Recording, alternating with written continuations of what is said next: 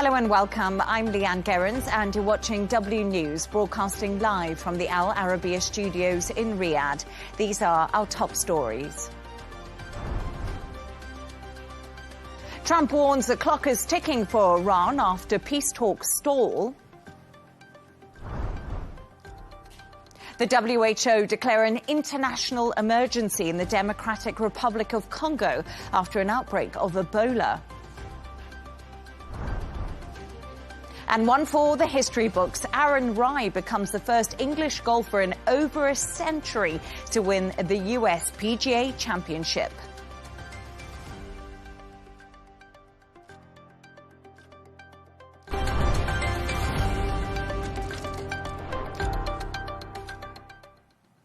Now, US President Donald Trump has warned Iran the clock is ticking as talks to end the war stall. Speaking on Truth Social, Trump said they better get moving fast or there won't be anything left of them, adding time is of the essence. It followed a phone call between the US President and Israeli Prime Minister Benjamin Netanyahu. Let's get the latest with former NATO Deputy Supreme Allied Commander General Sir Richard Sharif. Sir Richard, great to have you back on the show. Thank you so much for joining me. So as we just heard there, Trump stepped up his threats against Tehran once again over the weekend. Iran's confirmed it has submitted a new proposal through Pakistan when it comes to mediators. Does this signal an effort to prevent a resumption of the conflict by Iran, do you think? I suspect it's Iran. Firstly, thank you for having me back on the show. To answer your question, I think this is classic stalling tactics from Iran. I think they know that they've got America over a barrel while they are blocking the Strait of Hormuz. And they're looking to stall, to prolong the issue and prolong the difficulties for America and, of course, the global community, global economic community. And it's really interesting there, so Richard, because you said Iran has America over a barrel when it comes to the Strait of Hormuz. But as the shadow of another round of confrontation looms, if this war restarts, what do you imagine the Iranian targets will actually be? I suspect more of the same. In other words, they will be targeting American command and control, targeting American airbase and military facilities. But I think it's also highly likely, I'm afraid to say, that they will be targeting Gulf states and other countries in the region in order to get them to put pressure on America to essentially back off. Now, I don't think it was very productive last time, but equally, turning it back to the Americans, I don't know what the Americans think they're going to achieve by launching more strikes against Iran. Yes, they will cause damage. They will destroy. They will, I'm afraid to say, kill civilians, innocent civilians. But is this going to change the dynamic? Is it going to bring the chances of America achieving whatever aims it believes it's looking to achieve? And of course, those have changed significantly closer. I don't think it's going to. So if you don't think military intervention is going to work, so Richard, what is the answer right now? Well, it's a really difficult one. I think it's almost a situation of checkmate. Option number one is negotiate for Trump, strike a deal, walk away, declare victory. But it's not going to be that easy. If you think that the JCPOA, signed in 2015, took 2 years of really detailed, professional, rigorous negotiation, backed up by real expert specialists in nuclear capabilities and the like, and the whole thing preceded by several years of secret discussions and talks by diplomats, you're not going to get a deal overnight. And Vice President Vance flying into Islamabad and expecting to sign a deal after an overnight session is simply not going to happen. And I think any deal that that forces Iran, that is likely to open the Strait of Hormuz, is going to mean a degree of humiliation for America. So that's the deal. Next one is continue the blockade. Does America continue the blockade? Well, the blockade is causing pain. I'm sure it is. And we all saw the widely publicized CIA report the other day, which said, nevertheless, Iran could probably continue to operate reasonably okay for another 4 months, despite the blockade. And I think that's probably pretty optimistic, because Iran has demonstrated over the years its willingness to take pain. You've only got to look at the way the Iran-Iraq war played out. Iran was prepared to take real pain and slug it out. And then the final option, military operations. This is a really tricky one, because I just don't see, bombing will not achieve anything except to destroy. Yes, it might write down further Iranian facilities and capabilities, but all it will do is entrench the regime further.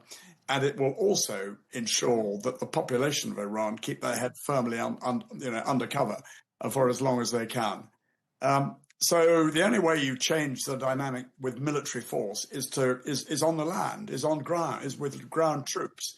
And does that mean America is prepared to invade Iran? I think not. I think that would be a significant and politically inconceivable step, as well as being militarily requiring huge numbers of forces and a willingness to engage on land over several years, many years. So I don't think there are any easy options, I'm afraid.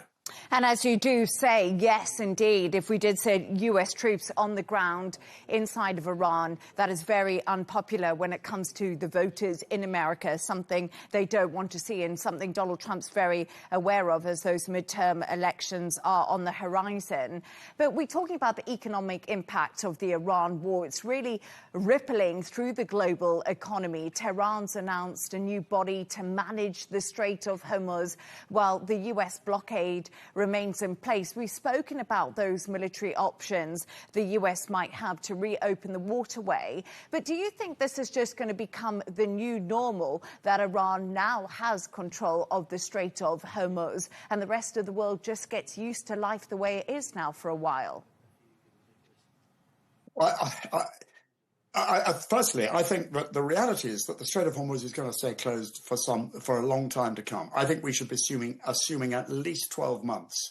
And I know that I suspect that Iran is looking at this as it looked at the US hostage crisis, and they know that in a very real sense, they've got Trump as a hostage.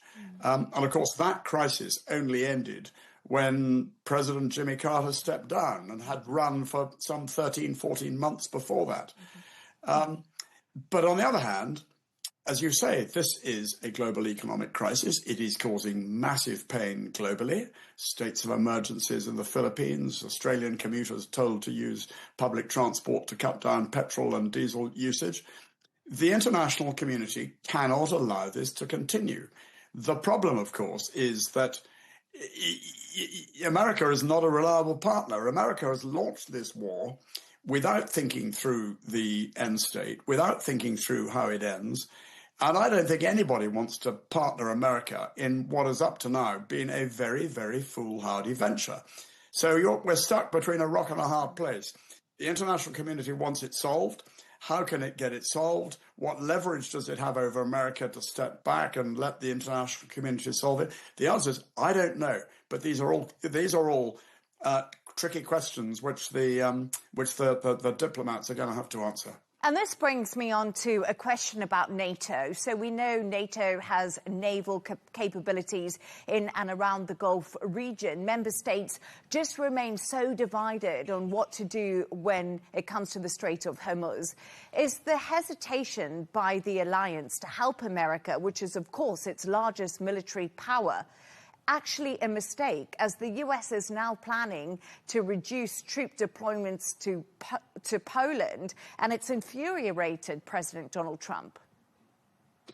Well, the reluctance to get involved in America's war of choice in Iran, or you could call it a war of hubris, is because, quite rightly, allies think that there's no way out. There's no clear strategy. There's no idea how this war is going to end. And quite rightly, they do not want to get to be sucked into America's disaster. But Sir Richard, it's Europe's energy that's really struggling when we have a look at what's happening in the Strait of Hormuz. America is actually somewhat guarded from this. Well, precisely. This is why I say Europe absolutely has a dog in the fight. But do they want to lash themselves, tie themselves to an America that has lashed out thus far and, frankly, got itself into the position? The Strait of Hormuz was open very satisfactorily before America and Israel launched these attacks, which is why I say the international community has got to find a way around this. But I can't see them teaming up with America to do so. Because I think that is going to get them nowhere. So the answer is I don't know how it's going to be solved, but it needs to. The final point, though, there's another point you raised about NATO. NATO allies realize that America is no longer a trustworthy ally. We've had the announcements by Hegseth and Vance last year that America would not underwrite European security. We've had Trump threatening to attack the territory of a NATO ally, Greenland, Denmark's territory, back in January. We've had insults flying across the Atlantic from Washington to NATO allies. And there is now no trust that America would come to the aid of a NATO member if attacked. So the whole foundation of NATO has been rocked to the baseline by the actions of the American administration. So is it any surprise? And the final point is, Article 5 is all about defensive alliances. It's all about coming to the aid of a NATO member if attacked. It is not about coming to the aid of a NATO member that chooses to launch a war of choice without there being any imminent threat to that country. General Sir Richard Sharif, always good to have you on. We could have a long chat about NATO and if it could still exist without the US, but sadly we're out of time. Once again, thank you for your analysis. Thank you for having me.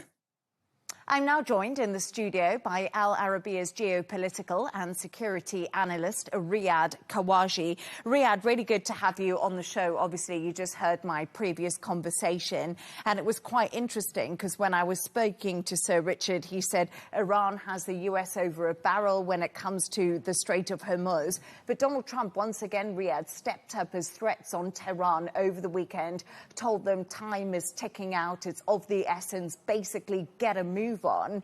Do you think we'll see the resumption of US and Israeli strikes in the coming days? It seems so. I mean, based on what we're seeing on the ground from the military, the moving of assets on the ground, from the statements and the leaks we're getting from Washington and from Israel, it seems that they are preparing for a new round.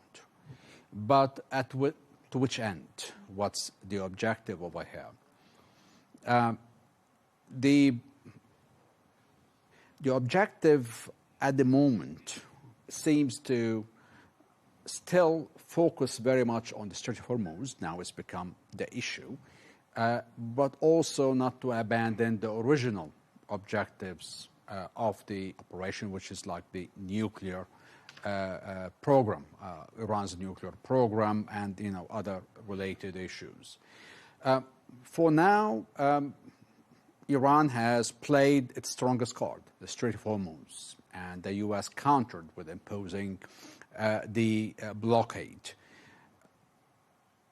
We're on the verge of a very serious global energy crisis because of what's happening in Strait of Hormuz, and as you rightfully indicated, Europe is feeling a lot of pain, and so does a lot of Asian countries are feeling the pain.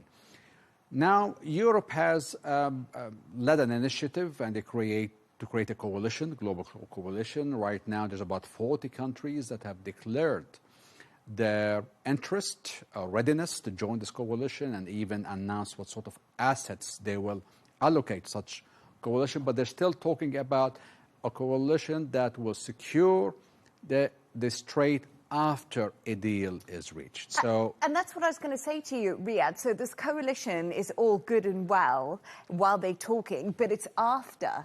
It's not now. So once again, how long could this take? Here's the issue now. Here's the thing. So President Trump is going to be shown a list of options. Option is to move now. Strike and hit here and there. objective. Will this reopen the strait? Unlikely. Could this lead to further chaos and more pain on Iran? Very likely. But what do we want? Does the international community wants to see chaos and total collapse in Iran, in a country where you have a lot of uranium, a lot of such weaponry? Unlikely. So, option 2, let the blockade drag on, for more pain on Iran and for more pain on Europe and Asia, so that many of them could likely reconsider and join the U.S. in its quest now to reopen the Strait of Hormuz by force. That is a likely scenario. So there are countries who have more ability to endure, more ability for the tolerance is better equipped. They have bigger strategic reserve, though the others don't. So will most likely join such a coalition that will eventually end up opening the Strait of Hormuz by force. These are a lot of scenarios, a lot of options. It comes down eventually to what is the final objective here. Is the final objective to keep things under control in Iran, but to take the main Iran's strong card from it by force through a coalition? Or do we want to use force to bring down the regime and risk a total collapse in Iran? That's another alternative we have to keep in mind, because we know the Israelis want to see this happening. So it is a very strong possibility. And the third option is limited strikes, with the hope that this could soften the Iranians and possibly push them to a more agreeable agreement for the Americans. Right now, when we talk about them agreeing more, the Iranians, they seem to still be holding their maximalist positions when we hear them speak. Like a senior Iranian source today was talking to Reuters, Tehran will discuss its nuclear issue in later stages. They also said Iran guards threatened to impose permits on internet cables passing through the Strait of Hormuz. What are Iran's options right now if the US and Israel do resume military strikes? Do they also hold a good hand of cards militarily, because you said they've played their main ace, which is basically the Strait of Hormuz already? Iran does not hold strong card to hurt the U.S. militarily. They don't have the ability to really successfully hit any of their warships. They've tried continuously in the last war and they failed. They have limited capability against the air superiority.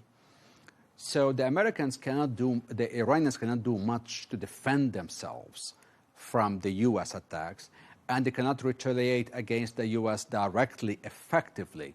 They can hit some of the bases, but again, the losses are, negligent for the U.S. However, Iran can cause a lot of damage to world energy by targeting refineries, oil fields in the neighboring countries. So they've been targeting the Gulf countries, the energy facilities over there. And also now they're threatening to cut the international cable lines, for the internet and the fiber optics, that go through the strait waters. And that will cause a great deal of harm to the internet, globally. And so Iran is still playing the same trick of blackmailing the international community, that we are now holding the global energy market as a hostage. And now they're threatening to interrupt the international communications.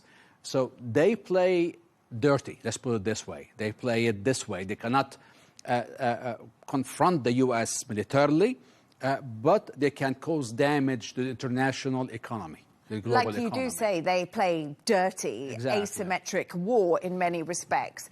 But also, we have heard today that Germany has really strongly condemned Iran for its renewed attacks on neighbouring countries. You mentioned neighbouring countries right there to me. What more do we know about these attacks on neighbouring countries over the weekend? And how serious are Iran's threats to the Gulf neighbours that we've been speaking about? Because this seems to be the obvious target if the resumption starts again.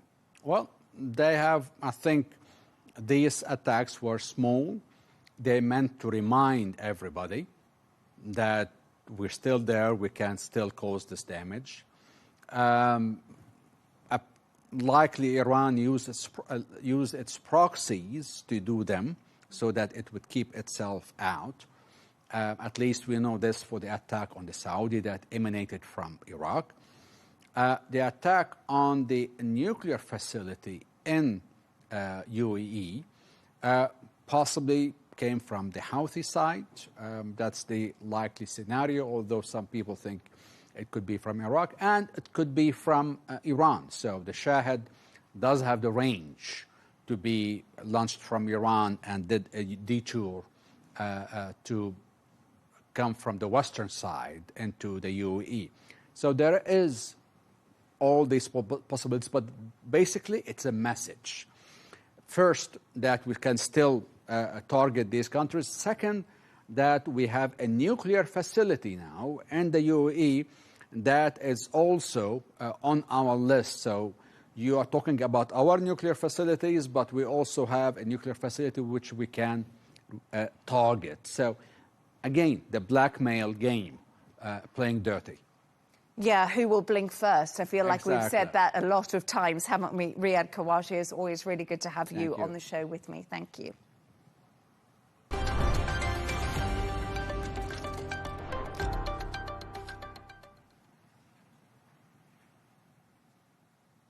The World Health Organization has declared an Ebola outbreak in the Democratic Republic of Congo an international emergency, with 80 reported deaths and around 246 suspected cases. Right now, it is being seen as a pandemic emergency, but is warned it could become a much larger outbreak due to local and regional spread. We can now speak to Professor of Virology at Lancaster University in the UK, Mohammed Munir. Thank you so much, Professor, for your time with me today. As medical teams rush to the front lines of the Ebola outbreak in eastern DRC, what's been the response from authorities so far to try to contain this latest outbreak? Well, authorities are trying to contain the infection as much as they could, but unfortunately, in this particular situation, we don't really have many tools available.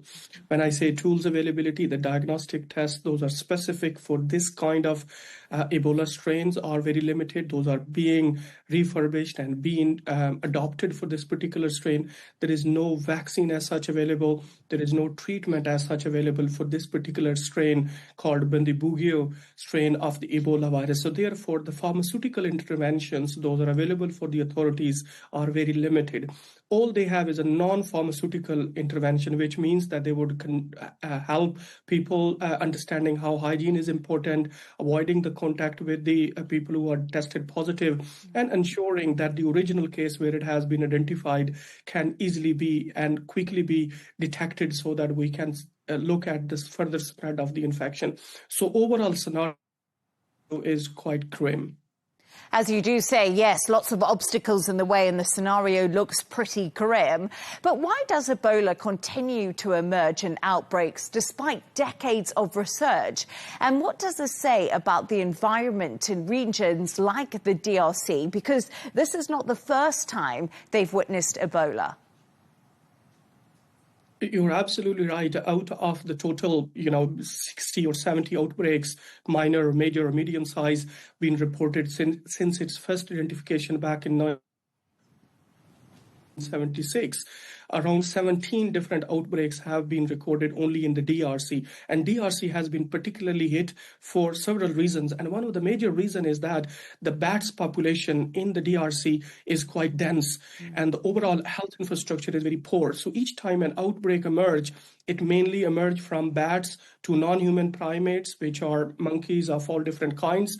And then when people go into the forest, they try to hunt those animals, and then they bring it into the market for eating purposes. So bush meat is the major source of spread of the Ebola viruses each time an outbreak emerges. And when particularly we talk about the DRC, there's a lot of other factors. Those are medical related, health related, and also political related factors. Those are making DRC as a hotspot for Ebola viruses. And one of the factors, as we all know, is that the whole region, especially the Ituri region, is not only a mine dense region, but is also quite porous border. And that's reason, once an outbreak is identified in DRC, it's spread quite quickly to other neighboring countries. For example, the spillover of the events into Uganda is in Kampala region, which is around 1,200 kilometers from the Ituri. Still, the virus managed to spread over to other again. And now Rwanda is also one of the other target area. So a lot of factors are really precipitating this outbreak to spread. And what makes the Bundibugyo strain of Ebola different from other variants in terms of how it's transmitted, severity and immune response? Because in your first answer to me, you were saying that there isn't even a vaccine for this particular variant. That's right. So there are total 5 different kinds of Ebola viruses, and one of them is called Bundibugyo virus, which is relatively uncommon. So since the Ebola viruses have been identified back in 1976, this is only the 3rd outbreak of Bundibugyo virus, only after a decade, around 10 years before. So before it has been in 2007 and 2012. So since it was relatively uncommon, majority of the vaccines attempts, majority of the therapeutics and the treatments and even the tests were not really built for this strain, because people were thinking there's probably not going to be an issue. So majority of the efforts have been against 2 other kinds of Ebola viruses called Zaire and Sudan Ebola viruses. So all those vaccines and the tests and the treatment, those were developed for those common strain of Ebola viruses, unfortunately are not going to work, because the Bundibugyo is around only 60% similar to the Zaire and the Sudan Ebola viruses. So this 40% difference making it very hard to be treated with the existing treatments. And during the major West Africa Ebola outbreak in 2014 and 2016, both the UK and the US did record a small number of cases. How was Ebola transmitted? And now, is there concern it could possibly spread out of West Africa again, like we did see in some of the earlier outbreaks of Ebola? That's a very important question. Actually, that is the major concern at this moment, that within literally... Oh, we do appear to have lost Professor Mohammed Munir, the virologist there, who was joining us from Lancaster University to speak to about Ebola. Thank you for your time, and apologies your internet dropped out. Let's move on now to another story. And North Korean leader Kim Jong-un is demanding tougher frontline units to turn its southern border into an impregnable fortress. According to state media, Kim gave the instruction on Sunday, adding that a great change would be made in order to deter war. Patrick Falk reports. A video released by North Korean state media shows the country's leader, Kim Jong-un, meeting commanders of division and brigades across the army on Sunday. He's quoted as saying they should raise their outlook on the arch-enemy in an apparent reference to South Korea. Reports say he laid out plans to fortify first line and other major units in both military and technical aspects. Experts say they appear to be linked to developments in Russia's war with Ukraine and come at a low point in relations between North and South Korea. Pyongyang has been unresponsive to Seoul's repeated offers for dialogue. The meeting took place as North Korean women's football club Naegohyang touched down in South Korea for an Asian Women's Champions League tie against Suwon FC. There were hopes it might help thaw relations between the two countries. It's the first time North Korean athletes are visiting the South since the 2018 Pyeongchang Winter Olympics. The players were greeted at Incheon Airport with banners welcoming them. The match is set to take place this Wednesday. Despite the rare sporting exchange, the message from Pyongyang remains hardline. Even as players cross the border for football, Kim Jong-un appears determined to ensure North Korea's military stays firmly on a war footing. Patrick Falk, Al Arabiya English.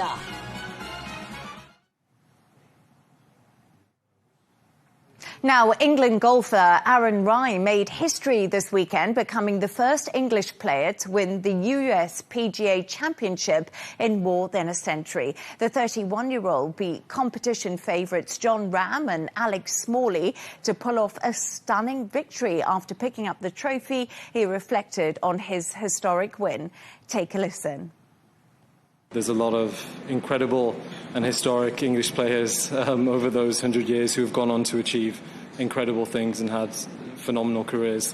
But to win this event and to be a person that's the first one to have won it in such a long time from England is an amazing thing and something to be extremely proud of. Let's get the thoughts and opinions of sports journalist Emilia Baltreo. Emilia, great to have you on the show. Thank you so much for joining me. So here we go. The Englishman from Wolverhampton has made PGA Championship history. What makes Aaron Rai's victory just so notable? Yeah, this was honestly the fairy tale win for Rai. He was ranked 44 in the world, beat the odds of 150 to 1 to become the first Englishman in 107 years to win the championship and the first non-American to triumph in a decade. He's never even finished in the top 10 of a major, and now he's pocketed just over $3.7 million. And as you saw in that clip, he's such a humble man. Even as he putted some outstanding shots, he kept his cool. And even after his win, his wife nicely said that he will probably celebrate by getting a burrito from Chipotle. Yeah, absolutely. Fascinating story. And as you say, just amazing. 44th in the world and then to come and win a major. But I want to talk to you about the 17th because Rai sunk a 68-foot putt. It made the crowds go absolutely wild. What is the personal influence behind the win and why are people talking about him? It can't surely just be all about this miraculous putt. Well, he had such a perfect performance on the day, such clarity, such composure in every shot. And as you mentioned, to seal the win, it was an utter moment of magic where he then putted. It was actually 69-foot shot on the 17th green, and it was the second longest putt of the entire week. What's interesting about Rai is his playing quirks. He plays with 2 gloves rather than the usual one, a practice he's carried since he was a child. And he has iron covers for his clubs. He came from a working class family, so playing golf was a pretty expensive hobby for him. So he definitely treated it as a privilege. So really wanted to look after his clubs with those covers. And he used to even clean between every single groove with a pin and some baby oil. Absolutely fascinating. 2 gloves. I think one's annoying enough. I mean, we've got to give it to Aaron Rai there. But Rory McIlroy has praised Aaron Rai, noting that everyone on the tour was actually happy for his victory. How have the golfers reacted to his win? Yeah, I think all of golf was happy to see him win the Wanamaker Trophy. You mentioned Rory McIlroy saying the win was great because you won't find one person on the property who wasn't happy for him. Jon Rahm even said there are very few people that are nicer and kinder human beings than Aaron. As I mentioned, and you mentioned earlier, he's very proud of his Wolverhampton upbringing. His father was of Indian descent, his mother was of Indian Kenyan, and that pride certainly carries through his character and just makes him such a lovable man. And we just saw pictures there on the screen of his wife. I was reading, she's a professional golfer too. He really lauded her for helping him win this championship. What more did he say about the wife and how she coached him, how she helped him? Do they play together? They have such a lovely relationship. They got married last year. And yeah, I think you can really tell that they do really support one another through their journeys. They do practice together. So it's such a nourishing relationship in terms of how they can both make each other better players, and then obviously have such a loving relationship outside of the sport as well. And I want to do a little bit of a gear shift and talk about football, because the special one, of course, Jose Mourinho is now returning to Real Madrid. Is this a surprise? And another thing is, do fans actually care? Well, there's been a lot of speculation over the last few weeks. So, yes, it was going to happen, I think, at some point. It was going to be announced. They're bringing him back after 13 years. It's a 2-year deal with an optional extra. And the club is in a bit of a crisis at the moment. There was a big bust-up between two of the players recently. Supporters have been signing petitions to have some of their star players be sold. So they're hoping he can actually bring some order. Mourinho's just actually achieved an unbeaten season with Benfica. So we know he's got the credentials. And even going back on his record, when he was last with Real Madrid between 2010 and 2013, he won the La Liga title, the Copa del Rey, and the Spanish Super Cup. And not to mention, he is just an iconic coach. So I think any club would be lucky and privileged to bring back the special one. Amelia, I just live for his press conferences after the game. I mean... They are iconic. They are iconic. They're the gift that keeps on giving, aren't they? Amelia, thank you so much for joining us. Amelia Baltreo, thank you. Thank you.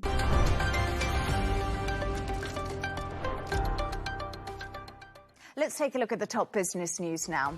Oil prices have climbed down above $110 a barrel after efforts to end the Iran war appeared to stall. Markets are now watching closely as President Donald Trump is expected to discuss possible military options on Iran. Tesla has raised prices for several Model Y vehicles in the United States, with increases ranging from $500 to $1,000, depending on the model. The company did not give a reason for the hikes, marking the first Model Y price increase since 2024. Turning to the sports news now, and Jannik Sinner has completed tennis's rare career Golden Masters after winning the Italian Open, becoming only the second man after Novak Djokovic to claim all 9 ATP Masters 1000 titles. He extended his record Masters streak to 6 titles with a straight sets win over Casper Ruud in Rome. And Scott Hastings, one of Scotland's most loved rugby union players, has died at the age of 61 after a battle with cancer. He was part of Scotland's 1990 Grand Slam winning 5 Nations side, earned 65 caps, toured with the British and Irish Lions, and later became a broadcaster after retiring from the game.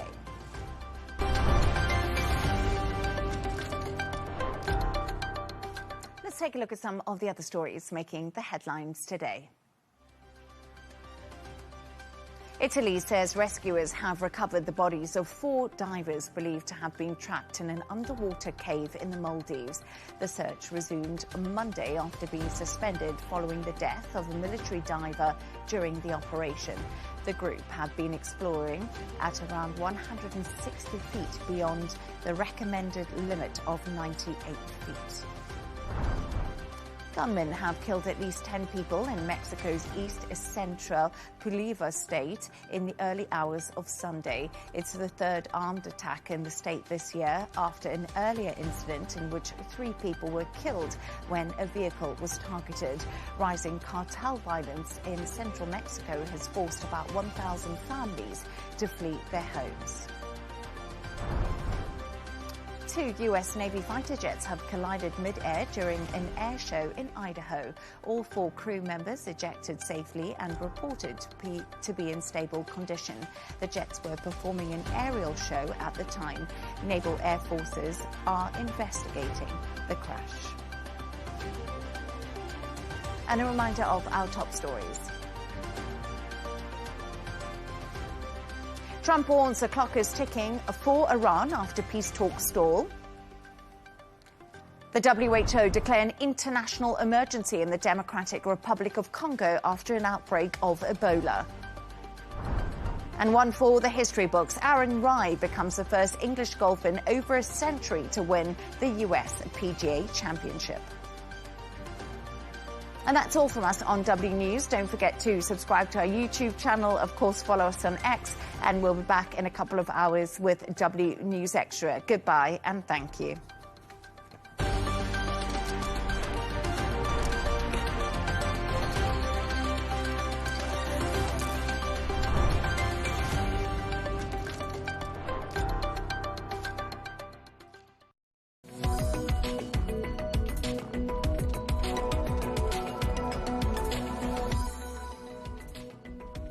Hello and welcome to The Real Deal, coming to you from the Al Arabiya English headquarters in Riyadh. This is your weekly bulletin, bringing you all the latest business news, headlines and analysis from Saudi Arabia. Coming up today, the CEO of the world's largest oil company, Saudi Aramco, warns that if disruption in the Strait of Hormuz continues beyond mid-June, then the oil market won't normalize until the year 2027.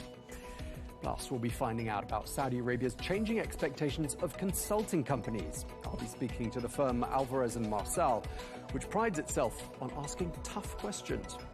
And ahead of the Hajj, hundreds of thousands of pilgrims arrive in the kingdom from all around the world. We'll be telling you about the initiatives and the resources aimed at increasing their comfort and improving their overall experience. Diving straight into our top story. The head of Saudi Arabia's Aramco is warning that the ongoing disruption to oil exports via the Strait of Hormuz could threaten the market stability as far ahead as the year 2027. The Aramco CEO, Amin Nasser, added to that warning, saying that even a few more weeks of disruption would delay the rebalancing and stabilization of the oil market even longer than that. Well, the energy giant has ramped up exports via the east-west pipeline to the Red Sea port of Yanbu, and that has helped the company to maintain 60 to 70% of crude export volumes. Even so, the closure of the strait, which has already been called the biggest ever disruption to the energy market, is resulting in the loss of around 100 million barrels of oil per week. Well, we're joined now by Nuruldin Al-Hamouri, who is the Chief Market Strategist at the brokerage firm Equity Group. But thank you very much indeed for taking the time to speak to us. I was just reading those comments by Amin Nasser, the Aramco CEO, and I wondered what you made of them. Of course, I mean, it comes from someone who's very well informed about what is happening, at least in the oil market all across the board, especially also when it comes to the situation that we have. Hormuz is still closed, and at the same time, the talks about rebalancing and the possibility that this might be a short war. Yes, could be a short war, but at the end of the day, the rebalancing that is going to be the thing that will matter the most. At least for the market, and I think this is one of the main risks that this is not just an oil story anymore. If energy prices stays elevated from one side, it feeds into transportation costs, aviation, shipping, food logistics, petrochemicals, and eventually, of course, inflation expectations. And that is where the problem becomes much bigger for also central banks. Right, so it's going to become a central bank story. We'll come on to that in just a second. I mean, I want to ask you, it's been 2.5 months, hasn't it, since this conflict began? And I just wondered what your sense is of how the markets are coping. Well, I mean, at this stage, I would say markets are not ignoring kind of the risk, but they are also maybe underpricing the duration of the risk. Markets are usually good at pricing a 1 day or 1 week shock, but what's struggling with they're struggling with the prolonged period of uncertainty where no one knows where shipping flows or when the shipping flows will normalize, whether insurance cost also keeps rising or whether energy supply remains constrained for weeks or for months. The key point remains at this stage is that the first move in oil is the easy part to practice or to price. The second round effect are definitely the harder ones. That includes, again, higher transportation costs, higher financial conditions, pressure also on consumers, and renewed inflation expectations. Do you think investors have adequately priced risks to shipping, supply chains, and inflation expectations?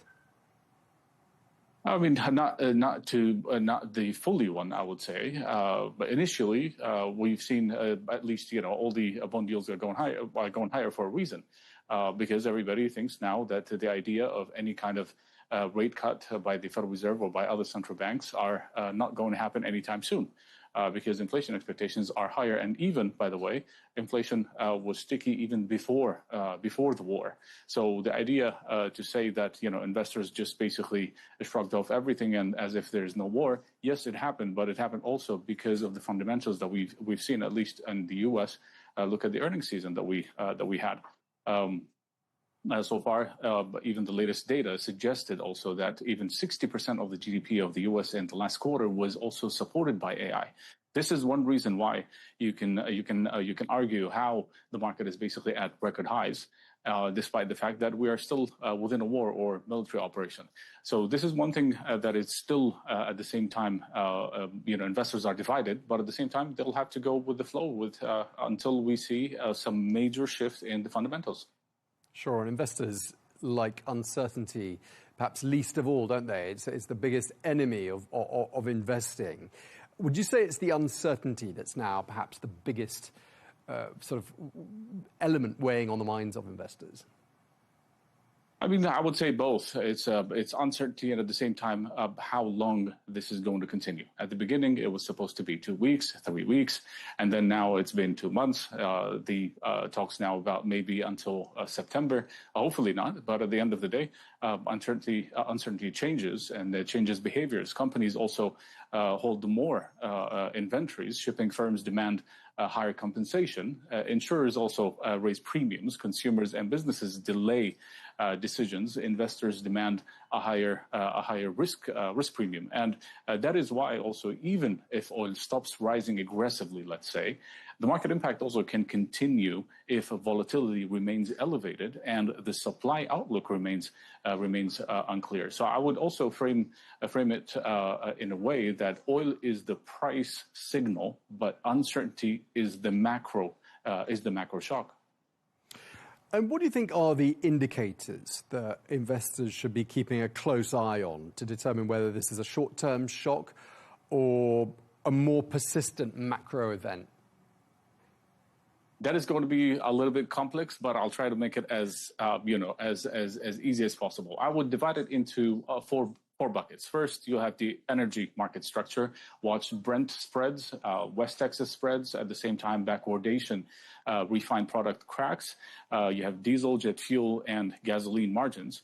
If the backwardation remains strong, it tells us that the market is still worried about immediate physical tightness. Second one would be, of course, the shipping supply chain stress. Watch tanker rates, freight cost, insurance premiums, vessel traffic through the strait, which remains very low, and any rerouting that is happening. If the disruption becomes logistically larger than just geopolitics, it becomes definitely more and more persistent. Third, inflation. And inflation expectations and rates. Currently, we're watching the 10-year yields and the 10-year break-evens. Real yields and market also pricing for Fed cuts. Currently, there's no pricing for any rate cut, and also if inflation expectations continue to rise while growth data weakens, that is the stagflation signal, and this is one thing that is we would not like to see at any point. Even central banks would never like to see such a thing. And lastly, I would say risk appetites and financial conditions. You'll have to watch the credit spreads, the dollar, the VIX, also the MOVE index, and regional equity performance. If credit spreads widen and yields rise at the same time, that would suggest that markets are moving from headline risk to macro risk. Okay, so at what point do you think energy prices get so high that they start to materially alter monetary policy? I mean, I think at this stage we are maybe getting close to it, because I think at some point now we are getting closer to what we call a demand destruction. Now you are talking about Brent reached today about almost 110. Also, West Texas was about 104.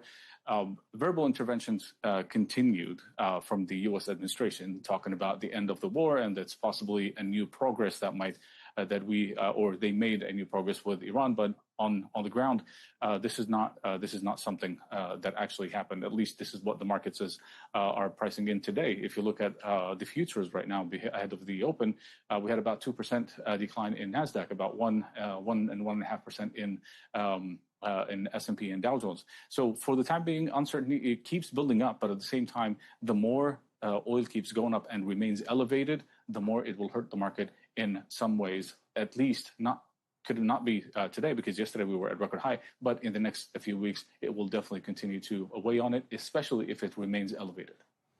Yeah, and just to wrap up, Nuruddin, I mean, you touched on this at the beginning, I know, but I mean, it doesn't look like this is a temporary shock, and we've already, I mean, who can say what the word temporary even means, but it's been 2.5 months. I mean, you were saying that this could evolve from being an oil story to a broader inflation and central bank story. Just tell us a bit more about what you mean by that. Yeah, because central banks were getting ready to keep on easing. There was no expectations in the market that financial conditions will shift from possible easing or further easing into tightening. This is something nobody was ready to see. Everybody was waiting for, lower borrowing cost again, lower inflation. At the same time, what happened was basically the opposite, and in a very short period of time. So you have now higher inflation expectations from one side. This also will weigh on growth. You have to look at the labor market too.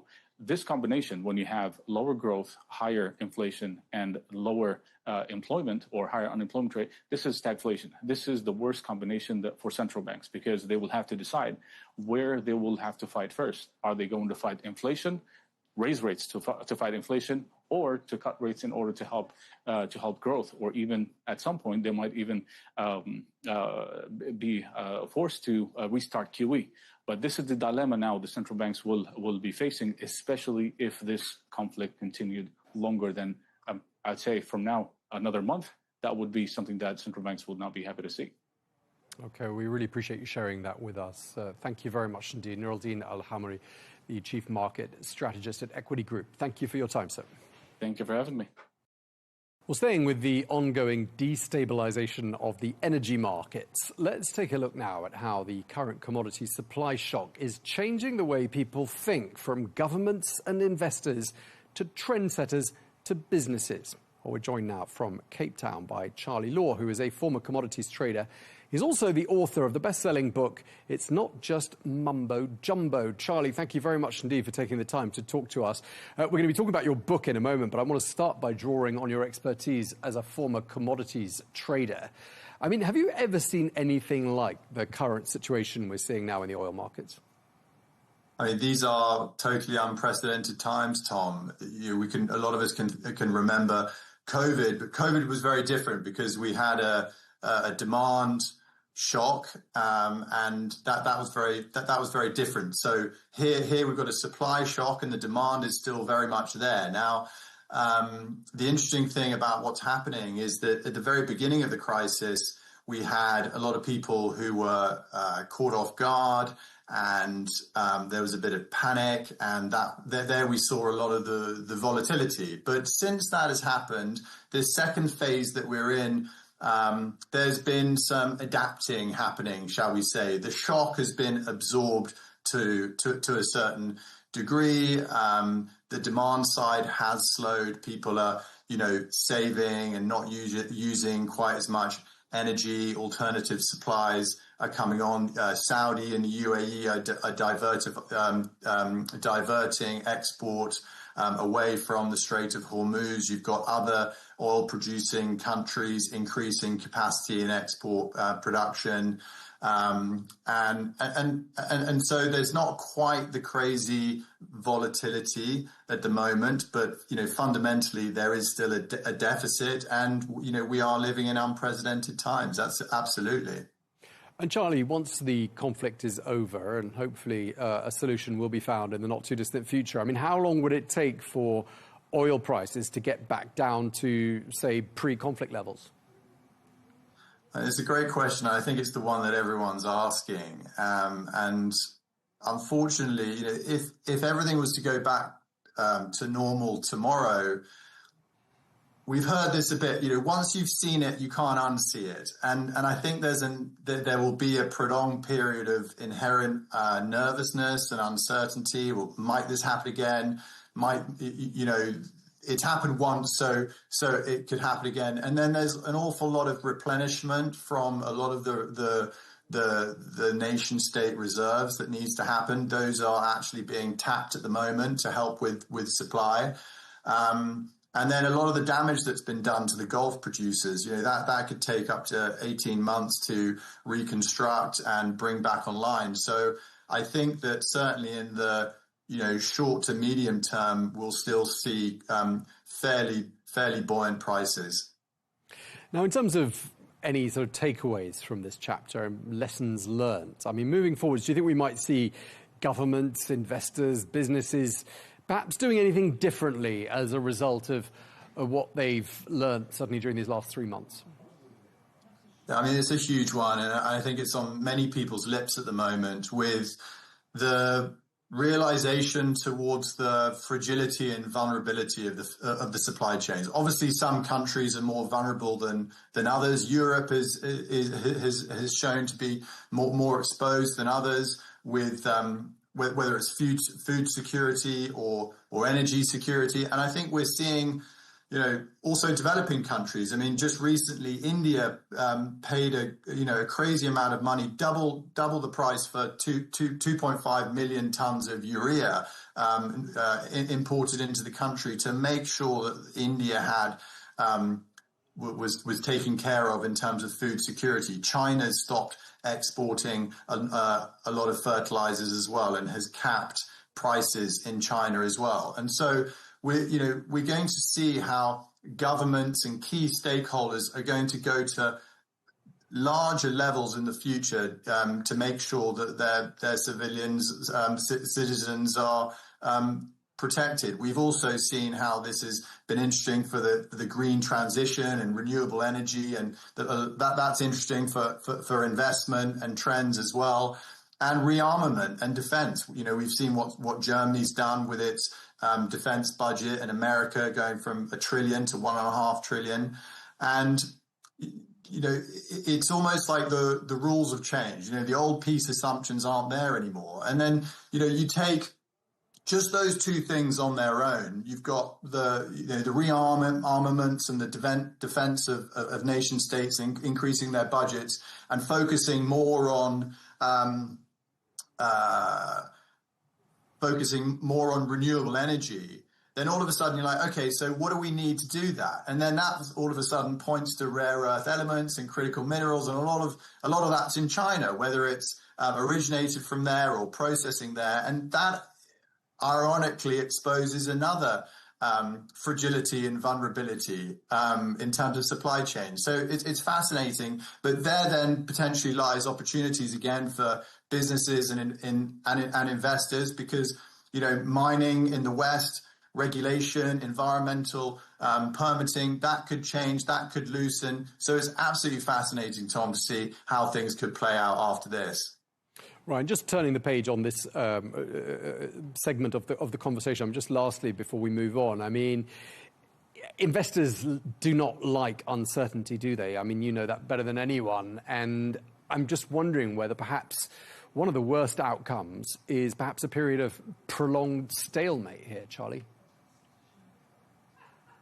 You're absolutely right. And, it's very hard to forecast, Tom, what will actually happen. But if this stalemate does continue, then, it's hard to ignore that a more structural problem is inevitable. We don't have a crystal ball in terms of the demand and the economies and how much those will contract around the world.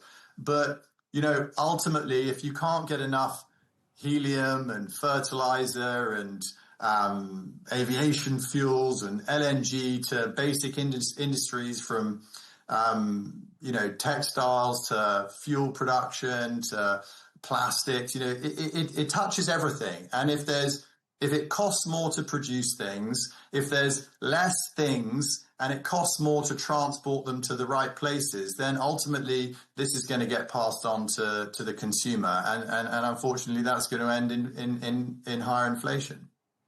Charlie, let's talk a bit more about you and a bit less about commodities and energy. I'd like to know about your transition from being a commodity trader to being an author and an executive coach. How did that transition happen? Yeah, so I mean, I was a physical commodity trader, Tom, for over a decade and a mining entrepreneur in industrial minerals. And my hand was forced, to be honest with you. I got diagnosed with severe burnout, and on reflection, the firefighting, operating in a lot of emerging markets and high volatility and working in a high cyclical environment and being on airplanes all the time, that's what caused my burnout. And when I was forced to take time to really I suppose heal and look at myself and what I really wanted, I lent into the world of personal growth and personal development, and it really just gave me a perspective, and I realized that burnout wasn't really about just working too hard. It was really the psychological aspect of it. You know, why are we pushing ourselves too much possibly? What do we really want? What's important? How, you know, what's going to be the right position for Charlie to get what he wants in life? What matters actually to Charlie? And a lot of those questions helped me arrive to a career transition in executive coaching and writing the book. Yeah, okay. So, I mean, tell us a bit about the book. I can see a copy of it on the shelf just behind you there. What's it's not just mumbo jumbo actually about then? Sure. So, you know, a lot of these things in life are born from our own frustrations, Tom. And, you know, I was the slightly skeptical Brit when I got into a lot of this personal development stuff, but I got into it through necessity. And I found it a bit of a minefield, to be honest with you. And I got into all things from spirituality to psychology to philosophy, neuroscience. And I found particularly that a lot of the books, dare I say, a lot of them were maybe a little bit oversimplistic, condescending even, and maybe sometimes just a couple of good ideas, but dressed up in a much larger book. And what I wanted to do is to create something different, and I wanted to demystify the mumbo jumbo and really make this sort of stuff accessible, maybe to people who haven't explored personal growth and personal development. But I also wanted to create a great story as well. I think a lot of these books, personal self-help books, can be quite preachy and a little bit one-dimensional. And so I wanted to write a great story and weave all the lessons in along the way. Yeah, because there are loads of cliches, aren't there? And they're sometimes quite sort of cringe-inducing, these self-help books. I mean, would you say your book is perhaps the self-help book for people who don't do self-help books? Absolutely. I couldn't have put it better myself. And, you know, I wanted to create a book that was for everyone, but also, you know, sophisticated and discerning for high achievers. Because really what I found out that, you know, I got into this journey because I wanted to get from where I wasn't particularly where I wanted to be in life. I wasn't feeling how I wanted to feel, and I wanted to get back on track and go from not good to good. But actually, what I realized is that, you know, these 7 steps in the book, they're the same core tenets that help someone get from good to great. They're the same core tenets that high performers in sports teams are talking about as well, whether it's clarity, self-awareness, emotional regulation, mindset, and it's a multi-dimensional, holistic approach, really, and that's what I really felt was missing. Okay, well, I'm being told we're going to have to wrap it up because we're out of time, but it's been a real pleasure talking to you about 2 very different topics, but we managed to make it work and weave them together. Charlie Law, former commodity trader turned author of It's Not Just Mumbo Jumbo. Thank you very much for joining us. Thank you, Tom.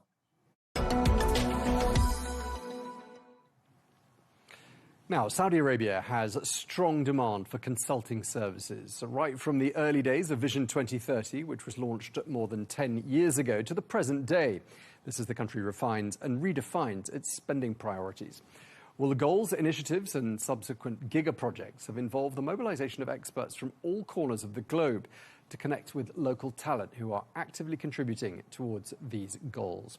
Well, for more on what consulting in a modern Saudi Arabia looks like and what a company needs to do to stand out from the crowd, I'm joined now by Coley Spink, who is the Managing Director and Middle East Regional Leader with the global professional services firm Alvarez & Marsal. Thank you very much indeed for joining us, Coley.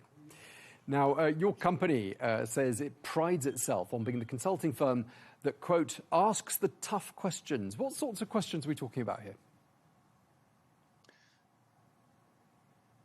We never ask tough questions to be tough, but we pride ourselves on objectivity and integrity above all else. And we're not afraid to ask the difficult questions if that's what's required to really unpick where are we going and how practically are we going to get there and quickly create as much value along the way as possible. Are there any tough questions that you think are unique to the Saudi market? Well, again, whether they're tough or not, I'm not sure. They're challenges and challenging topics to deal with. I would say the overarching topic, and this is widely discussed already, is that the nation is in the midst of an unprecedented, what I would call investment-driven transformation program, the likes of which I don't think we've ever seen before. Progress is phenomenal. The rate of change is impressive. And now I think the question is, what do we need to do differently to convert vision and strategy to results and execution? And that's a real pivot from concept to mobilization to now the rubber hits the road, so to speak, and how do we make sure that change at this scale on so many different fronts at the same time can actually get landed and delivered and create the value that was intended from the vision and the strategy that's been well articulated. That to me is the big overarching question. And then I think there are two very important subsets, again, frequently talked about, clear areas of focus, but still take quite a lot of effort.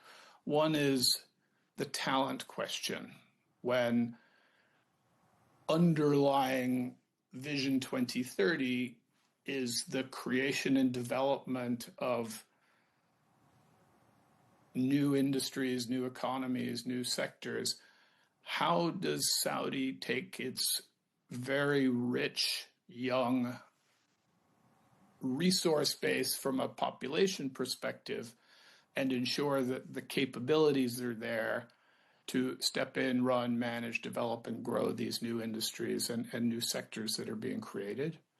And the close cousin to that conversation is the technical capability, the technology, the intellectual property.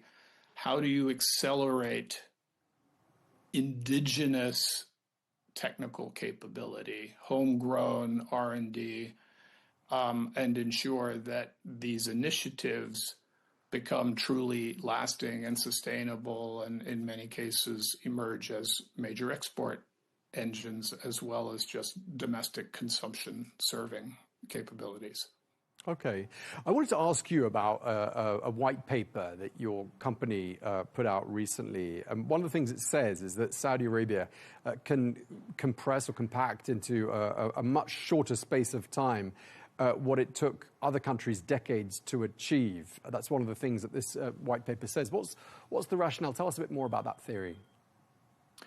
Well, you're talking about the localization of industrial capability, I think. And, you know, the world has seen many, many examples of this story play out.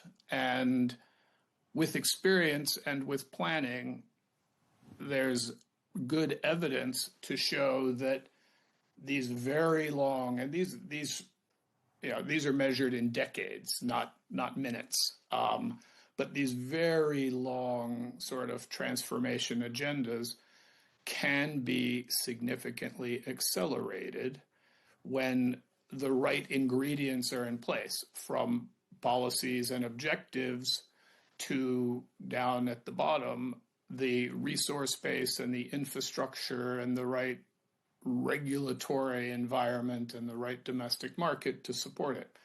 And the premise that we take in that paper is there are clearly opportunities, and I think we focus in particular on automotive and the aerospace industry with regards to Saudi. The ingredients are there to line up the constituents, the stakeholders, the resources to achieve much more accelerated timescales than what we have experienced in other rapidly growing or transitioning markets around the world. And it's a function of getting the right people in the room with the right resources and the right plan and having a true commitment to execute. Okay. I want to ask you about something else, and something that's been in the news quite a bit lately, which is the fact that Saudi Arabia has revisited parts of Vision 2030. Priorities have changed to some extent.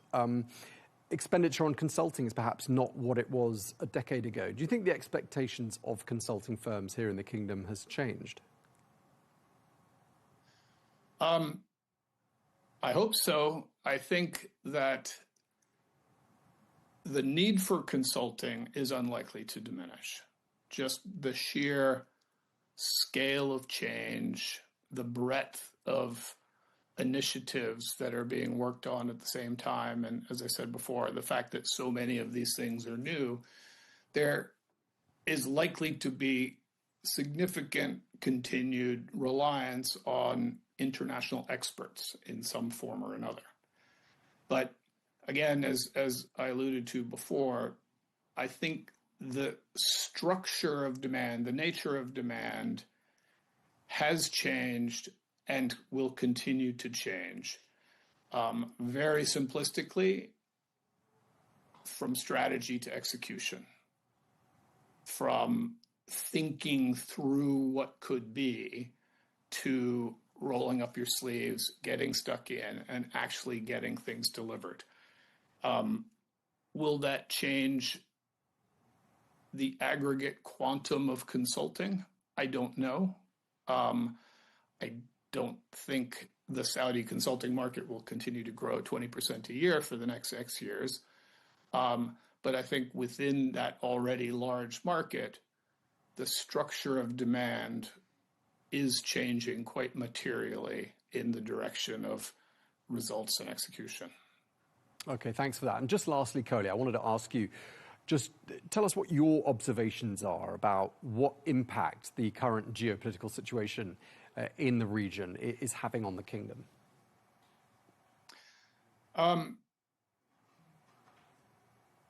Clearly, there's uncertainty, volatility, and risk that's affecting the kingdom, the region, and the globe, quite frankly.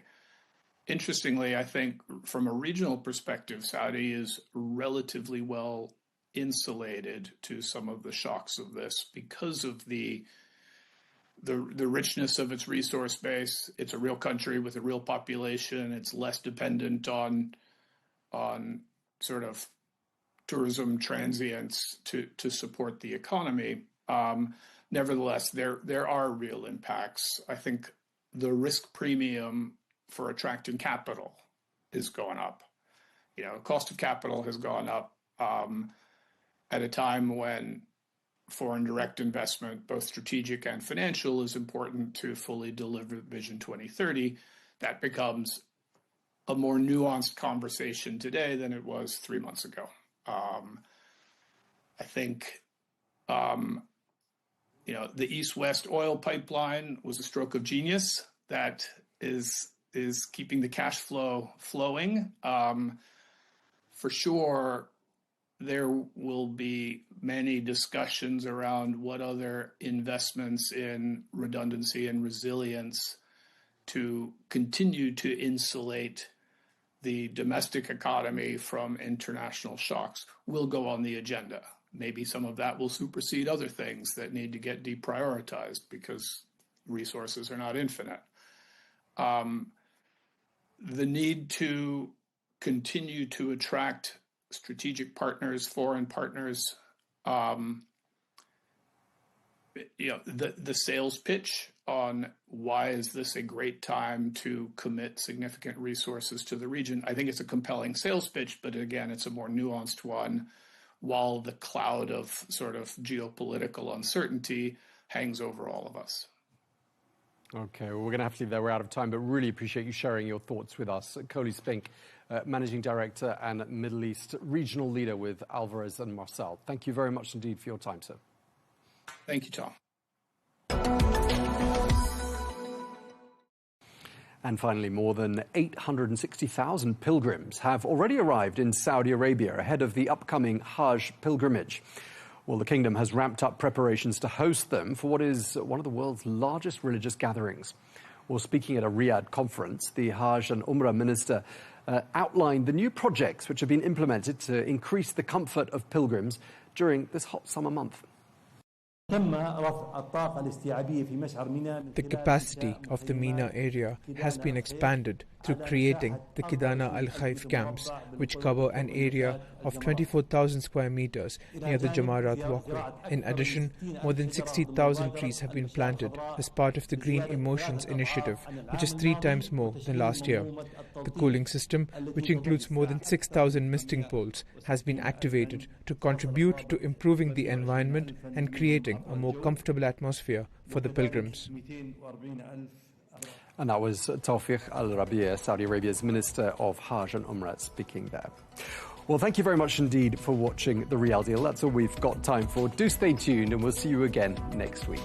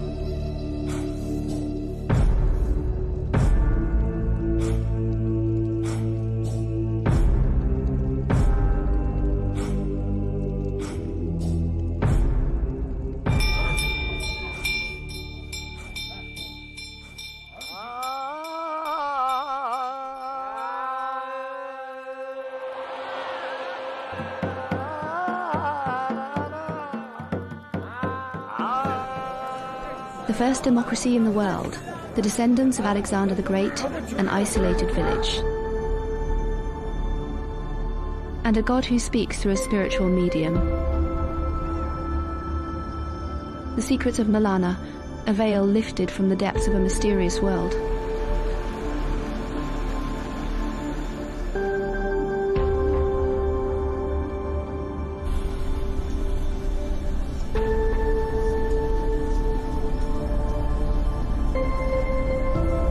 The village of Malana, nestled in the enchanting Himalayas, sits at a high altitude of about 2,652 meters above sea level in India's Himachal Pradesh state, surrounded by breathtaking beauty.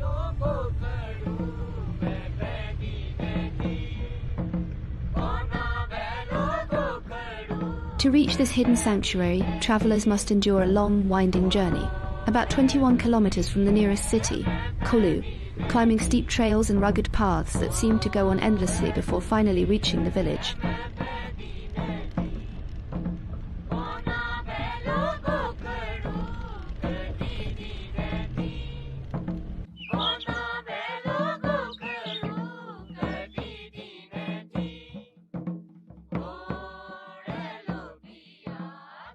Tourists endure great hardship to reach this village due to its remote location, which modern transport cannot access. The only challenge which I felt was like trekking to Malana village from the parking, which is quite a lot. For me, it was around, it took me around an hour to reach over here. In this distant valley, there lies a rich history that stretches back thousands of years, a way of life deeply bound by its own unique traditions and laws. The beliefs of the Malanese, which often conflict with their economic needs, mean that although they strictly forbid physical contact with outsiders, they are nonetheless forced to rely mainly on tourism, a blessing, yet also a curse for them.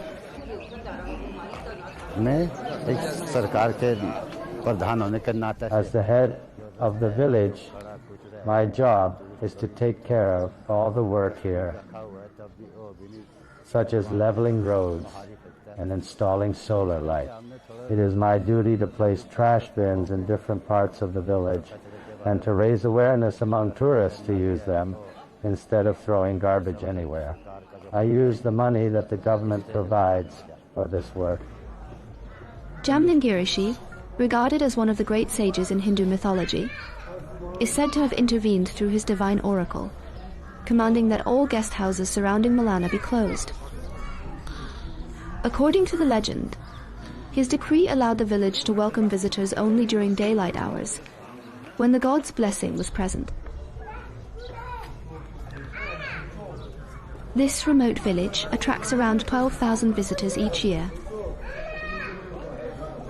Tourists can't come and stay over here. It's very hard to find a place over here. Usually tourists come, visit, stay here for like a couple of hours and they go back to their own hotels.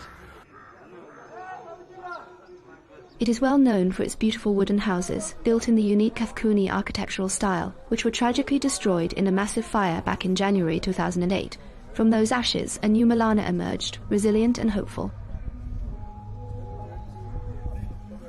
The march of modernity became increasingly evident, with cell towers, electricity and television sets appearing everywhere.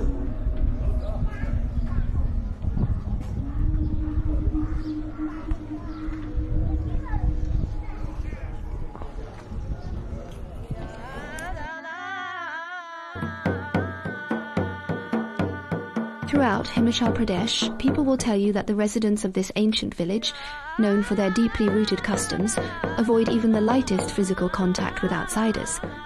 They remain cautious and distant, especially when it comes to any direct touch. The children of the village do not hesitate to hug or shake hands.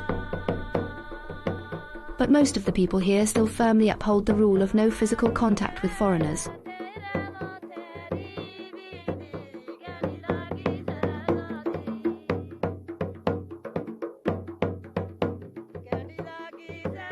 What surprised me over here is that you can't touch their holy places, you can't touch the local people over here.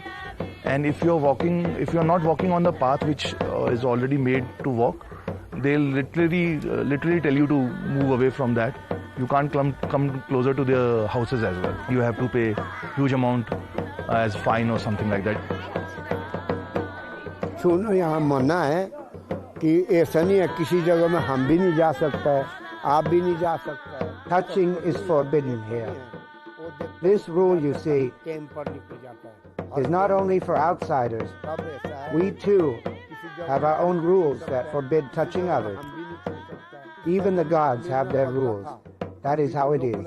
Everyone can be punished for touching, even the locals. The people of Malana do not marry outsiders. They also have their own language, which is closely related to ritual and traditional religion.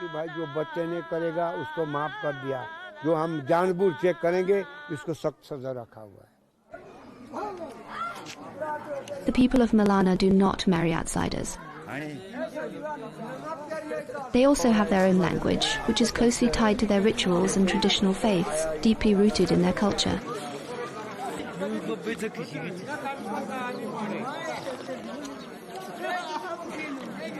The people of Malana speak a sacred tongue known as Kanashi, a language never taught to outsiders, whispered only within the village itself. Nowhere else on earth can this language be heard. The good tongues once spoken here are gone. Now we speak only Dano, the demon's tongue. This rare language, Kanashi, belongs to the great Sino-Tibetan family. Yet, in the neighbouring villages, people speak completely different Indian languages, none of which share any real connection with Kanashi. The current state of the Kanashi language, unfortunately, puts it at an inevitable risk of extinction. It is unwritten, and it has not been scientifically documented at all.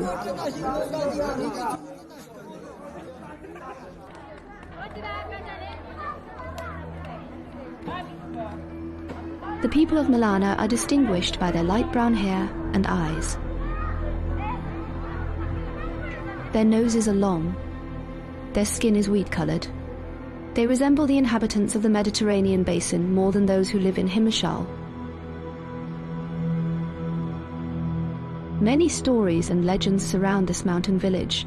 One ancient tale tells how soldiers from Alexander the Great's army sought refuge here in 326 BC, wounded after fierce battles with King Porus, ruler of what is now Punjab in India. Their memory still lingers in the myths of Malana. It is said that these soldiers were the ancestors of today's Malana people, warriors who, after fierce battles long ago, chose these mountains as their final refuge. Artifacts found in the village seem to echo that legend.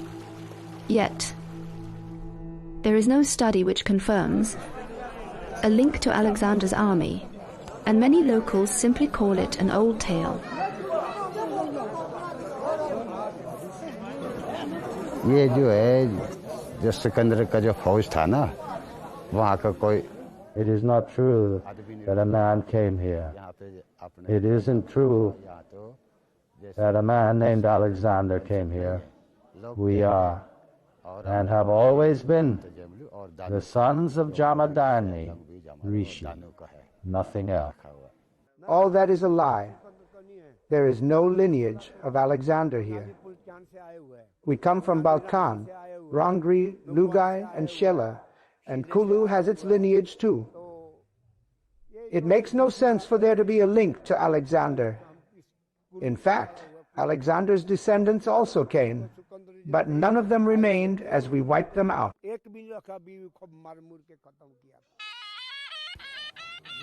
The village of Malana is renowned for its judicial and democratic system, marked by its unique and ancient traditions.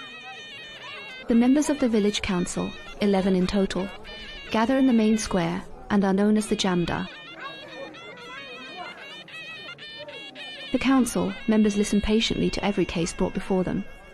Disputes are discussed, voices are heard, and the village reaches its verdict by a vote of the majority, an enduring example of the living spirit of democracy that has guided Malana for centuries.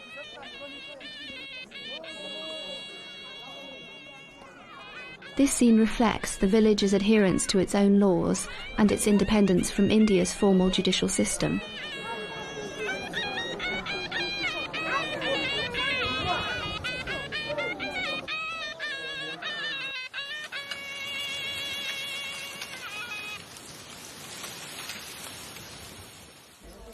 Malana is famous for cultivating a type of cannabis that bears its name, Malana cream, one of the region's main sources of income.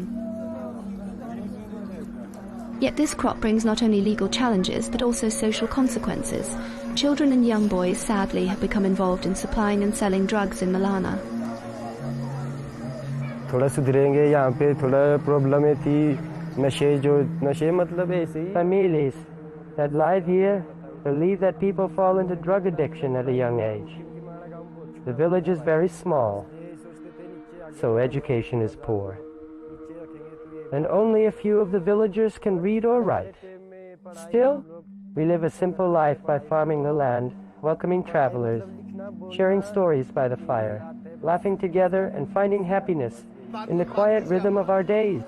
Guest houses can be opened, but not inside Malana. I studied until the 10th grade, yet family troubles forced me to stop. According to our culture, we no longer take outside jobs. We follow Rishi's path, growing vegetables, tending apple trees, gathering herbs from the forest. This work is inherited from our ancestors. This is the rhythm of our lives. It keeps us close to our land, to our mountain, and to the silence that protects us, and collecting herbs from the forest. This is how we earn our living.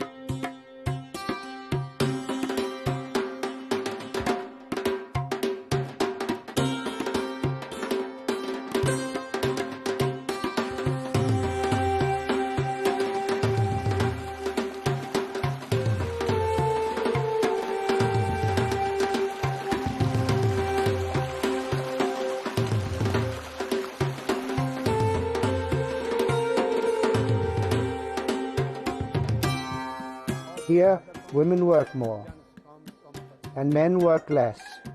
Women do many tasks like collecting honey and going to the forest to gather herb.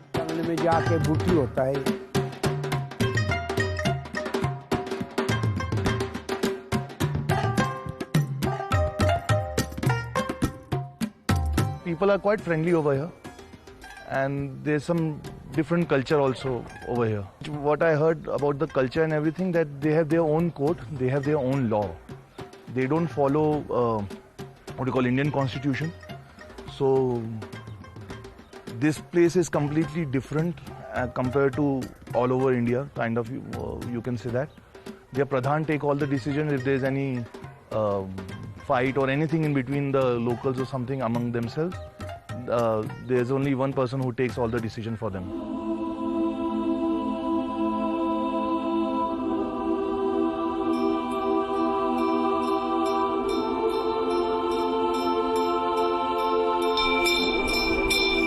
The unique democratic system practiced in Malana is considered one of the oldest in the world. It closely resembles the model of ancient Greece. It consists of two councils, a lower and an upper house, where matters are discussed carefully.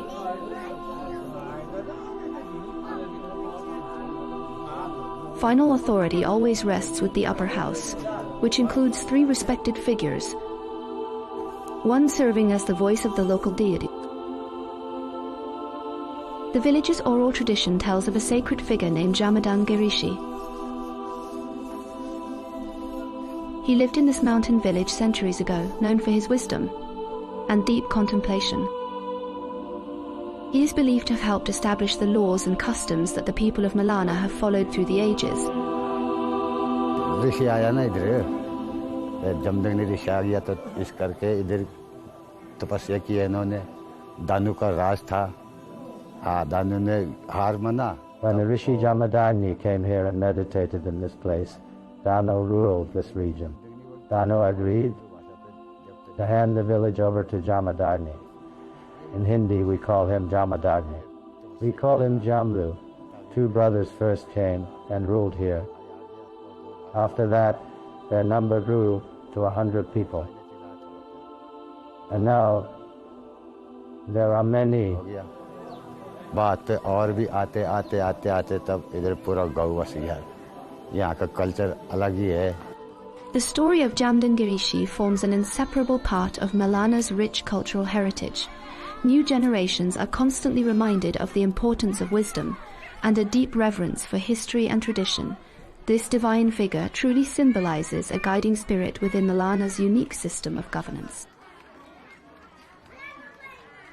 This political framework indeed has raised many questions among researchers and visitors alike, who often struggle to understand how such an advanced form of governance can exist in this remote yet peculiar village. Jandamji Rishi, he worshipped Shivji for a long time, and Shivji came and gave Vardhan to Rishiji to stay here or something like that. It was there. That drew my attention. And if you can see, there's behind there's a railing which ground is there. So they said that Rishiji used to worship over here. Over here only Shivji gave him darshan and gave him the Vardhan to stay over here and all that.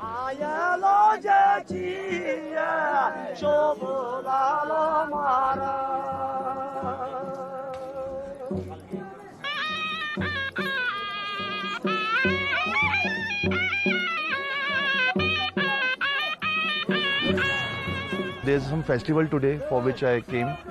So let's see festival, how does it goes. It should start in the evening and it will go on for the next 2-3 days.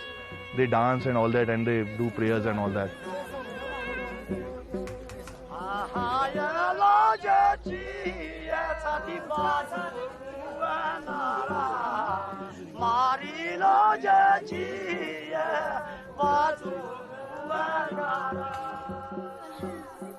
The young women adorn themselves with bright clothes and jewellery as they prepare for Fagli, the joyful festival celebrated across Himachal Pradesh. It marks the end of winter's chill and the warm, colourful arrival of spring. It is an important and colourful celebration of music and traditional dance that unites the community.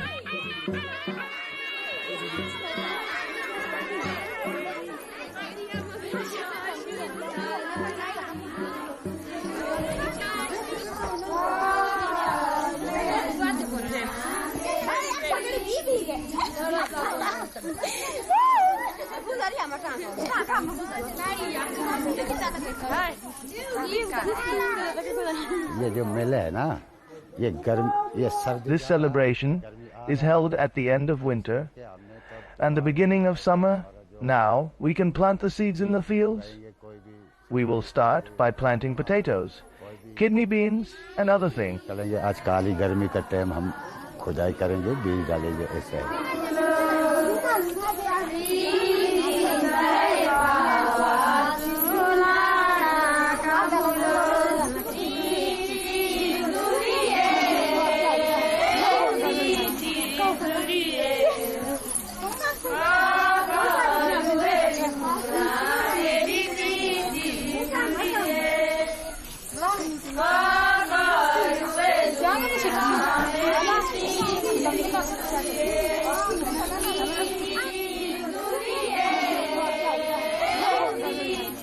Girls will come from all the villages wearing their best dresses. And there will be dances in many places, and everyone will visit each other's homes to eat together. Hajj ladki mela hai.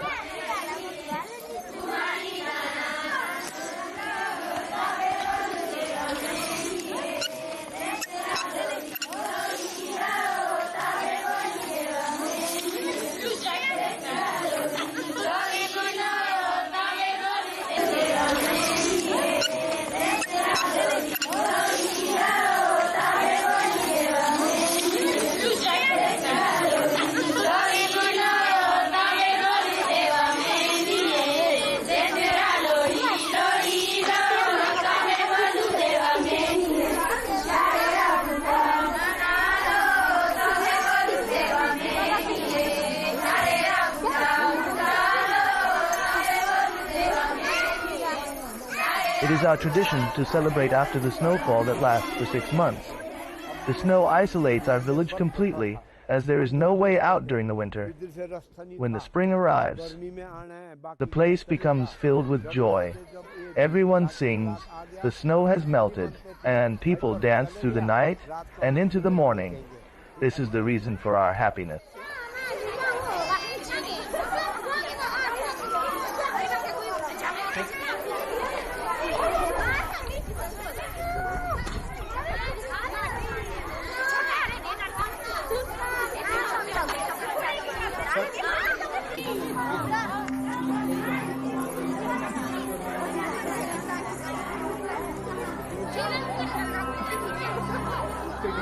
I guess the village has to take care of the things. There are lots of garbage on the entrance of the village, and there are lots of stuff is scattered over here and there.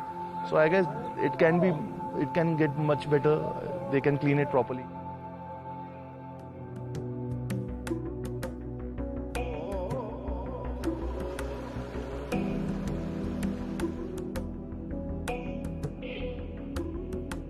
नहीं हमसे तो कोई परेशानी नहीं है फिर भी है जरूर पर we have no problem with tourists.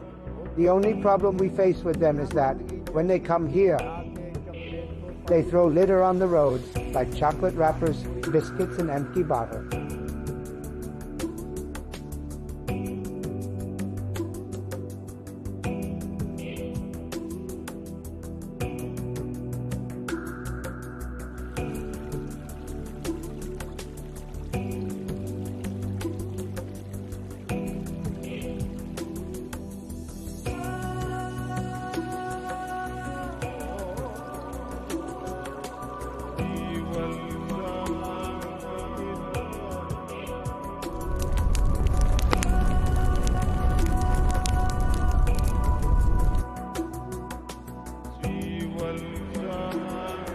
This enchanting village has absorbed the essence of the Himalayas that surround it, its roots intertwined with the ancient heritage of its people.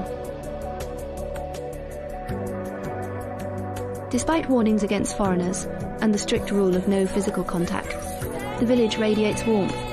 It remains a mysterious haven for many adventure seekers.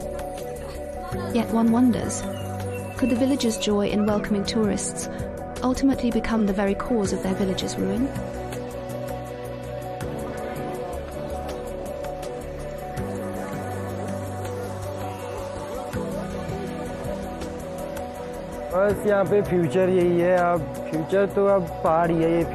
These mountains are our future, because in the days to come they will remain beautiful.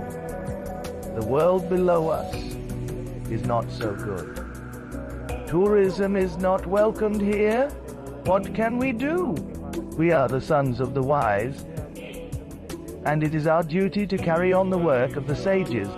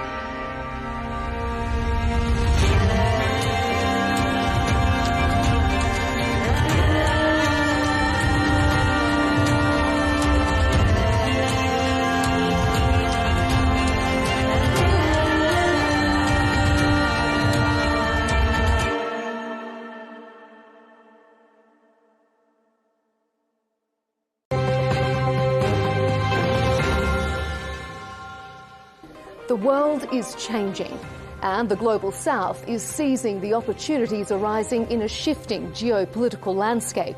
So, in a series of special interviews, Counterpoints is coming to you from the Africa CEO Forum in Kigali, Rwanda. Join me, Melinda Nucifora, in discussion with policymakers, corporate leaders and disruptive thinkers, here on Al Arabiya English.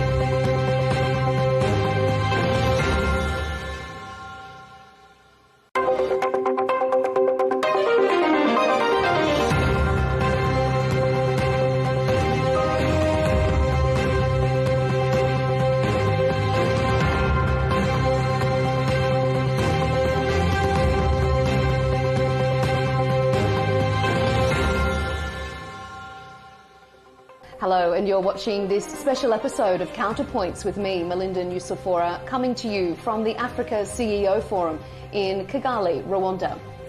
Well, one of the things that so many of the speakers and delegates have been telling us as we've been mingling amongst people here at the CEO Forum is that one of the special things about this conference is that it presents a unique opportunity for CEOs and investors to really come together with government officials. There's a real encouragement to network and for there to be a lot of mutual beneficial discussion.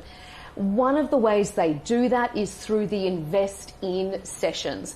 They're not just incubators for ideas, they directly bring CEOs and investors together with government officials to see what business can be done here on the continent. And one of the countries that is making good use of those sessions is Benin. So I'm very pleased to welcome Eric Akute, the Managing Director of APEX Benin. Thanks for being with us. Thank you, Madam. How valuable is an opportunity like the Invest In sessions at the Africa CEO Forum for a country like Benin looking for more growth and investment? For us, it's very important because, Africa CEO Forum, we come here for three reasons. First, as government, we get opportunity to present our countries, to promote our countries. We get also opportunity for our CEO that we bring here to be connected to other businesses, and also to learn about those who come also here. And it gives unique opportunities to find some solutions as well. Because, for example, today, we have we are targeting to set up some direct flight from Cotonou to Lagos, for example, and to discuss with Rwanda also, because Rwanda used to connect to Cotonou, but they suspended. Yesterday we get an opportunity to meet them and to discuss. So we also get the opportunity to see some CEO and to discuss with concrete and to see how we can find some concrete solution. So that's why it is very important for us to come here. It sounds incredibly important. Yes. I'm not sure how much you're able to say, but do you anticipate seeing more direct flights coming into the country after these discussions? At least we start discussion. There is a mutual interest for both parties, because we also have some domestic flights. We have some domestic flights, so we bring our CEO for our domestic flight for meeting CEO of Rwanda and CEO of other flight company. So at least we start discussion and we will see what will come as. There is nothing can replace physical meeting. You can send an email to somebody. If he don't know you, he will not reply. So first connection, first physical connection, create opportunities for discussion, for further discussion, and then after that, it belongs to us to continue. There's been a lot of talk here at the Africa CEO Forum about not just investment opportunity, but the right kind of investment opportunity, the right kind of investment structure. We heard in the opening session Rwandan President Paul Kagame saying the days of companies coming in and exploiting African wealth is over. It needs to be mutually beneficial. Exactly. So what kind of investment is Benin looking for, and in what kind of sectors? Benin is an agricultural sector, but now since 2016, we start transforming our raw material. We are the most larger producer of cotton. We produce a lot of soya, cashew. So we start transforming. Maybe you may hear about our special economic zone, Glojigbe Industrial Zone, which has been classified in 2025 as the first African special economic zone and the seventh in the world. So now everybody knows that there is no development without transforming. So we want to transform. And when we come here and to say to industry, please come in Africa. We have resources, we have young people, we have stabilities. Please come to Africa and invest. Invest with us. We will be there to support you. We will be there to facilitate business to you. We are creating a lot of reform to facilitate the business environment, but sometimes no one is aware about. So when we come here, we get opportunity to talk to people and to say to them, yes, you may not know. Benin, for example, every investment is free of taxes, but no one knows. You see, if you invest in Benin, you may have 5 years to 17 years of corporate tax free. No one knows this. So we come here to meet people, to promote our country, and to say to them, we want to transform, we want to set up industry, we are create some industrial zone for you. Please come and sit down, and we and then invest, we will support you. Are there any particular sectors that you're looking to harness in particular? Textile, mining. We have the best mining granite in Africa. Grey granite, black granite. We want people to come in Benin and explore and transform. We are setting up some factory for cotton, cashew, soya. We also are implementing one special economic zone inside our port that we call Africa Logistics Zone, dedicated to last miles, assembling, creating value, logistic, pharma, medical, etc. So we want people to, we have a lot of opportunity, for example, real estate.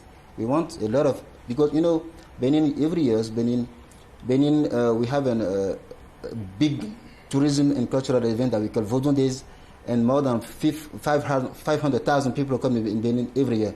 So we need some hotel, we need some accommodation, we need a lot of hotel for that opportunities. So we have opportunities. So we bring opportunities here to say to investor, please come to Benin and invest. And are you looking for investment from other African countries, or regionally, or broadly globally? We come to know that the first investor in Benin is African, and to facilitate movement and connection between Beninese people and African people, we remove visa from every African people. Every African can come in Benin free of visa.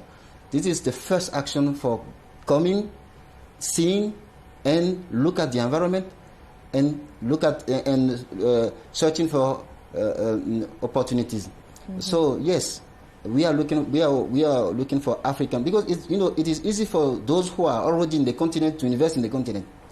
So our first investor is African. Of course, we are open for any investor in the world. It's interesting that you say that there is a large focus on African investment, because that really speaks to one of the pillars of this year's forum, which is shared ownership. African countries investing in each other. Exactly. Some MOU with other agencies. Yesterday we signed with RDB. In January we signed with Ivory Coast. We signed with Nigeria. This is concrete action for integration, for mutual effort, for synergy. So we start working together for making co-investment and to see how we can support each other. So yes, we already started this.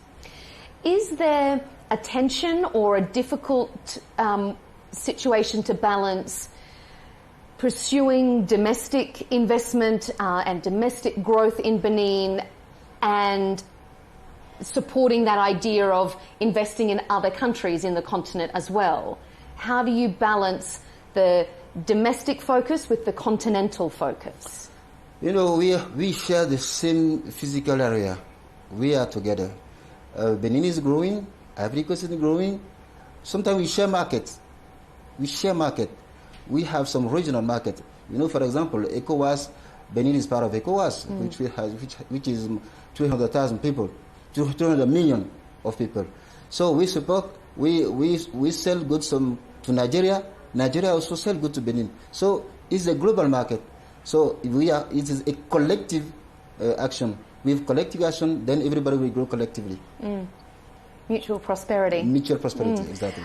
You talk about growth. Benin's economic growth has been very robust. According to World Bank figures, GDP growth reached 8% in the first three quarters of 2025, up from 7.5 the year before. That's largely driven by services, port activity and industry. Where do you see future growth for Benin coming from? Transformation, culture, tourism. We are targeting to make tourism being the second contributor of our GDP. That's why we are investing massively in tourism. We are creating some hotels, some museums, so that people can come and visit. Yes. There is a difficulty, though. There is a large proportion of employment in Benin that is informal, in the informal sector. How do you deal with that and turn the challenge into an opportunity? We have been fighting for that for many years now, and we are getting positive outcome. How we do that? Benin, every investment is free of taxes, but before get benefit of this, you have to be formalized. So government put on the table incentive of company creation. So if you create a company, if you invest, then you will benefit all the legal framework of investment. If you stay informal, you will not benefit anything. You will not get corporate tax free. You will not get tax exemption. So we encourage people to create company, to be formalized, so that they can benefit all the legal framework that we have been setting up for investment. And it works, because since 2016, we have been creating more than 50,000 companies per year. 50,000 companies per year? Company per year in Benin. You see? So it works. Is it that people need to be educated as to what the benefits are, or is it a generational shift? Are young people more likely? It is both. It's a generational shift, because young people now want to be entrepreneur. But also we are making a lot of communication toward those who have already company, because you may have your company, but if you invest when you have already a company, then you will benefit it. So it's not only for new company, it's for anyone who is formalized. You see, new company as well as those who already have their company but are investing. And just finally, we're talking about young population across Africa. It is such a huge percentage of the population. What do you think the aspirations are for the youth in Benin, and do you see the large young population being a challenge or being an opportunity for the country? It's an opportunity. It's a challenge, but also an opportunity. Challenge because you have to give some jobs to everybody. But it's an opportunity because they are young, they are well educated, and they have energy for working. So it's both. It's both. Well, maybe we'll be doing a tourism story on Benin, hopefully in not too long. You are more than welcome. Every African people, everybody in the world have to come in Benin because we have a good history, good culture, and now we become more and more, aware of the fact that our history, our past, have to be an opportunity for us. Well, it will be very interesting to see how that progresses in the future. It's been a real pleasure to have you on with Counterpoints on Al Arabiya English. Erika Kute, thanks for being here. Thank you, madam. Thank you very much. And let me get the opportunity to invite everybody, every African people. I want to say it again that every African people can come free of visa in Benin. And it is easy to come in Benin. The visa is online. Everybody can get their visa online. Even though you get to the airport without your visa, before you get to the plane, you can have your visa. So we invite everybody to come to visit Benin. Maybe next time we chat, we'll be in Benin. Thank you very much. I will be there to welcome you. It's been a pleasure to have you. Thanks so much. Thank you very much. Thank you.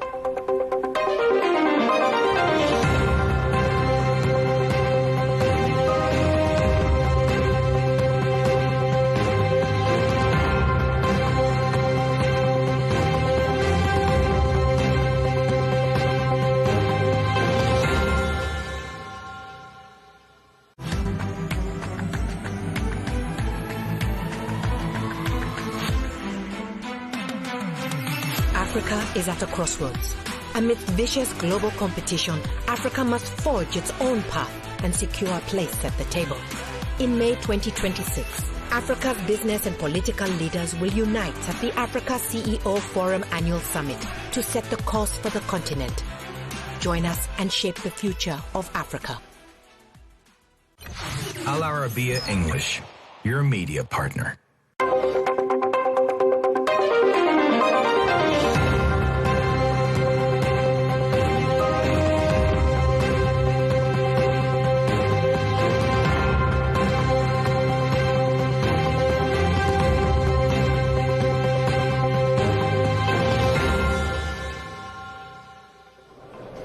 Welcome to this special coverage of the Africa CEO Forum on Counterpoints for Al Arabiya English. I'm Melinda Nucifora.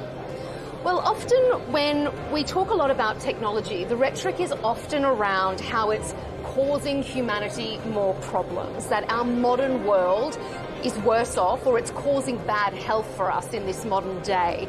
But one firm is flipping that argument on its head at Zipline when it comes to access to medicine. They say the opposite is true. The company is operating life-saving drone delivery systems across Africa. And excitingly, joining us is the Zipline Africa Chief Executive, Caitlin Burton. Caitlin, thanks for being here. Thank you for having me. Okay, for the uninitiated of our audience, give us a condensed Zipline story. How did it start, and how is it changing lives across Africa? Looking at the problem of logistics, which affects everywhere on the planet, it's not doing a particularly good job of serving anyone well. We are using 100-year-old technology, 3,000-pound gas combustion vehicles, full-time humans to move items, billions and billions and billions of small parcels per day or per year. And it's not a particularly good use of human capital. It's not a particularly good, it's not a good use of our ground, of our air. And it's causing quite a mess, and it's not yielding particularly good outcomes. And so we thought somebody is going to disrupt this. Like, there's got to be a better way to do this. If we could make this faster, cheaper, zero emissions, we could have a profound effect on trade, commerce, livelihoods, you name it. We would be able to impact a very different kind of economy, a very different kind of lived experience. And so that's what we set out to do 10 years ago. Mm-hmm. How is it changing lives in Africa today? Okay, so, in Africa, what we are doing is governments are contracting zipline services. We're building autonomous drone delivery. They are contracting this as infrastructure that they embed in their public health system. So we are centralizing government's medicines, vaccines, and blood. We are sending it instantly on demand anywhere across the health system where it's needed, day or night, 24 hours a day, 7 days a week, all weather. And this is what it's causing is essentially zero missed opportunities to test or to treat or to vaccinate. It causes patient visits to go up, it causes treatment rates to go up, and it causes treatment outcomes. They kind of change broadly across the entire population. So we've been able to observe, for example, 56% decline in maternal deaths in Ghana at zipline serve facilities compared to non-zipline serve facilities. 22% reduction in deaths in children from malnutrition here in Rwanda.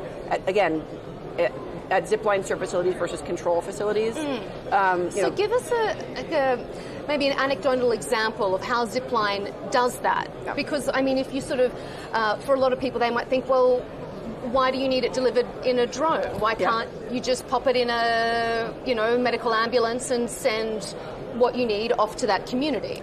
Great question. Okay, here I'll give you two examples. One's like a very high, complex case, and one is a very typical, just health access broadly case. So in a typical blood system, the way that Rwanda actually worked before we came here, they had 4 regional centers collecting blood, processing the blood to make sure it, doesn't have any diseases in it, and turning it into components, and then distributing it in their footprint. And then they had a WhatsApp group to message across hospitals all around the country to try to find the right product that a patient needed when they didn't have that product on site. And many, many lives were lost, right? Blood is an urgent product, and you need it when you need it. What they have done since they got Zipline is they turned each of those regional centers into collection-only sites. They send everything to Kigali to process, and they give everything to Zipline to deliver. And fill rates for the need of any kind of blood product in the system has gone from about 70% to about 99%. Wow. Treatment rates, they mirror that. And as a result, health outcomes are dramatically different. People are surviving childbirth, they are surviving severe anemia from malaria, from malnutrition, these sorts of things. Now, on the flip side, I think all across the country, you don't necessarily need to have a complex emergency case. Health access broadly, it's a real struggle to get the right product where it needs to be in the right condition at the right time. And so, a typical patient, they're getting a lot of education about, if your child has a fever, you need to go to a clinic and get them tested for malaria.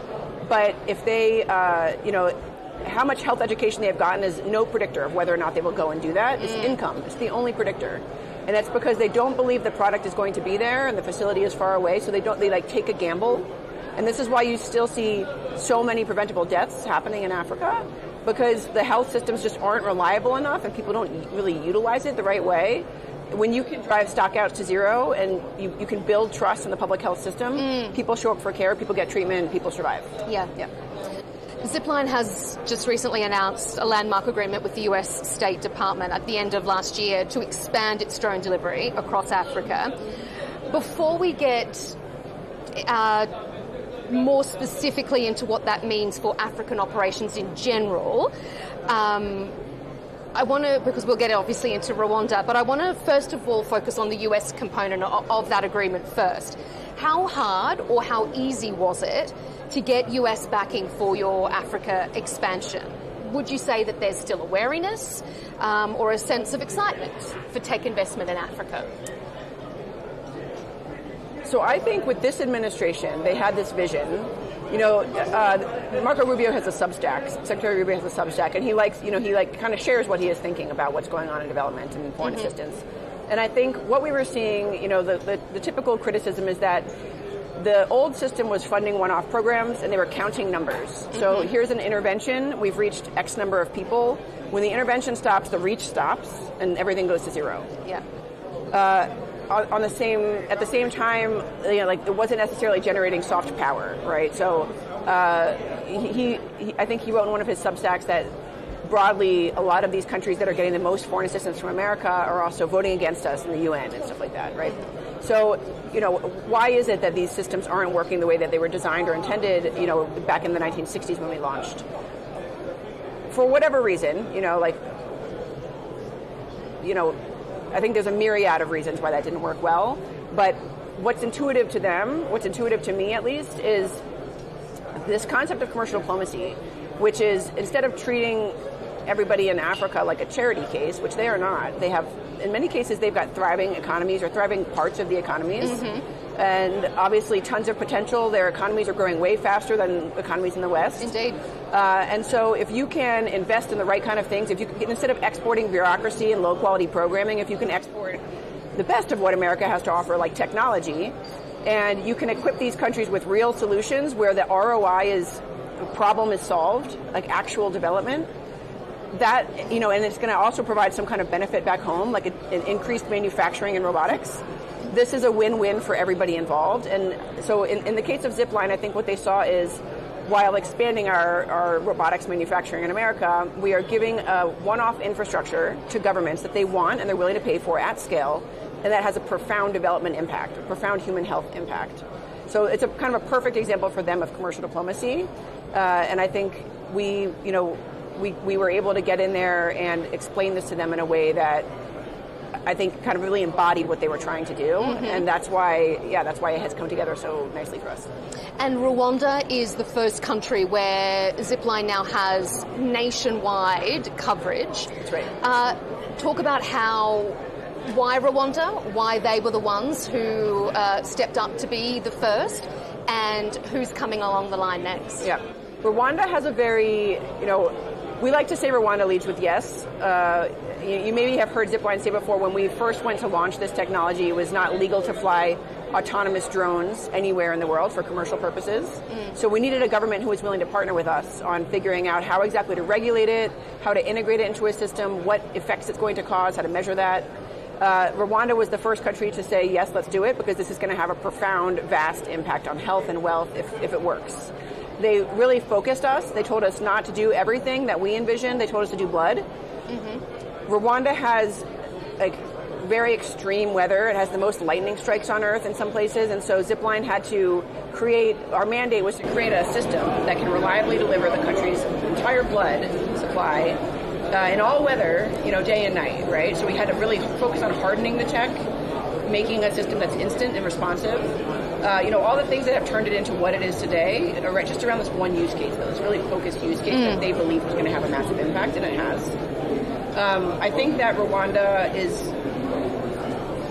proud of they're proud to talk about the investments they have made and the impact it has achieved. I think a lot of other governments are afraid of losing access to donor financing if they are achieving too much, or if they say no to something because they would rather spend it here. I think there's a lot of that. People are not in the driver's seat the way that Rwanda is. But the government here has a very clear vision about what they're trying to do and why they are investing in this. And and what they want to see, again, is problem solved. You were talking about how Rwanda was really open to changing regulations to be able to facilitate this program. That speaks to one of the big messages out of day one, is this need to get cross-border regulations sorted out so that countries can work together, companies can work together, this idea of shared ownership and collective benefit. Do you see those challenges in the work that you do, and how do you think cross-border cooperation can be improved? It's a good question. We deal with it a lot actually internally inside of countries. There's certain countries that have devolved health systems, and states don't talk to each other. And so we actually deal a lot more with it, within these massive countries. Like Nigeria is huge, 230 million people, 37 states and territories. And so I think that that's kind of probably a microcosm for what we're going to see as the rest of Africa expands. Integration in Africa expands. I think maybe the most salient point I can think of here is the Africa CDC. It's an institution trying to work across the continent to really, kind of prevent, mitigate, respond to crises, health crises. And there's not a lot of ways in which they can do that in a uniform way across the continent. So what we have envisioned together is when Zipline is covering an entire country, we have a real-time signal of what doctors and nurses are ordering, which tells us a lot about what symptoms they're dealing with. And it can actually help us identify epidemiological events as they're happening. And if the Africa CDC could see that, there's no patient data. It's simply, delivery data on product. They can actually use that to identify, emerging epidemiological trends or events. And we also have an instant response system to everybody in the country. And so how can we help institutions like the Africa CDC that are trying to work across borders and see across countries, and really like make this continent more responsive on a health security front? How can we use information that we have in our network to serve their needs? So. You have said that the technology is ready, but leadership is the bottleneck. What needs to change? I think that, the speed of adoption is not fast enough. I think that there are a lot of countries that don't necessarily envision themselves as being this way. And there's also a lot of pressure, honestly, coming from the financiers in the ecosystem, especially for global health. There's a lot of donor money. And donors more or less tell them what they should get, what they should do. And they pay for implementers to come in and tinker with the health system, tinker with the status quo, and they kind of disincentivize any kind of change. They are literally paying for the status quo to be there. And so I think that we need people to be thinking that if technologies like Zipline exist now and have scaled, and the impact is irrefutable, and it's affordable, it's faster, cheaper, it's more responsive, and it causes, it actually, the ROI is actually the solved problem. Do they want evolution and development to happen in a 3-year time span or in a 30-year time span? Like, which of them are going to move fast and realize prosperity sooner? Like, which of them are thinking in terms of like lives saved and money wasted, and which of them are thinking in terms of kind of status quo evolution over the course of decades, which is a lot of the kind of thinking that's been applied to healthcare to begin with here. So, I do think that more Rwandas are going to help a lot. And I have to call out Nigeria, Cote d'Ivoire, and Ghana. They have really been fast followers of Rwanda. They have really invested in this technology to bring it to scale in their countries.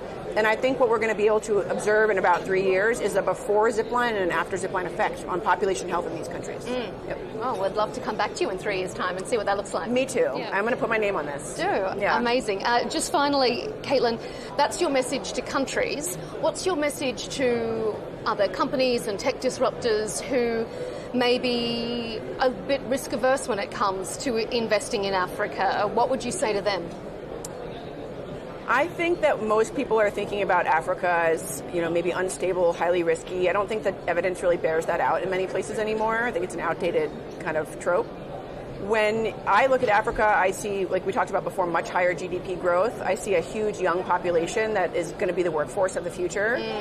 Really high quality tertiary institutions where people are getting great education. I see, I see a need to solve really hard problems. And so if you have the grit and resilience to solve hard problems, you're going to succeed here.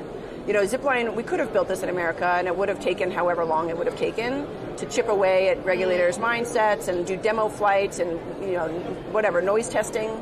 But in Africa, we were able to actually get out there and solve a real problem, and it was very hard to build it in this ecosystem, but it's hardware. Hardware is hard to build anywhere, you know what I mean? And I think if we hadn't done it here, we wouldn't have nearly as robust technology. We wouldn't have learned anything about customers. So this is where people are motivated to do that kind of work. And, I would encourage anybody who is trying to solve hard problems to come here and do it first. Hope they take you up on that challenge. Thank you. Yes. Caitlin Burton, thanks for being here. Yeah, thanks for having me. Thanks again.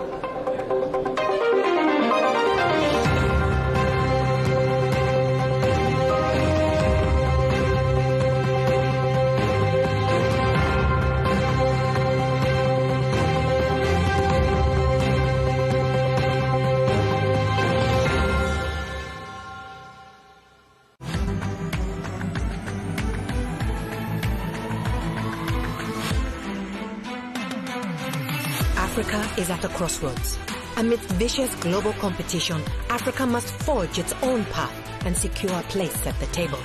In May 2026, Africa's business and political leaders will unite at the Africa CEO Forum Annual Summit to set the course for the continent. Join us and shape the future of Africa.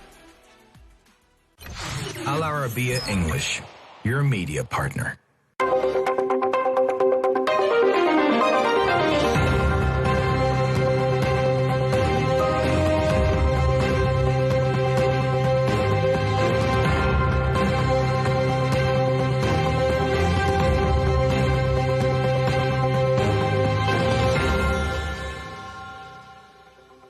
Welcome to Al Arabiya English's special coverage of the Africa CEO Forum. I'm Melinda Nucifora, coming to you with a special Counterpoints interview.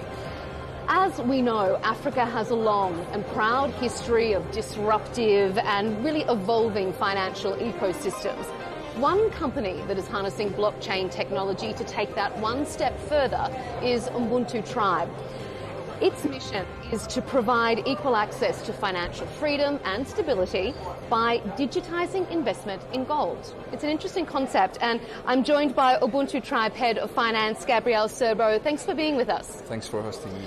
Gabrielle, first of all, give us a bit of a sense. It sounds complex and complicated to the uninitiated.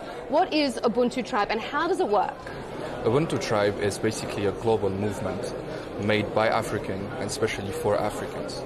Our main concern is to democratize digital and financial access and investment for all the continent. How we do that is with tokenizing gold. What does it mean? It means that we're taking the physical gold and put it on chain. Why we do that?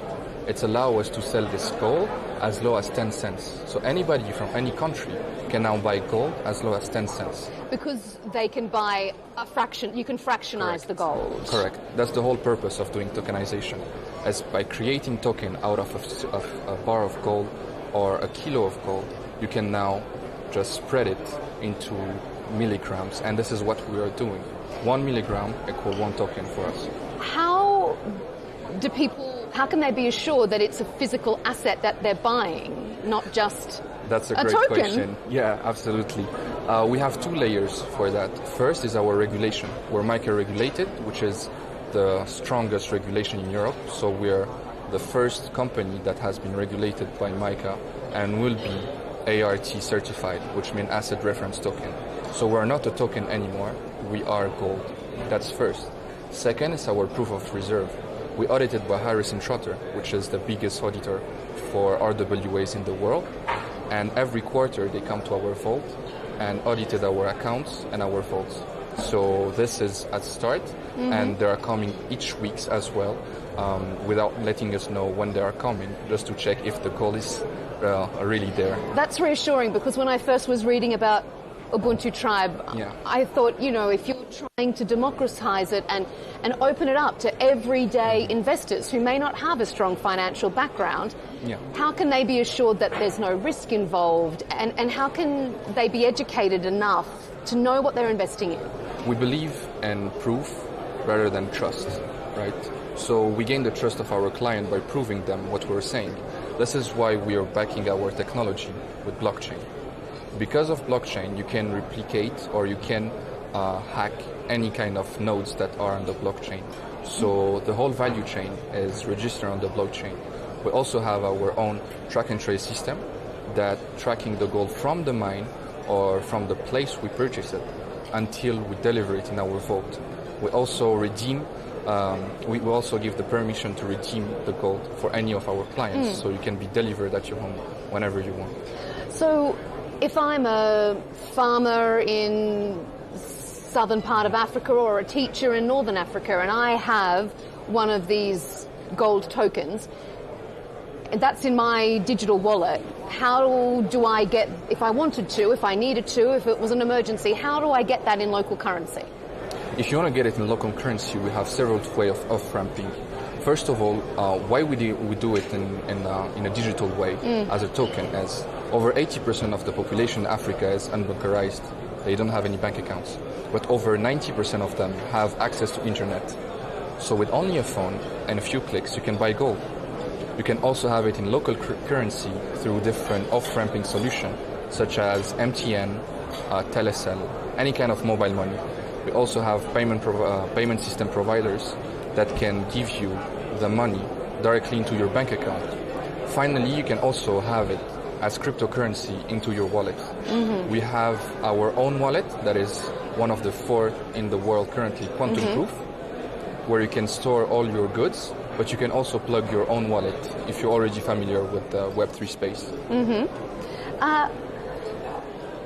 You say it's already internationally compliant in Europe. Correct. What other regional markets are you looking? I know you're seeking regulatory approval in the Gulf states, in Correct. Gulf GCC. Talk me through how that's progressing.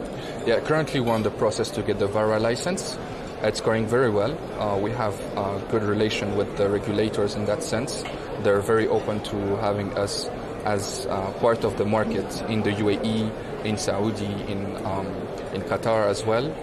We're also on the process for India as well. So by the end of the year, we are going to have a market that is over 3 billion people on the planet. And your founder said that he started Ubuntu Tribe because he believed that the financial system in Africa had reached its limits and it was no longer serving the purpose of the people. Why do you think that that is, and how can Ubuntu Tribe change that for people? How do you make the financial system more user-friendly? Yeah, Africa is very different than other countries, especially than Western countries, right? So just to give you an example, for mobile phone in general, Africa is now one of the biggest TMT investment in the world because they are different. Why I'm saying that is you can bring a cable from Europe to Africa because it's very hard to do, but you can bring satellites, you can bring parables, you can bring different ways of connecting people to each other.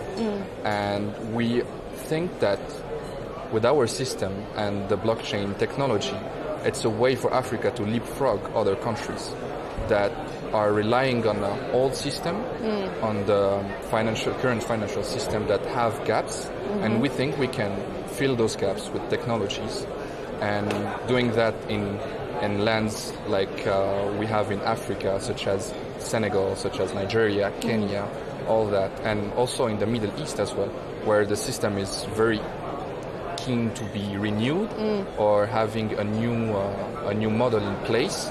That's for us, I think, the best way to do it. You talk about that sort of digital transformation and how Africa kind of can leapfrog these technologies. The theme here at the Africa CEO Forum is scale or fail, this idea that companies and the continent needs to scale up if they're going to be competitive. How do you think digital technologies, AI, the blockchain can allow companies to do that more successfully? It has a really strong impact on their treasury and balance sheet, actually. For settlement, most of the companies in Africa are Pan-Africans, so they're dealing with several currencies, and as we know, African currencies are very open to volatility and inflation. By doing settlement in gold, you're avoiding all those risks, because gold is an asset that is, I would say, fixed, because people usually forget that currencies are moving around gold. It's not gold who are moving value around currencies. So having gold as the main point for settlement and cross-border payment could be a good way for Africa to leapfrog, as I said before, and fill all the gaps that was created during the time. You're a young gentleman with Algerian roots, so you have strong ties to the continent. If current trends hold, I mean, the majority of the world's youth population will be based in Africa. Absolutely. What do you think that challenge or opportunity means for the continent? And by that I mean there's a lot of potential. How do you harness that potential and empower young people to build the Africa that, you know, a young entrepreneur like you envisage? Yeah, absolutely. By 2030, Africa will be one of the biggest provider of workforce. So 1/3 of the workforce will come from Africa, actually. What we're doing at Ubuntu Tribe to help that coming in the right way and empowering Africans to be educated and ready to work, we are creating our own academy, so the Ubuntu Academy, that helps people going through courses, so they currently can learn AI, blockchain, tokenization, but we are going to open new courses that allows people to come to our classes and learn and be ready to work. Why we're doing that is we're going to have over 1 billion of youth the continent average age is somewhere around 20 years old. So we need to empower those students with courses and high-level class. So I was part of this consortium at Africa House in Davos called 50 by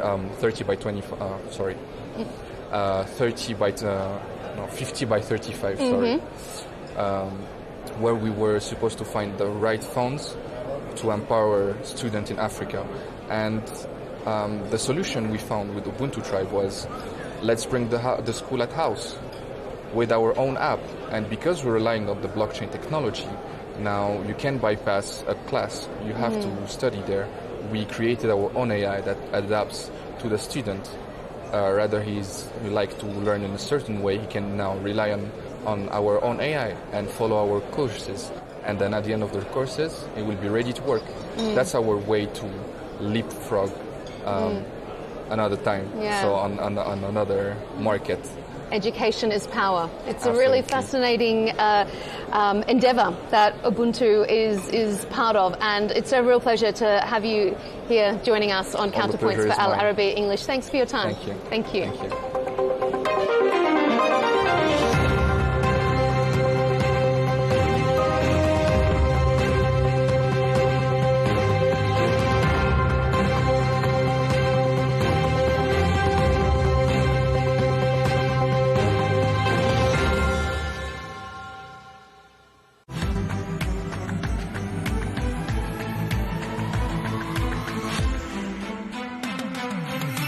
Africa is at a crossroads.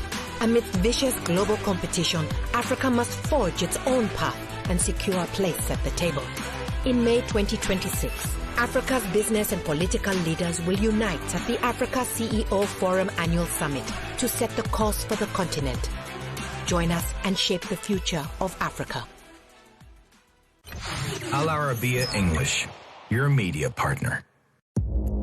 Our allies, in many cases, are worse than our enemies. Stay informed and connected with the latest international headlines. There obviously is a risk. From breaking news to in-depth analysis, it would appear that this war is coming to an end. Who buys this stuff?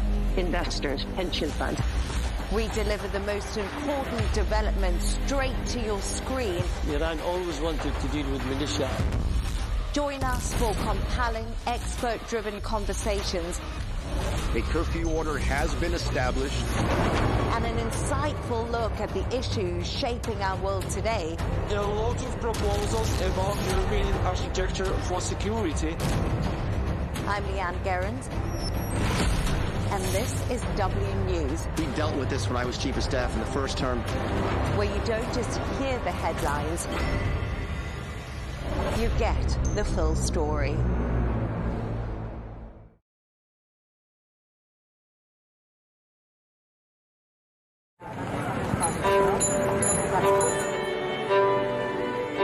People think that we launder money, but actually we make money black. It's a weird law. They call it gedoogbeleid, like this. That is the law. So they say, okay, bye, but don't let us see you.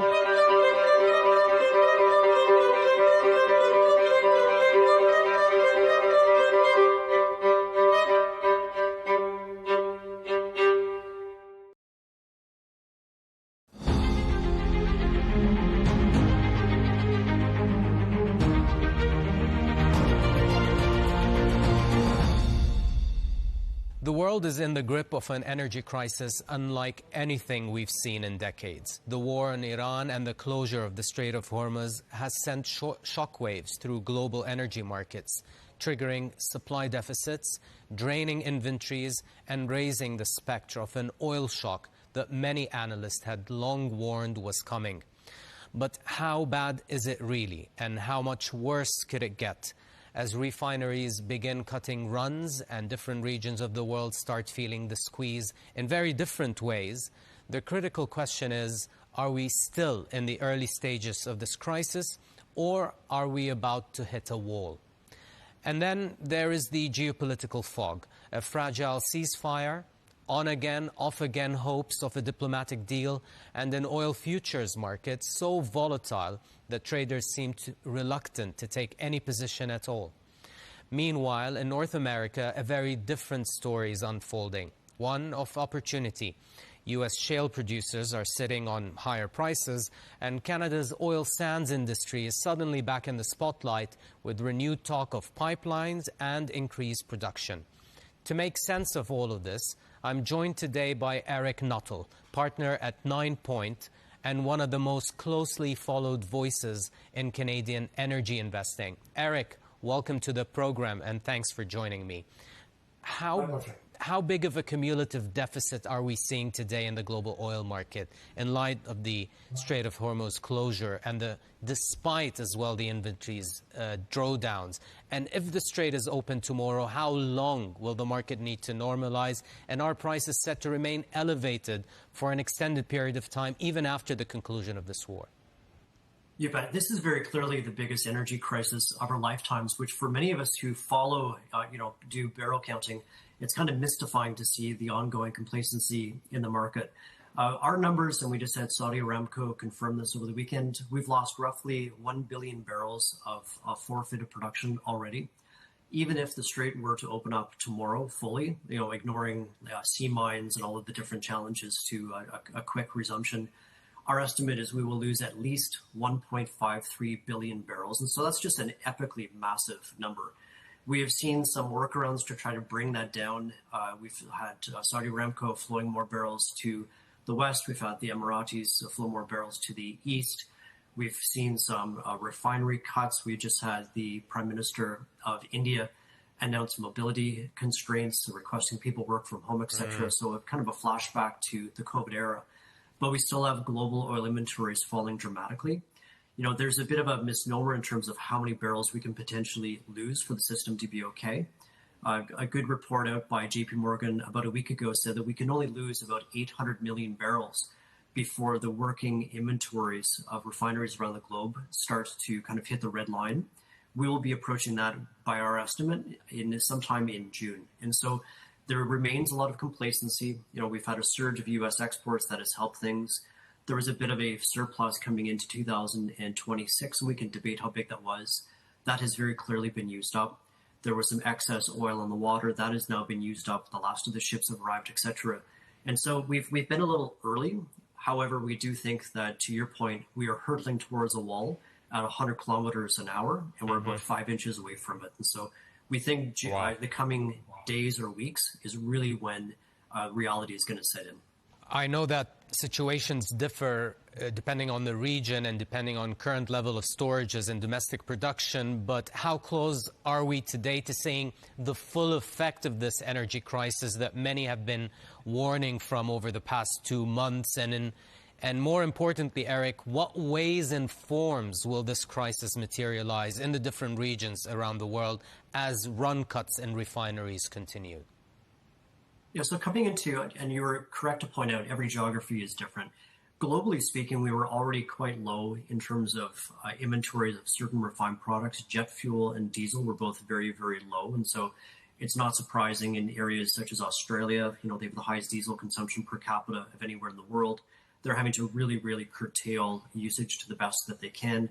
In Europe, for example, London Heathrow, 70% of their jet fuel comes from the Strait of Hormuz. We're now 72, 73 days from that no longer being accessible. And so we're starting to just see the beginning of flight cancellations, more regional. We've yet to see international, the more heavy fuel usage. That's coming. And so our view is you're going to have price rise materially in the coming weeks to start to rationalize demand. By our estimate, you need about $175, $177 Brent for that to begin to occur. We also had thought that governments would enact mobility constraints, and now you're just starting to see that in India as well from a very important speech. So we're just at the very beginning of this. It's been the lag effect really that I think, again, we're 72, 73 days into this. Many of us would have expected to see a more dramatic price increase, but the complacency, I believe, is being fueled by existing inventories, which have all been but been worked off. So again, we're very close to the cliff. The ceasefire is largely holding, but it is fragile. We've seen the Iranians and Americans exchanging fire just last week. But oil prices have retreated from their highs on renewed hopes of a deal to end the war. Of course, we've been here before, Eric, with this roller coaster ride of ebbing and flowing of hopes of a deal. Mind you, liquidity in the futures oil markets have been low lately, probably showing traders lack of appetite to take positions in such a topsy-turvy market. Are you optimistic that we are any closer today to the end of the war than we've ever been so far? I think what we have seen is, this work towards an MOU, which is just really setting the principles for negotiations to begin. It still seems like both sides are very far away. You have a ceasefire where you have love taps by Donald Trump's wording and such. So we do not think we are close to this resolving, which is dramatic. We have Middle Eastern production now roughly 14 million barrels per day. We are rapidly drawing down stocks, and yet we have this complacency. And I think there's two reasons for that. Historically, every geopolitical spike, it has been warranted to sell into that strength. We think of outbreak back in 2019. You had a sharp rally in the oil price. It fizzled out, I think, a week or week and a half later on. The other, and to your point, is traders are not willing to deploy risk capital because of the dramatic indirect influence from the Trump administration into the oil market via tweet or truth media. We've seen unnamed sources, certain media quoting unnamed sources. We've had five, we've been apparently about to set peace between the two parties 5 times in the last 19 or so weeks. So we think that the jawboning from the U.S. president is not sending the price signal that's necessary to reduce demand, and therefore the inevitable spike that is coming that everybody that I speak to agrees with is just a question of quantum and when it actually arrives. We must reduce demand. We cannot replace the quantum of Middle Eastern production from the United States or elsewhere, nor can SPRs or existing on-land or inland inventories make up for that dramatic number. And so we have to rationalize demand, but the oil market is not sending that price signal because of, again, the direct intervention from the U.S. administration. So it's an inevitability that is now being made worse by the direct jawboning from the White House. I want to move on to North America and the response to what's happening there in the Middle East. We're now almost at the end of the earnings season. From what you've heard so far from U.S. shale companies, how are they responding to the higher prices today, Eric? Have they thrown away their cautiousness of the past few years to the wind? Are they meaningfully increasing or at least planning to increase activity? And how much of the void are they really able to fill? You bet. So just like oil traders, U.S. shale companies are not willing to chase a geopolitical spike in the oil price because, again, this belief that peace breaks out, we go back to normality tomorrow and oil falls to $60. We don't agree with that, but I would say that is consensus. And so what we've seen is a lack of meaningful increase in drilling activity. The leader, Diamondback Energy, announced that they thought that you could see 20 to 30 additional rigs added in the Permian. The other major areas of U.S. shale are in permanent decline. We think that is the Bakken and the Eagle Ford. And so really there's only one area where you can see an increase in activity. 20 to 30 rigs means an increase on an annual basis of 140 to 300,000 barrels per day. So with Middle Eastern production now 12 to 14 million barrels per day, 140 to 300,000 barrels per day is a rounding error. And again, it speaks to the inventory challenge. We had thought that U.S. shale production was in its twilight. As the oil price has dramatically increased, perhaps you can extend that out a little bit. You can squeeze out a little bit of growth, but it really is a rounding error relative to the quantum of forfeited production. And it speaks to, again, just this is very clearly the biggest energy crisis of our lifetimes. There remains a massive amount of complacency in the market, and we think that complacency is coming to an end in the coming days to weeks. I mean, yes, you've been a proponent of this thesis that the U.S. shale is in its twilight years. That's a view you've held for a while now, Eric. But more activity seems to be taking place north of the American border, in Canada, where you are today. increased production of oil sands coupled with higher revenues. How has the market looked for Canadian oil companies in the last 2 months? Yeah, there's been very modest increases in CapEx. Most of the larger oil sand companies, when we think about expansion, it's a really multi-year type projects. We also suffer from a shortage of incremental takeaway capacity. We just had a new pipeline come on stream that sends Canadian oil to our west coast that ends directly to Asia, or funny enough, back to the United States Gulf Coast. We'll talk about these two pipelines in a minute, yeah. You bet. So what we are up against the wall in terms of incremental takeaway capacity. We would think that Canada at best can increase production by maybe 120, 140,000 barrels per day. So it's quite modest again, relative to the global context. And again, it speaks to no one ever thought, no sober mind ever thought that the Strait of Hormuz could be closed, and sure enough to be closed for 70 plus days. There is no source of supply growth on planet Earth that can even come close to making up to the deficit that we're experiencing right now.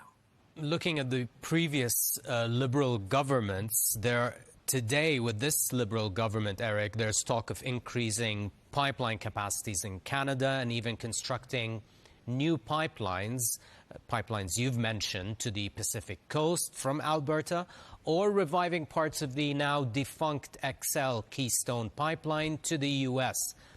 How is the U.S. trade war, the current Iran war, and the new Liberal government policies changing the outlook for the Canadian oil and gas industry today?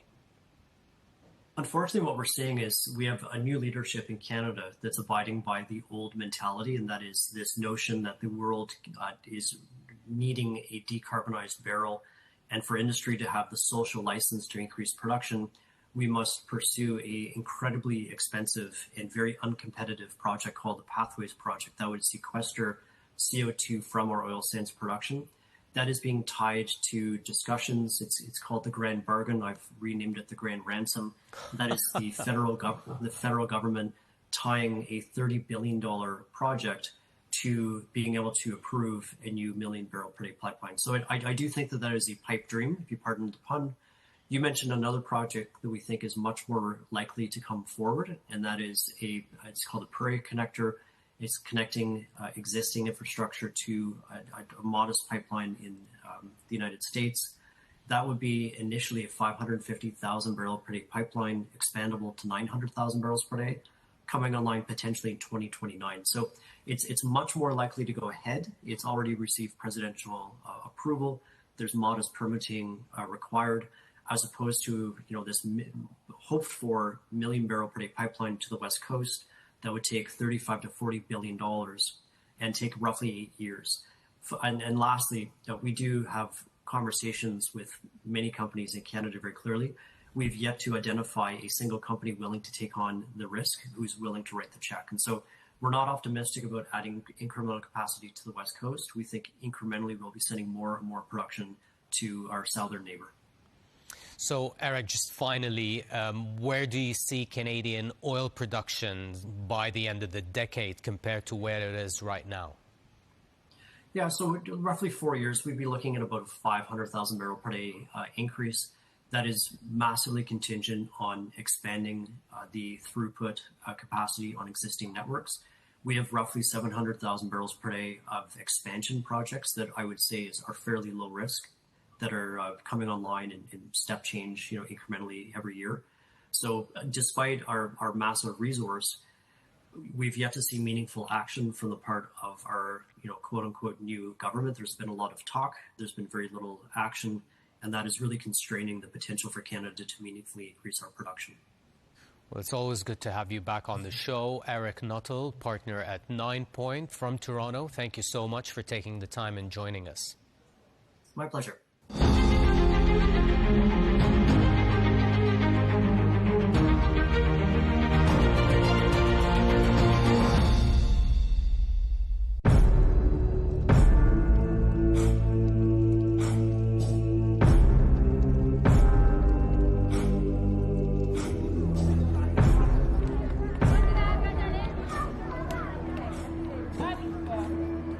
The people of Malana are distinguished by their light brown hair and eyes.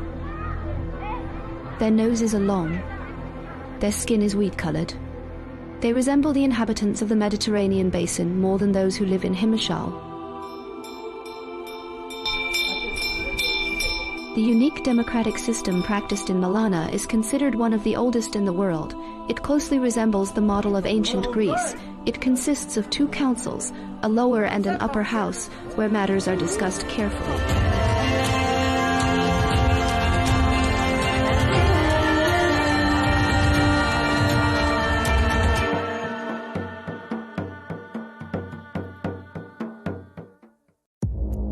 Our allies, in many cases, are worse than our enemies. Stay informed and connected with the latest international headlines. There obviously is a risk. From breaking news to in-depth analysis, it would appear that this war is coming to an end. Who buys this stuff? Investors, pension funds. we deliver the most important developments straight to your screen. Iran always wanted to deal with militia. Join us for compelling, expert-driven conversations.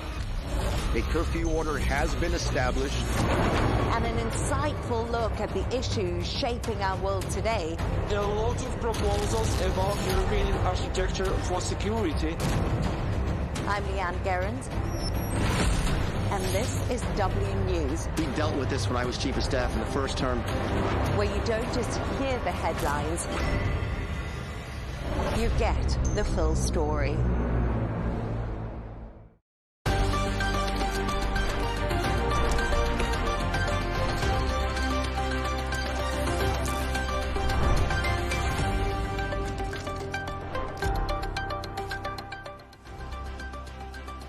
Hello and welcome. I'm Leigh Ann Gerrans and you're watching W News Extra, broadcasting live from the Al Arabiya studios in Riyadh.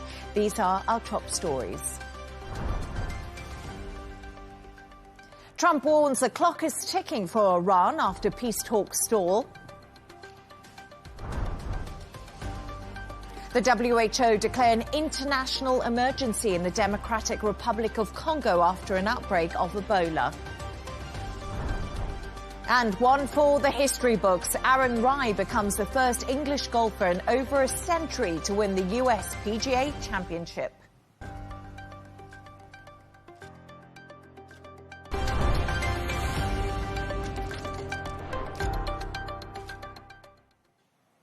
US President Donald Trump has warned Iran the clock is ticking as talks to end the war stall. Speaking on Truth Social, Trump said they better get moving fast or there won't be anything left of them, adding time is of the essence. It followed a phone call between the US President and Israeli Prime Minister Benjamin Netanyahu. To discuss this and all of today's stories, I'm joined by presenter and journalist Jono Hayes and Al Arabiya English presenter Catalina Marchand de Aubray. Catalina and Jono, as always, thank you so much for joining me this Monday. Jono, we've got a lot to get through, but we have to talk about Donald Trump. We just heard him there on Truth Social. How serious is Trump when it comes to his latest warning to Iran? Or is this just more rhetoric that we've heard time and time before? Well, I think, Leigh Ann, we've heard it before, but I think this goes beyond the political rhetoric now, at least. Always he's used this strong language. What makes this different, and I think this is very important to note, is the activity that's happening around the world that he's spoken. So there's reports of renewed US-Israel military coordination in the region right now. There's a Situation Room meeting that's happening tomorrow as well. There's contingency planning that's happening around the area right now. We don't know if that involves more strikes or what has been intensified, but there's definitely more movings afoot. And I think that's what makes the difference here. Those words combined with those actions is kind of what's making the markets twitch a bit now. And they've been watching this behaviour, they've been watching the statements as well. We saw the oil prices move again after that clock is ticking phrase that Donald Trump uttered as well. And that's a warning because people will see this as a genuine risk of escalation. In the last 48 hours, there was, of course, the drone incident near the UAE nuclear power facility in Abu Dhabi, there's interceptions of drones taking place. All of this is an indication that there's regional concerns, that the ceasefire is not holding in the way that people wanted it to. So I think he still wants negotiations. He still wants that negotiated outcome. But what Trump is trying to do here, which is what he does a lot, he's trying to create that sense of urgency. So he wants Iran to agree quickly because military motions, they're there. Everything's ready to roll, so to speak. He's not sitting quietly in the background. There's a visible indication that there's an increase in military activity from the US and Israel in the region right now. And I think that's what is the dangle of a carrot above Iran right now to say, listen, it's time to sign this deal. You need to do something. And we have heard that they've come back. Iran have come back again through the mediator, which is Pakistan, and they've sent back a 14-point proposal as well. So we don't know what the contents of those things are, those proposals are. We've never seen one of them in its entirety. So it's a matter of wait and see. Will the US now agree to Iran's latest addendum to the peace deal, or to the longer version of a peace deal? But right now, this ceasefire, much like we said last week, is hanging in by a very, very, very thin thread. Absolutely right. What you say is exactly what analysts are saying on the ground right now. Catalina and Jolo, US military build-up in the region. We also saw Iranian drone attacks on Gulf neighbouring countries, which many people are raising the alarm about and condemning. And once again, it's Iran reminding the world that they still here. And as you say, Jono, it's interesting at the moment because we see these peace talks and negotiations, diplomacy happening behind the scenes. At the same time, the talk of escalation from both sides. But Catalina, tomorrow there's going to be a Situation Room meeting that Trump is expected to hold. What more do we know about that? Because US military build-up and also diplomacy on one hand. And exactly as you said, this is going to be talks of escalation or not behind the scenes, which is the Situation Room that's going to take place tomorrow. We're going to know more about it tomorrow, obviously, but this is going to take place a high-level Situation Room with top national security officials and advisors. They will focus squarely on what's happening on Iran and the range of military options available for the United States administration at this time. So according to reports, the discussions are tied to the growing pain and concerns and tensions of Trump over Iran's nuclear program and then not reaching an agreement over this. Now, importantly, there's no concrete indication yet that there's going to be any military action that has been approved. As we've been saying, and as Jono just mentioned and our analysts have been saying, we also have to look at the action that's going on. There's been a huge military observation of military assets moving along the region. And we've also seen over the weekend that U.S.-Israeli telephone call over the weekend. So it's just a bunch of back channel, a lot of things being discussed. But this will be concretely discussed in tomorrow's Situation Room. This also follows Trump's sharp rhetoric in recent days, including his warnings that the clock is ticking and that the ceasefire is on life support and hanging from a thread. So the administration is weighing in everything from diplomatic pressure all the way to military pressure, of course. U.S. allies, the markets will be watching this meeting very closely tomorrow, especially because any escalation regarding Iran, as we've been seeing these last days, months, have major implications as they had for oil prices, Gulf security, and the wider stability in the region. So a resumption of hostilities is highly possible. So this week is going to be very crucial, Leigh Ann.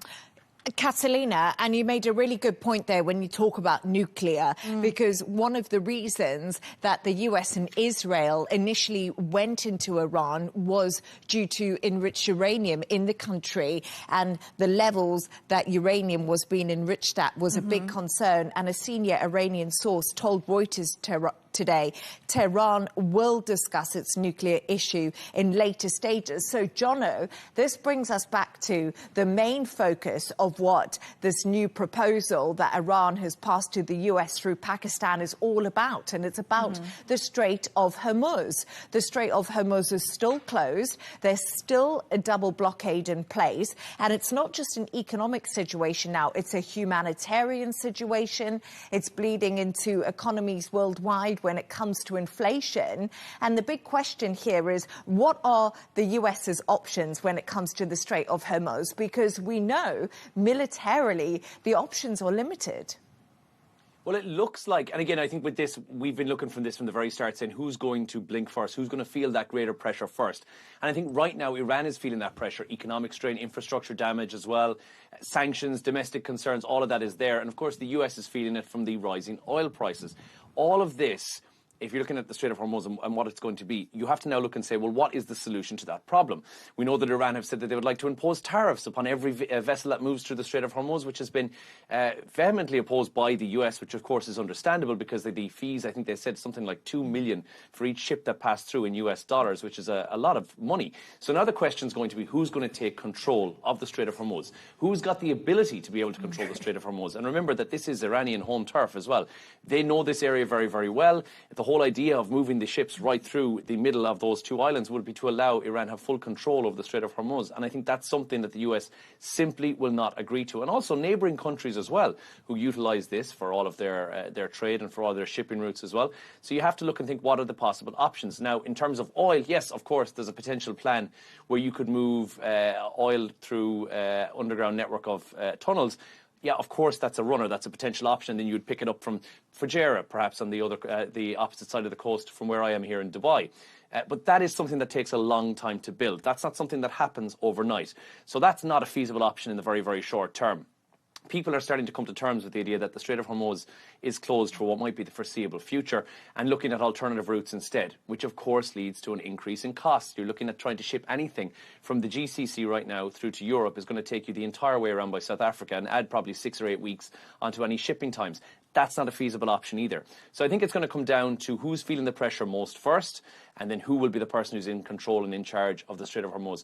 The US has got a tricky situation at hand here. Although it's a very small, narrow body of water, they simply don't have the expertise, and I certainly don't think they have the manpower and the willingness to be here for an extended period in the Gulf to try and monitor that situation. So it's precarious, and I think in the next couple of weeks, that is definitely one of the sticking points that's in every single one of those peace deals that's gone back and forth has been the Strait of Hormuz, and I wouldn't be surprised if that's the key sticking point right now. Jono, I think you've hit the nail on the head. The Strait of Hormuz is a key sticking point right now. And we must also remember that the US is part of NATO. And NATO is this big military alliance. Yes, it's defense alliance. And we have heard that once the Strait of Hormuz, Catalina, reopens, we could see these NATO countries and 40 other countries possibly involved in protecting those international waterways. But we haven't seen much help right now, have we? Well, that's the question, right, Leigh Ann? Because since the beginning, UK, France, and all these 40 countries, including Japan as well, they said that they will help liberate the Strait of Hormuz once it is liberated. Will that ever happen? We don't know. The stalemate can continue forever unless we want to go into very dangerous military territory, which might also be an option, a military option that's been on the table and will be discussed in the Situation Room. I think what's also being discussed when it comes to the Strait of Hormuz, if a stalemate continues and for future assurance, is what can we do to completely find a new normal and bypass the Strait of Hormuz? So that's what's being discussed when it comes to the Saudi East-West pipeline. They're at full pumping, at full production. Then there's also routes that have been being discussed all the way through Israel that will take oil all the way up to Europe. So these are other options as well. It's never going to replace the Strait of Hormuz, which represents 20% of the world's capacity of oil production and export and imports. There's also other problems, as we mentioned before. It's also other type of goods. There's a humanitarian issue at hand. So lots of things that have to be discussed, and that's why it's still a stalemate.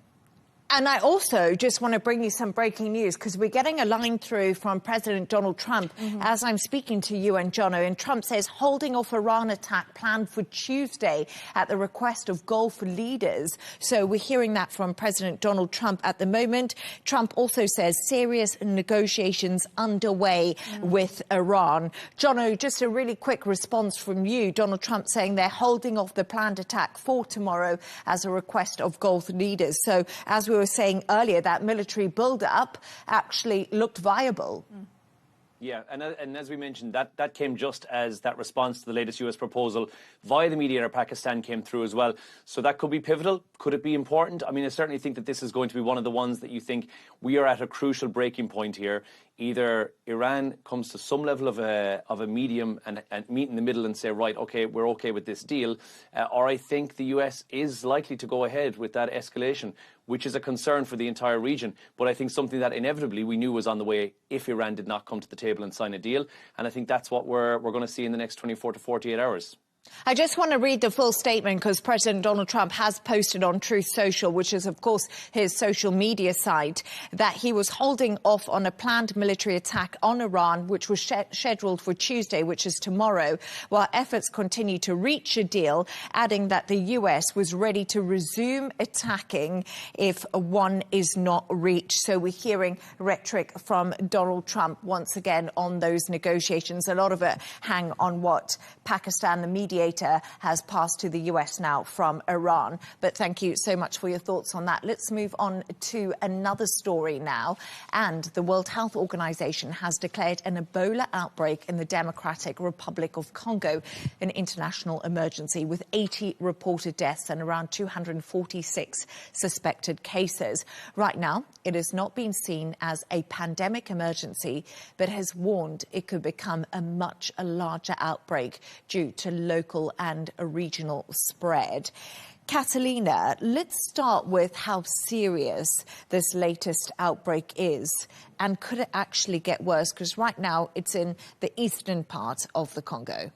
Right, Leigh Ann. And if we're talking about it as much as we are right now, it is a sign that it is getting very serious. The health officials are also treating this new Ebola outbreak very seriously. This is why the World Health Organization declared the outbreak a public health emergency of international concern. So that's the WHO's highest level of alarm, short of calling it, not yet, and I don't think, according to what they're saying, it will be a pandemic threat. So what makes this outbreak especially concerning is that, Leigh Ann, you'll correct me here, this is the Bundibugyo strain? Is that how we say it? Okay. Bundibugyo strain of Ebola. So unlike previous Ebola outbreaks, there are currently no approved vaccines or treatments for this specific strain. So what becomes really critical here is containment of those who are infected. That's critical. So the WHO is also warning that the true scale of the outbreak right now may actually be larger than the current numbers suggest in conflict-affected areas as well of eastern Congo. So surveillance is also very difficult. Access to healthcare is limited, and some infections go undetected for days or even weeks. So could it get worse? Yes, potentially, and it probably will. But they warn that it probably won't become a pandemic threat. But Ebola outbreaks do escalate very quickly. So the next weeks are going to be crucial in determining whether this remains a serious but contained regional outbreak. Catalina, absolutely. And like you say, there's just no vaccines for this particular strain of Ebola virus at the moment. And we were also talking a little bit earlier that the World Health Organization is actually holding a decision-making assembly in Geneva. It's the WHO's annual summit that they do have. And they said Ebola and hantavirus outbreaks, sign of our dangerous times. Jono, what are public health officials most concerned about right now? Because Catalina did talk to me just there about the spread and not really knowing how far it's gone as of now. So there's more to that as well, I guess. Look, the biggest cause is not really the numbers that we're seeing on the table, because, yeah, although 248, I believe it is, that have currently been diagnosed, is nowhere close to the 3,500 that we saw in the 2014 outbreak as well. Also, there was one 2014 to 2016, about 30,000 cases and over 11,000 deaths across Guinea. There was also Liberia, Sierra Leone were all affected at that time as well. And then the last outbreak in this exact region was 3,400 cases, which was 2018 to 2020. And look, Ebola does pop up, unfortunately, every now and again, and horrific symptoms as well. A very, very severe flu. Death rate, depending on the strain, can be anywhere from 40 to 90%. So certainly not something that you want to be doing the rounds. But the potential is for the numbers that we cannot see yet. So although we know that these numbers are confirmed, there is an incubation period on this one of about 7 to 21 days. So depending on how long you've been exposed. So up until 21 days after, you can have some flu-like symptoms, and then it progresses very, very quickly and becomes very, very deadly. So Congo is used to dealing with outbreaks like this. But yeah, a public health emergency on this level, of course, with 246 suspected cases, 80 deaths in DR Congo so far. So it's also been in other neighbouring countries, Uganda, which of course Rwanda, Uganda and DRC all sharing a border. So what comes into play here is a few different things. There's cases that have now moved from one region to another, and they're larger populated centres. So DRC is obviously quite sparsely populated, but then there are some areas within DRC and within Uganda that are very, very heavily populated. And if this has already gone across borders, that's a concern. Like Catalina said, there is no vaccine and there is no treatment for this one. So there are outbreaks that can be managed. This one is unfortunately not one of those. And then the third is that there's already a difficult healthcare access within DRC and within Uganda as well. And tracing contacts, which is something that we remember from COVID times, it can actually be very, very difficult. You can't quickly identify who's been infected, who you interacted with. So outbreaks can spread rapidly in that area of the world. So no, we're not getting into a COVID type situation. That's what the experts are saying on this. But it is very clear they're going to try and contain this as quickly as they can, because if it spreads to a densely populated area, then all of a sudden this becomes a far more difficult thing to control. So we're not quite at that level just yet, but it is a concern. And as you say, it is a concern at the moment for the WHO. And we must remember, when we had the big outbreak in 2014, 2016, cases of Ebola were recorded in places like the UK and in the US. And we have heard today from the US CDC, they will enhance screening and monitoring of travellers arriving from areas affected by Ebola outbreak. So we're now seeing that with travelling like we did in COVID. And it's fascinating what Jono was saying there, because for decades there's been so much research into Ebola, especially in the Congo region, because that has been the hotspot. And a lot of it is also down to environment. It's down to these porous borders, as Jono mentioned. And it's also down to the fact that bushmeat is still popular to eat and to have in those areas, especially of the Congo. So it's really getting this under control, isn't it now, which the WHO has said is absolutely pressing. And also, you and I were talking about this before, the WHO has gone through massive funding cuts this year. Exactly. That would be about 21% funding cuts, and that was probably because of U.S. withdrawal and deep funding cuts within the WHO. So this can also affect, right now we're seeing hantavirus, we're seeing an Ebola outbreak, so maybe it would be a good time to get those fundings back in. Yeah, and it's so... And I think, again, the concern with this also is that when you talk about the population of Democratic Republic of Congo, which is about 120 million, about 50 million of them have no actual access to safe drinking water either. And I've been there on a trip to see it. You've also got millions more who don't have any access to decent healthcare facilities, or at least they have restricted access to basic things like healthcare service. So the concern would be that if something like this did take hold of a relatively small community, it could spread to millions in a matter of weeks or months. And that's where the concern is the fact that there is very limited healthcare available to the people who are at most risk here.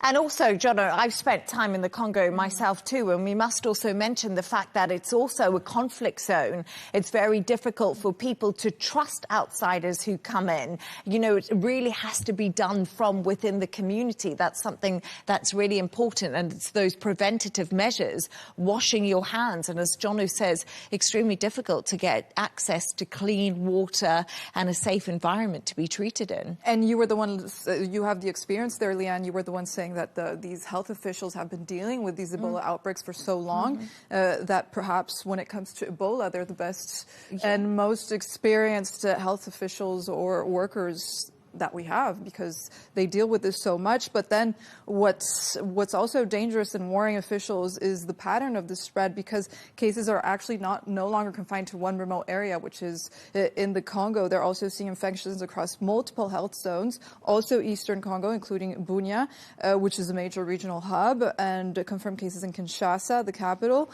This is linked to travel. Obviously, this happens. We've seen it with COVID, even the hantavirus, and perhaps most significantly, the virus has now crossed borders into Uganda. So this became a cross-border infection as well. So especially in these regions with high populated movement and, as Jono mentioned, fragile healthcare system. So it's a week, or we'd have to observe how this Ebola outbreak is going to evolve.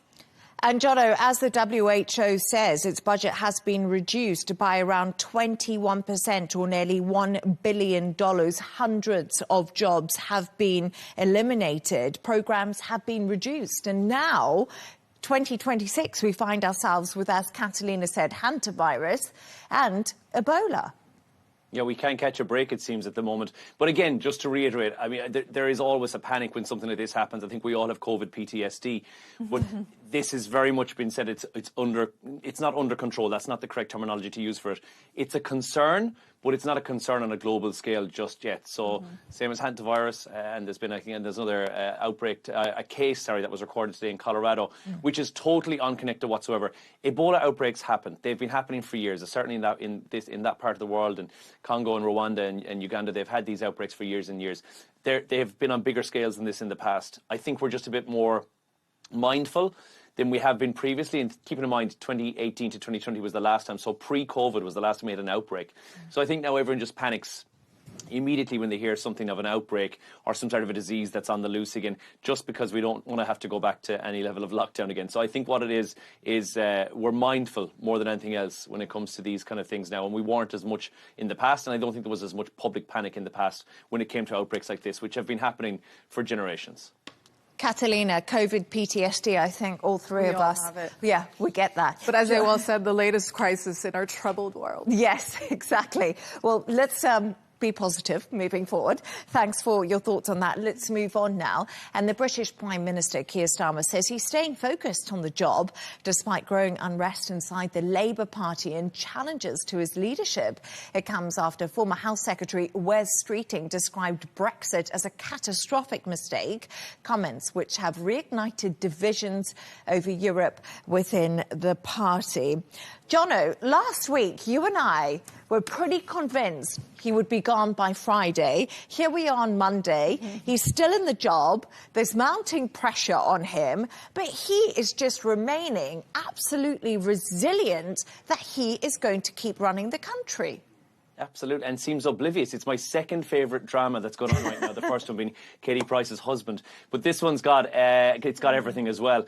The Labour Party, and that suggestion in there, he's digging his heels in firmly. He is going to fight rather than walk away, and I don't think that that's what anyone saw last week. The report suggested, of course, we heard that 80 Labour MPs urged him to consider stepping away, or to at least roadmap out his shift of power, which would have been a smart thing to do last week. But instead, nope, he said, I'm focused on governing and doing the job that I was elected to do. So the issue now goes beyond simply surviving like the next couple of weeks and months, because politically the danger is that Labour is going to go in something that is where no party wants to be, but they call it a leadership speculation mode. So basically the party is stuck in this rut, and every single interview, every poll stops being about policy, stops being about the party, and starts becoming a judgment on the leader's future and who is the new leader of that party going to be. So that's already starting to happen. Instead of conversations being about things that are important, the economy, the cost of living, public services, the war, the focus has shifted entirely onto Labour itself and to Keir Starmer. Who's unhappy? Who's moving around within? Who are the chess pieces that we're moving around? And ultimately, who might replace him? And of course, there's these front runners like Andy Burnham, who is Mayor of Greater Manchester, but he is not currently an MP. So with that comes the drama that he needs to get elected beforehand. So let's see if that happens. And if it does, then he could be a contender in there as well. And he would probably resonate a lot with Labour voters who are outside of London. I think that would probably be a smooth move for them. Of course, he has to win the seat first. Wes Streeting, his name has been brandished around for the last couple of days and weeks as well. Very strong contender, I think, with this. Let's see how it goes for him. But he's had some recent comments about Brexit in the last day or so, bringing that back to the fore once again. So it depends on how that's going to go down. But it's generated a bit of an internal discussion within the Labour Party as well, saying that there might be a bit of unease with the fact that that was his comment. And then there's Angela Rayner, who, you know, you can't ignore her as much as you might try. But she's in there as well as a potential. There's no indication that she's actually challenging Starmer right now, so we don't know that. But there is a lot of frustration around the strategy, the direction within Labour as well. And that's why those names are all in the conversation. So I think what Keir Starmer issue is right now, I mean, one of them, is probably perception. Because the story, again, is not going to be about Labour, their policies and their procedures. It's going to be about when is Starmer moving, what is he doing, and what's his roadmap for the party. And I think that's what everyone wants to find out. And I think what really fascinated me today is the Deputy Prime Minister, David Lammy, was doing the news rounds on the British TV stations to talk about justice legislation, but no one wanted to talk about justice legislation. As Jono says, you know, the things that should actually be running the country is just completely overshadowed. And yesterday, Catalina, I watched a little bit of Wes Streeting. Well, I actually watched his whole speech where he said he was going to run for the leadership contest. It's important to know that a leadership contest hasn't been triggered at this stage. And he talked about Brexit. And as soon as I heard him say that Brexit, I thought, the UK's got such Brexit fatigue. We don't want to talk about it anymore. We voted to leave the UK. But he's put Brexit back in the spotlight. So what has the reaction actually been? Because now everyone's talking about Brexit again. It's that toxic breakup. Yeah. But we haven't heard of Brexit as much as we did in 2016. So Brexit suddenly becoming, once again, a big political issue here. And this is inside Labour. That's mainly because, as you mentioned, Leigh Ann Gerrans, who's the former health secretary, over the weekend, he said that leaving the European Union was a catastrophic mistake. I think he was also saying that he's just publicly saying something that's him and other officials within the Labour Party have been talking about privately. But in the left of the Labour Party, because the Labour Party split between right and left, and Brexit seems to be an issue to appeal to the left of the party, not so much to the right of the party. So that's where the debate's coming in. Which is a good specificity for the UK, but this is also Keir Starmer that's tried to avoid reopening this issue for Brexit. He just wants to bury it, but they keep bringing it up. So his message for Keir Starmer has basically been, Brexit happened. Britain is not rejoining the EU, so let's move on and focus on other issues like fixing the economy and public services and other issues that he wants to talk about instead, since this is an issue that's, he wants to bury since 2016. So Streeting's comments have changed the conversation a bit here. So some Labour supporters, as you said, those on the left, especially those who were strongly against Brexit, agree with Wes Streeting, say he's opening a conversation that many already think privately about the economy and the economic impact of leaving the EU right now. I think UK economy has been on decline for a while now. So at the same time, there's other Labour that are nervous, Labour Party that are nervous. They worry talking about Brexit again could also upset those voters that were strongly pro-Brexit and strongly backed to leave. Particularly, that would be the traditional working class area Labours that Labour worked hard to win back. So this is a conversation that's being had. Where will it go? We'll have to see. I just want to say, June 23rd, 2016, the UK voted to leave the EU, Brexit. Can you believe it? 10 years ago. And now we're reigniting. And we're still talking about it. I can't, but it will be interesting to see. Very bad breakup. Yeah, bad breakup, and now they want to put it back on the agenda. But just a quick thought there. Andy Burnham, the clear favourite for Labour leader, a poll of party members does suggest. But as Jono said, he would have to win that by-election in Makerfield, and actually, if he doesn't win that, what happens then? It's over. It's over. It's over, exactly. Pack your bags. And I think at any stage, if he was going to, and he wouldn't, but if Keir Starmer was going to call a general election tomorrow, based upon a poll that was out, I think on Friday of last week, Reform would have 30% of the popular vote. Conservatives would have 17%. Labour rates below the Liberal Democrats. I want you to put that in perspective for a second. They're below the Greens and Liberal Democrats. That's John, where they are. I would love to put it into perspective, but we have to move on because I'm getting in trouble in my ear. So that was a great conversation. Everyone, thank you so much. We're Brexiting this conversation. Now, the England golfer Aaron Rai made history this weekend, becoming the first English player to win the US PGA Championship in more than a century. The 31-year-old beat competition favourite John Ram and Alex Smalley to pull off a stunning victory. After picking up the trophy, he reflected on his historic win. Take a listen. There's a lot of incredible and historic English players over those 100 years who have gone on to achieve incredible things and had phenomenal careers. But to win this event and to be a person that's the first one to have won it in such a long time from England is an amazing thing and something to be extremely proud of. Catalina, go on, lad. He should be extremely proud. This has been described as one of the greatest underdog moments in modern golf. What more do we know? Well, and also for something that he's known of, being very humble, and I think we just saw it right there in his way of speaking and talking about. He didn't even take off his cap. I couldn't see his. Yes. Anyway, but he is becoming now a household name, Aaron Rai. So he's a huge surprise in golf story now, and one of those people that a lot of people and golf fans, are connecting with. Aaron Rai wasn't one of the biggest favorites coming into this tournament for the win, but he produced this performance of his lifetime, winning one of golf's biggest prizes. This is the PGA Championship. So in doing so, he also became the first English player, that's what we know, to win this event in more than 100 years, which is a remarkable achievement, number one, amongst many more. What impressed people also is we saw it, how calm he is. He stayed under pressure during the final round. His performance, of course, he was up against the biggest stars in golf, and he looked completely focused and controlled right to the end. Beyond the sport itself, fans really seem to be liking his personality as well. He's very different to perhaps Tiger Woods, as we're used to seeing. Aaron Rai has a reputation for being very humble, down to earth. He's not flashy. He keeps a low profile. He comes from humble beginnings, also in what is a very elitist sport. And Rory McIlroy and all the big guys on tour have come out and just said, you know, we're all so chuffed for Aaron Rai that he won this.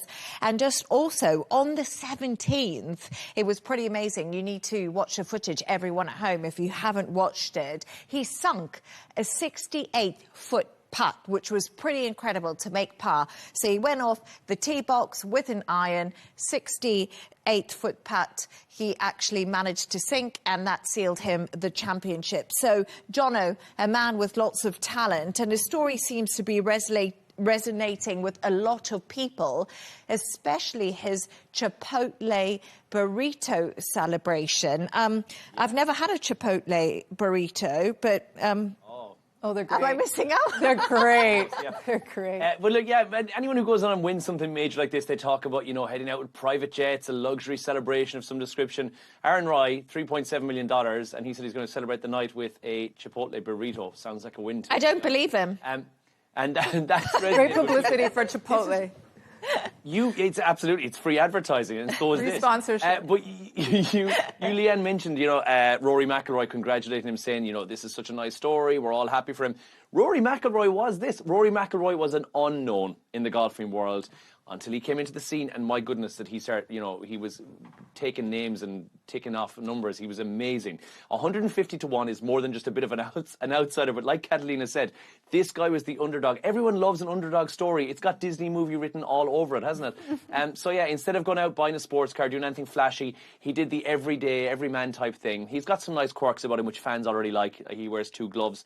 You'll see that when he's playing, which is unusual in professional golf. He uses iron heads covers, which is something that in golfing circle is treated as kind of an unwritten sport and crime more than anything else, apparently. So there's a reason that people see him as quite a sweet character. He was so well respected when he was younger as well. I think that's a lot of it. And people are just genuinely happy that he has become this reflection of himself and his personality. He is humble, he is down to earth.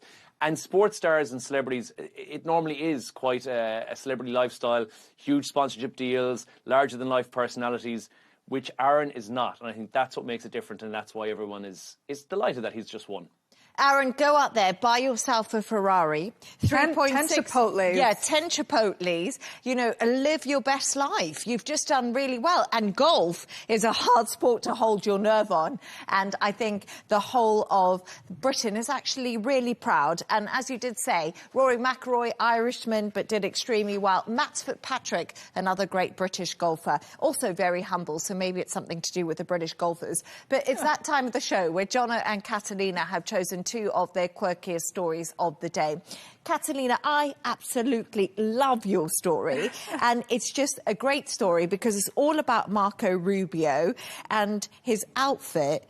It was just pretty amazing. And it actually wasn't AI, was it? It wasn't AI. I had to go back to the comments to check. You never know nowadays. But it's also an outfit that we're not used to seeing Marco Rubio in. He's always very polished in his suits. But this has become one of those moments that the internet absolutely loves. So this is Marco Rubio photographed. There you could see it in the Air Force One Nike, the gray tracksuit famously worn by the captured Venezuelan former leader, Nicolás Maduro. He was wearing this after his dramatic capture, and we all saw all the memes as well. So people online were joking that Rubio has gone full method actor diplomacy. Others called it Maduro fit or Maduro maxing as well. Donald Trump was also asked about it in the Air Force One, and in classic Trump, he said Rubio looked very good and outstanding in the outfit, although Trump also joked that he personally wouldn't wear that. I don't think we'd see him wearing that. But what makes it even funnier is that Rubio also talked about it. He responded about it during a Spanish TV interview. He stated the suit is simply very comfortable. He was very comfortable about it. And he said that Maduro actually copied him because he was the first one to buy this tracksuit. So who made the purchase first? We're going to have to fact check that, Leigh Ann. Jono, I have to say, I'm going to bring this conversation to you because we look at Marco Rubio there and he actually looks pretty good, doesn't he?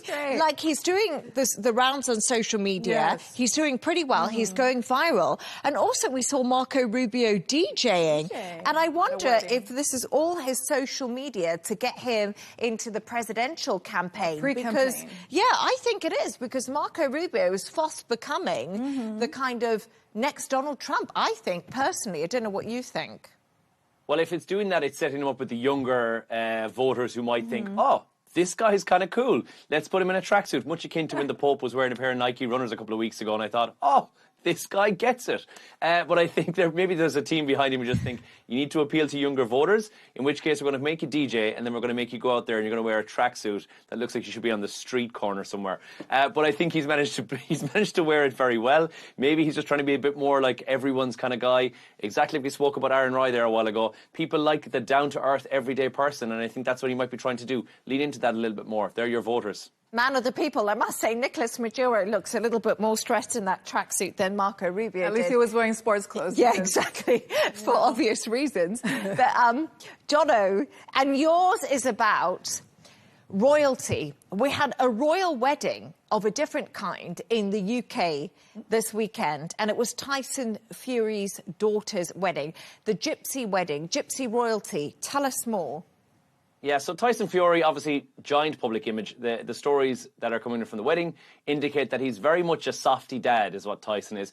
He became emotional during the speech. There's a lot of attention around the scale and the glamour of the wedding itself. If you've ever watched My Big Fat Gypsy Wedding, you'll be aware that gypsy weddings can be quite a bit of a spectacle.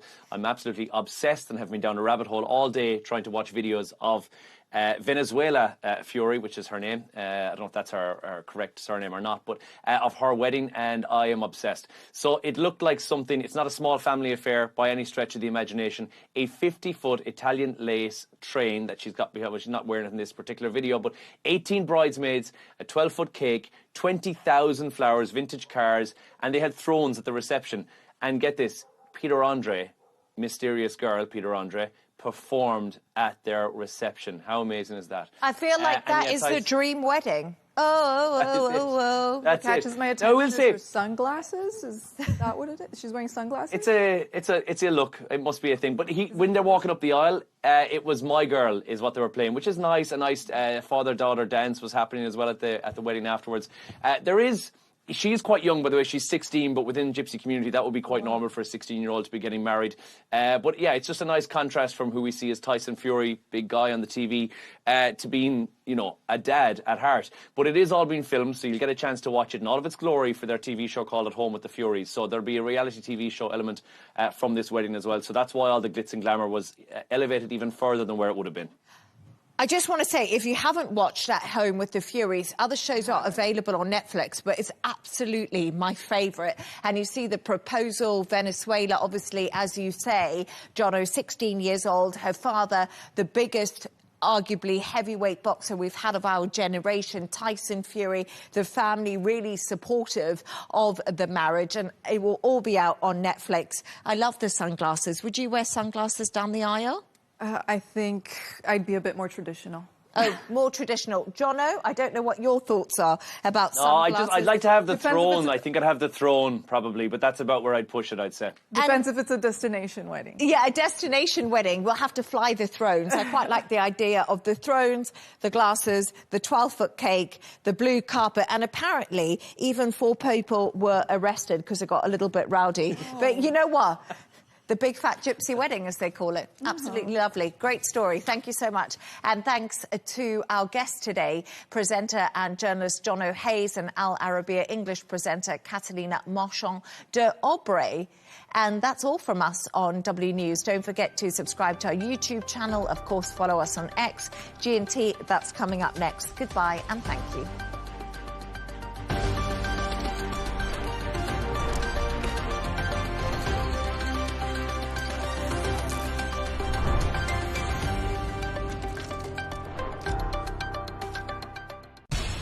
We have to take care of our people, and we're going to take care of our people first. For in-depth analysis and all the latest developments across the globe, make sure you join us every weekday. President Trump is trying to negotiate a ceasefire. With so much happening, so much information, and so much noise, International law will have no part in his administration. It can be hard to keep track. Tariffs will just fuel inflation. We're going to fight these tariffs. But you can count on us to tell you what you need to know. We stand by your side. Join me, Tom Burges Watson, for Global News Today, right here on Al Arabiya News.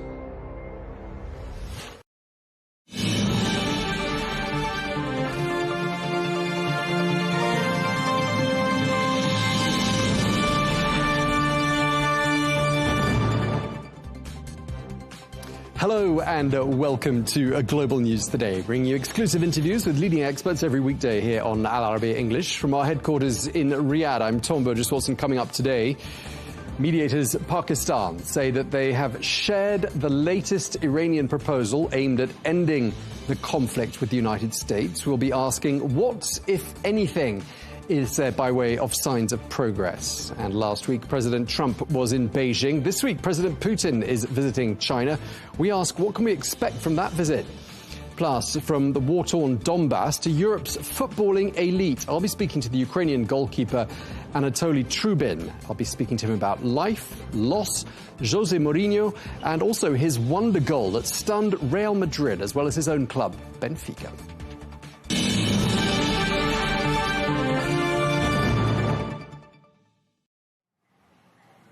Hello and welcome to the programme. We begin with the latest on diplomatic efforts aimed at ending the Iran war. Well, Pakistan, which is mediating between Tehran and Washington, says it has shared a revised Iranian proposal with the United States. Well, Iran's foreign ministry has confirmed that its views have been conveyed to Washington, though no details have been released as yet. Well, despite a fragile ceasefire, talks remain a deadlock between the two sides. The key sticking points include Iran's nuclear program, access through the Strait of Hormuz, sanctions relief, and compensation for war damage. Well, for his part, President Trump has described the ceasefire as being on life support, and he's warned that the clock is ticking. We're joined now by Mick Mulroy, who is a former US Deputy Assistant Secretary of Defense for the Middle East, who served under President Trump. Thank you very much indeed for joining us from the United States. Let's talk about where we are right now. There seems to be this impasse in the negotiations. On Truth Social, President Trump said on Sunday, the clock is ticking for Iran. They better get moving fast, or there won't be anything left of them. And I wonder whether you envisage perhaps the United States might take military action to speed things up. It's good to be with you, Tom. I do think the United States is really frustrated with the pace of the negotiations. They believe Iran is simply stalling. Some of their requests, some of their requirements, if you will, are completely unrealistic, just to be frank. They're asking for the U.S. to grant sovereignty for Iran over the Strait of Hormuz. The U.S. doesn't own the Strait of Hormuz. It's an international waterway. We have no more right to grant sovereignty to another country as any other country in the world. So that's not even within our capabilities. And you also referenced reparations. The U.S. is not going to pay reparations, just like Iran is not going to pay reparations for the countries it attacked. So I do think this should get into the realm of possibility, which is the key nuclear agreement, all the components of the original nuclear agreement, and, of course, opening up an international waterways. They don't have a right to keep that. But right now, I think the U.S. is getting very frustrated, and I do believe it's increasing the potential for the use of military force for the resumption of the air war. Okay. I mean, we've heard President Trump expressing exasperation and a loss of patience with Iran for several weeks. There have been lots of what have sounded like final warnings. And I wonder whether, from a strategic point of view, it's erroneous to issue too many final warnings, because it's like a child that's given final warnings by its parents, and the parent then doesn't deliver on the threat. I mean, doesn't that undermine the warnings? I think you could make that case, and I think you could make the case that if you are, hyperbolic on your statements of the annihilation of civilizations, etc., that eventually it just uses any kind of importance, any kind of belief that it's actually going to occur. But I would point out this. I mean, the U.S. has taken military action in the past, obviously during the 12-day war, and the war that started on February 28th. So I wouldn't call it an empty threat by President Trump. I think he is very much capable and certainly willing to use military force. He's done it in the past, the immediate past. And he has positioned forces, the U.S. military has positioned forces to resume this. And it could be very damaging, not only to their military infrastructure, but apparently, according to the statements by President Trump, the energy infrastructure inside Iran, which would affect everybody. I mean, which side is hurting more, would you say? Because we've got these rival blockades. There's the U.S. port blockade, which is crippling Iranian exports. And then there's the Iranian blockade of the Strait of Hormuz, which essentially holds much of the world economy to ransom. I mean, who's hurting more? So I think the actual impact is greater inside Iran. They have basically been cut off from their supply, not only of the ability to sell energy, which is most of its income, but the ability to get goods from the sea. However, the Iranian regime is not very responsive to the Iranian people. They can see a complete collapse of their currency. They could see quite a few economic hardships. That's why they were protesting in the beginning. But the Iranian regime clearly doesn't care about the Iranian people. They've already killed during those protests tens of thousands. That's different in the United States.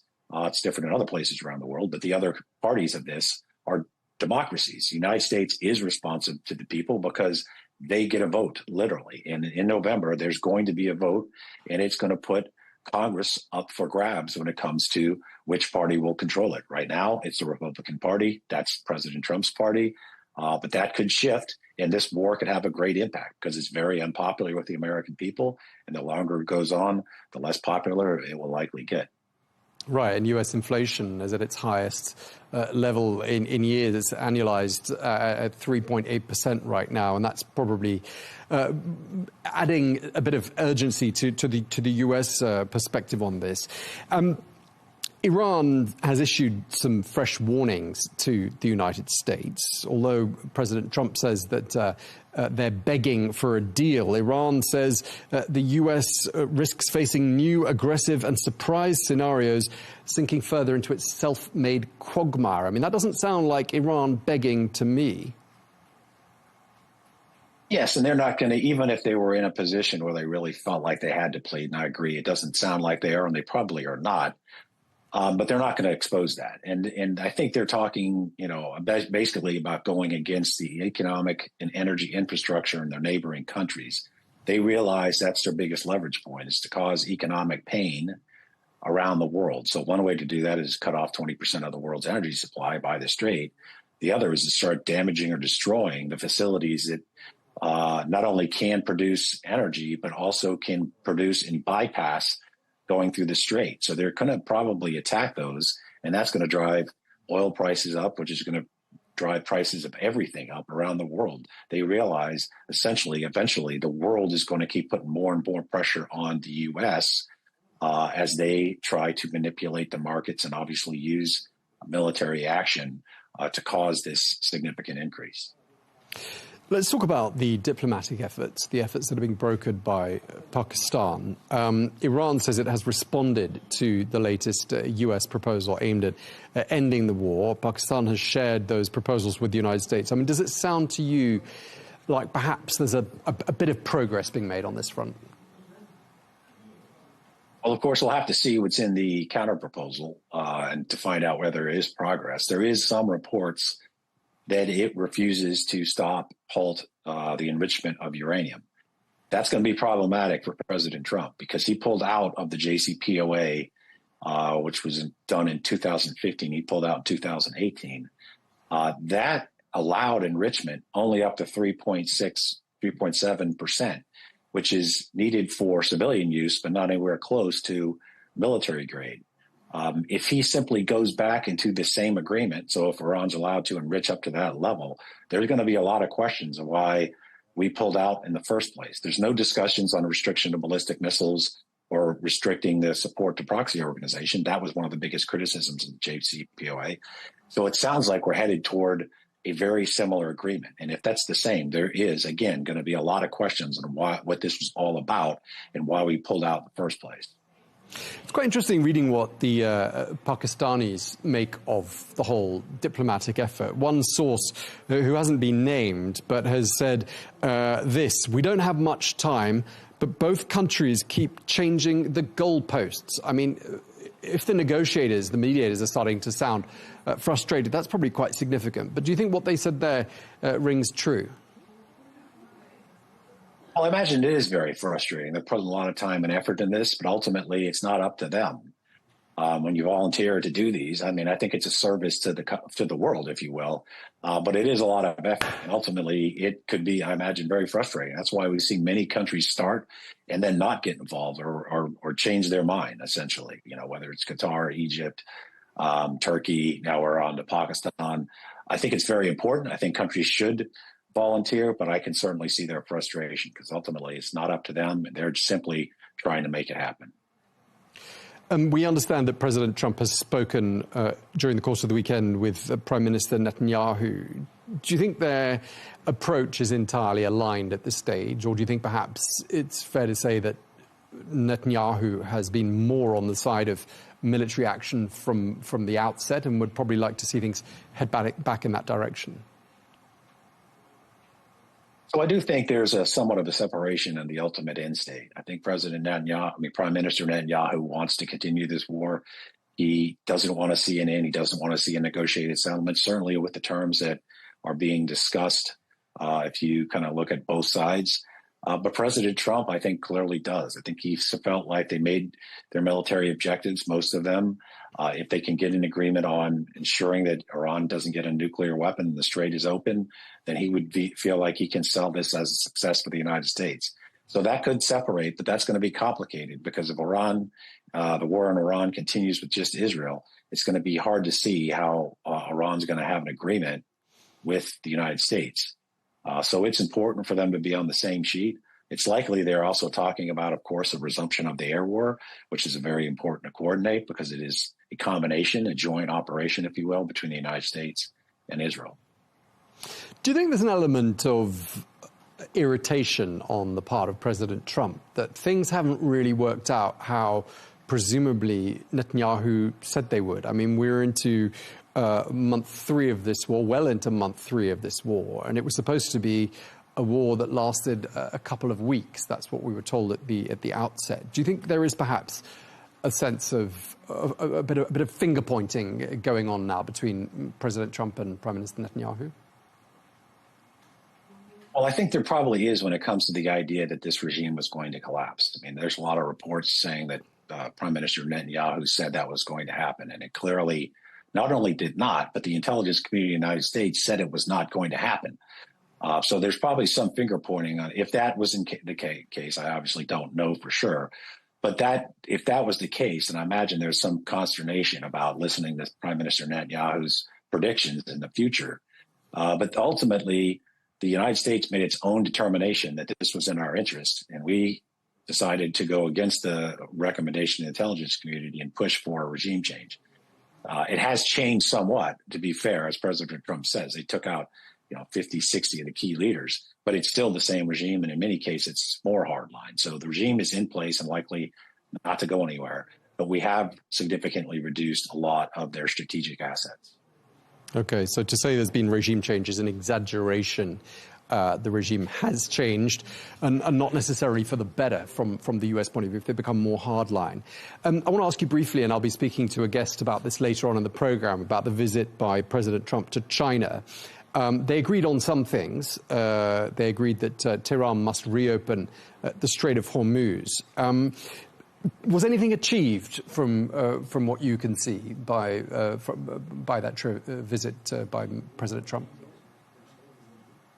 So, of course, they announced a lot of trade agreements. $17 billion, apparently, China has agreed to purchase in agricultural goods from the United States. But on the security front, it doesn't look like China is going to do much to try to end the war in Iran. They said, as you mentioned, of course, they want the Strait of Hormuz open.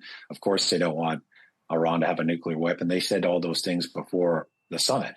But it's unclear to me that China they basically have two options here. They can try to push for this to be over, which would help them when it comes to getting their energy. But they have 1.5 billion barrels of reserve fuel.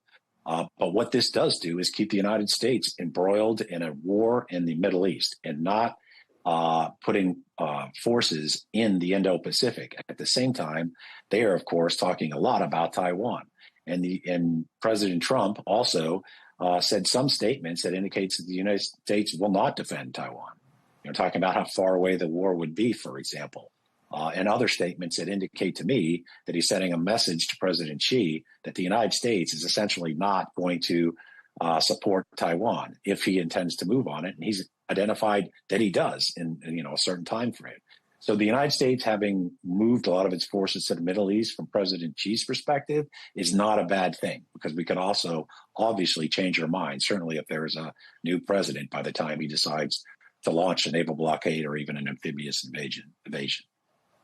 Okay, and just lastly, Mick, if you don't mind, I mean, this war has clearly destabilized much of the region. I wonder whether you think there's a risk to allowing this war to drag on for much longer, a national security risk. Certainly. This is extraordinarily expensive. It's driving up costs around the world. It could drive up inflation in the United States. From a political perspective, I'm not political, but certainly from the president's perspective, it could have him lose both the House and the Senate. So his last 2 years would be very challenging in many regards. And of course, this is impacting the whole world. So it's the U.S. and, in some respects, Israel negotiating with Iran, but it's impacting every country, especially in the Indo-Pacific. So this is something I think the world's going to become more and more involved with and more vocal about coming to an end. Okay, we really appreciate you taking the time to speak to us, as ever. Mick Mulroy, former U.S. Deputy Assistant Secretary of Defense for the Middle East. Thank you for joining us today from Virginia. Good to be with you, Tom.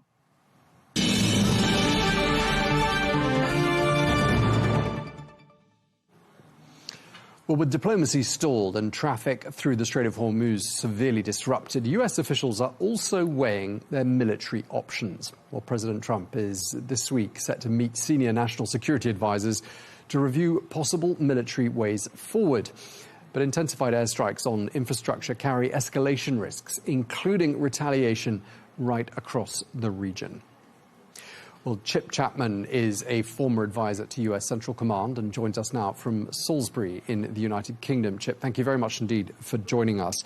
I just wanted to start by putting to you a comment that was made by someone I'm sure you know, retired Admiral James Stavridis, former Supreme Allied Commander in Europe, who told the Washington Post the following: ordering the U.S. Navy to reopen the Strait of Hormuz would require an aircraft carrier with 80 Navy aircraft, a dozen guided missiles, half a dozen minesweepers, 75 plus U.S. aircraft, U.S. Air Force aircraft, 35 Army helicopters, and somewhere between 5,000 and 10,000 ground troops on the ground in that part of Iran. So when Iran says this is a quagmire of President Trump's own making, I mean, it sounds like they've got a point. There's a foundational principle in fleet operations, which is a ship's a fool to fight a fort. It's what the fort is in the Strait of Hormuz at the moment, and how far does that extend both along the coastline and inland, particularly with now what we call the sort of kill zone with drones. So I think you can forget about the numbers that you mentioned. It's a significant part of terrain that you would have to take on to enable or disable the anti-access area denial weapons of the Iranians, in the same way that the American fleet went nowhere near the Venezuelan coast. That is why the American fleet is actually in the North Indian Sea. It's not within the Strait of Hormuz because the risk envelope is too great. Right, and earlier on this month there was that announcement of a naval mission to try to reopen the Strait of Hormuz. I mean, it only lasted about 48 hours, and that does suggest, doesn't it, that the U.S. doesn't necessarily have what it takes. I mean, it's a mission impossible, is it not, to reopen and take control of the strait? No, I don't think it's a mission impossible, but you need political will and you need the military resources to do it. Anything can be done if you apply enough resources. But I think you have to look really at one of the reasons that they cancelled that operation that you talked about, Tom, and that was for diplomatic reasons, particularly from the Pakistanis wishing to re-energize the negotiations. So really we're looking at a triangle here, which is to do with reward, pressure and concessions. What's happened is we've really gone through two bits of sort of gaming really in the war so far. We had, well, the pre-war, we had the sanctions regime, then we had the kinetic regime. They're now trying the third path, which is the blockade. The key thing here is both of the sides are really adopting a kind of anaconda strategy. That is, who's squeezing the life out of the other side, and it's who blinks first within that, which determines what the outcome of this will be, both either in diplomatic terms, in kinetic terms, or in economic terms. We don't know the outcome to that. There are risks for both sides, and we don't know how long the time pressure conundrum will work for both sides. There are these classic, slightly overused, sort of almost cliche US doctrines, big stick diplomacy and peace through strength. But do you think diplomacy stands a bit more of a chance if it is accompanied by action and a knowledge on one side that the threats are real? Well, again, it comes back down to Tolstoy's two greatest warriors being time and patience. Now, the people that you would need to negotiate need to be diplomats, not people who are in the inner circle of Trump. And if you really want to get to a denouement on the nuclear file, which originally was one of the two things that the Americans wanted to do, it's always a foundational principle as well that the Strait of Hormuz should be open, or indeed freedom of navigation should be there, then you need functional experts who understand about nuclear technology. That is why it took so long for the Joint Comprehensive Plan of Action to come to fruition in 2015, which of course President Trump rescinded in May 2018. So have the Americans got the patience to negotiate that part of the nuclear file, which is what they want to do? The Strait of Hormuz should be a given, but at the moment you don't sort of negotiate with someone if you think he's already in a surrender posture. And one thing that is clear from the Iranians is they think that they have absolute leverage because of the Strait of Hormuz, and they're not in a surrender posture. And you don't negotiate with a defeated enemy. We never negotiated with the Germans at the end of the Second World War.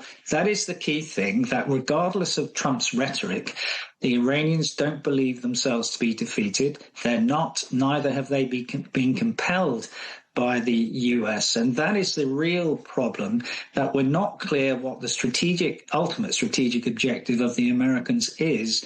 And that's why you have some pushback at the moment, I think, both in the Senate with, looking at potentially not giving them any supplementals, which would technically could stop the campaigning because they would run out of money. Wars are not fought with the defence budget on a year-to-year basis. You need the supplementals for that. And secondly, whether you would have pushback in the next few weeks on the 1973 War Powers Resolution, with people sort of now saying that unless you absolutely tell us what the strategic objective is, Congress will have primacy, not the president, in determining the way forward of this war.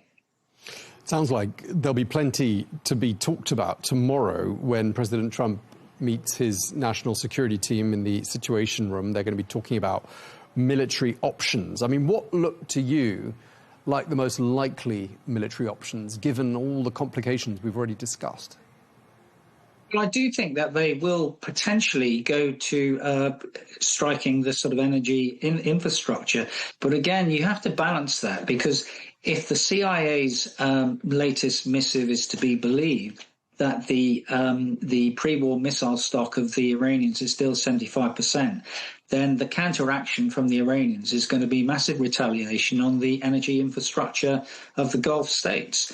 And that will push the price of a barrel of oil up once more. And therefore you alter this reward pressure concession sort of activity which is going on. And of course it isn't activity which is the important thing, it's the outcome.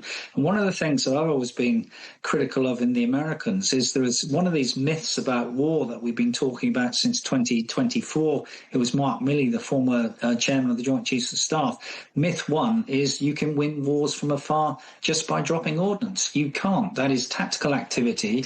It's targets points which are being hit, it doesn't necessarily lead to strategic outcomes. Now, that doesn't mean that that, in conjunction with a blockade, wouldn't lead to a strategic outcome.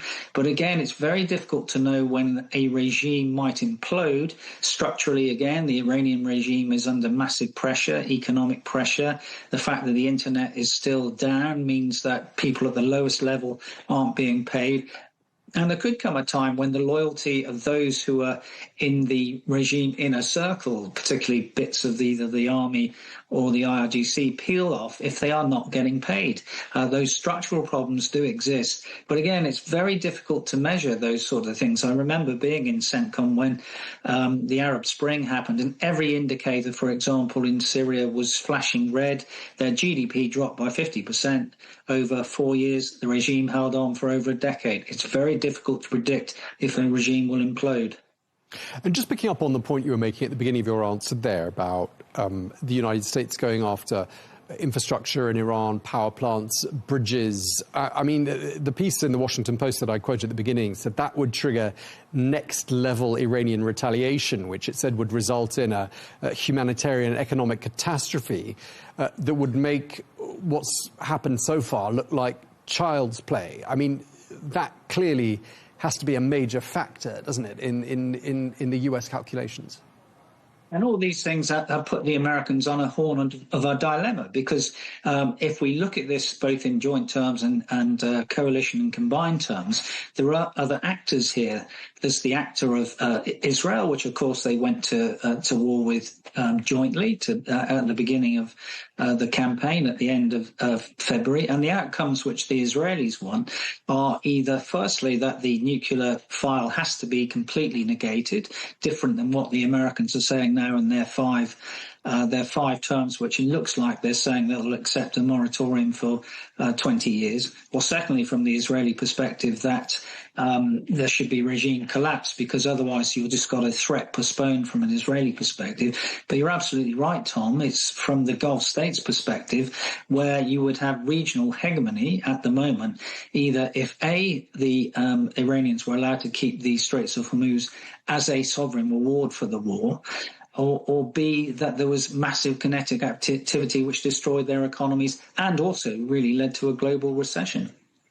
Right. I mean, just looking back at these last 2.5 months and the 38 days of Israeli-US bombing, I mean, from a US/Western perspective, has anything been achieved? No, I don't think it has. And this is, again, one of the problems with the rhetoric that President Trump has, that he has a sort of maximalist rhetoric, sort of as a form of personalised coercive bargaining. But that sort of shock wears off. No one takes it seriously anymore. And there are certain countries which won't be bullied, and Iran is one of those countries. So he can say that they've been defeated 37 times on Truth Social, but they haven't been defeated, because although you might have written down some of their physical combat power, it's your total means multiplied by your strength of will, which gives you the power of resistance. They have not been compelled. The power of resistance of the Iranians is still there. It is a pernicious regime. I'd like to see it fall, but at the moment I don't see the indicators which means that would happen in the next week or month. Yeah, I mean, we're now in the third month of a war that was supposed to last 4 to 5 weeks. And there will be those hawks who are telling President Trump tomorrow, in particular in the context of that national security meeting that he's holding, telling him to finish the job. And again, going back to what a piece in the Washington Post said, Trump has, it says, no good military option to finish the job. I mean, it does sound very much like you would agree with the person that wrote that. Would, because again, I come back to what is the strategic outcome that the Americans wish to achieve in the war. You know, you're attacking and targets is a tactical activity. So when Trump, for example, says that they've destroyed the Iranian Navy, they've destroyed the sort of conventional Navy. That is true, but it is also irrelevant when you still have the Mosquito fleet there, which is the one which holds the Strait of Hormuz to ransom. So it is this confusion of tactics with strategy which has bedeviled the Americans all the way along, I think. It's never been clear what they want to achieve at the strategic level. You're in a country where the Prime Minister said right at the beginning, regime change cannot be achieved from the air. I mean, to some extent, it seems like he's, in your view, been proven right. Do you think the UK and others were right to stay out of this? Do, because you didn't have an end state. No end state was determined by the Americans. We don't know what it was supposed to look like the day after. And there were 10 foundational principles, again, which the UK came up with after the 2003 Iraq intervention, which came out of the long inquiry, which was the Chilcot recommendations. And Chilcot gives you a 10-point checklist, and you can only check about 4 or 5 of those off. So from a UK perspective, then I think it was quite right that we didn't join something where you don't know what you're getting into, and you can use at the moment the word quagmire. It doesn't mean that will always be there, but it doesn't look like it's a clear strategic objective with an outcome for the future which you could sign up to. So I think from a European as well as a UK perspective, it was absolutely right for people not to get involved in something that they were not conditioned to get involved with from the off. And again, from the American military perspective, the American military is an exotic military which answers the question, can you do X, Y, and Z? And it's for CENTCOM to give those options to the president. The should we and must we are political questions. So a range of options will be presented to President Trump and his security advisors tomorrow. It's for the politicians to decide what they want to do, because at the end of the day, war is a continuation of policy with other means, the great Clausewitzian quote that all military folk use. OK, so just to wrap up our conversation, Chip, I mean, it sounds like it's going to be very difficult to achieve a full, total military victory here for the United States. Diplomacy is faltering, but there are some reasons to suggest that perhaps some solutions are going to be found in the days ahead. I mean, what's your prediction for the outcome here? It's a great question, actually, and I think the best way to answer that is to look at how General Kane answered that in the appropriations meetings last week, where he sort of said only political leaders decide victory or defeat, and I'll leave it to them to opine on that. They are the ones who invoke or stop the use of military force. What I think President Trump would like to get to, because this is absolutely going to be his legacy, is to get to a point where he could cut a quick deal.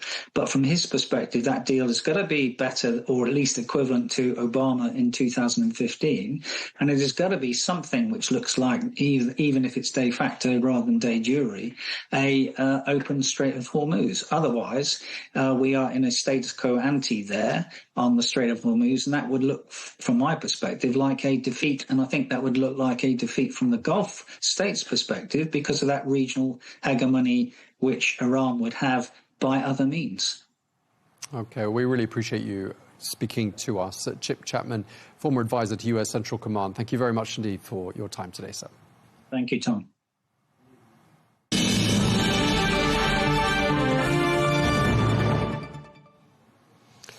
Now, last week, President Trump was in China for talks with President Xi Jinping. Well, this week, it's President Putin's turn to visit Beijing. He's expected to arrive in China on Tuesday. Well, the Kremlin says it has very serious expectations for this visit.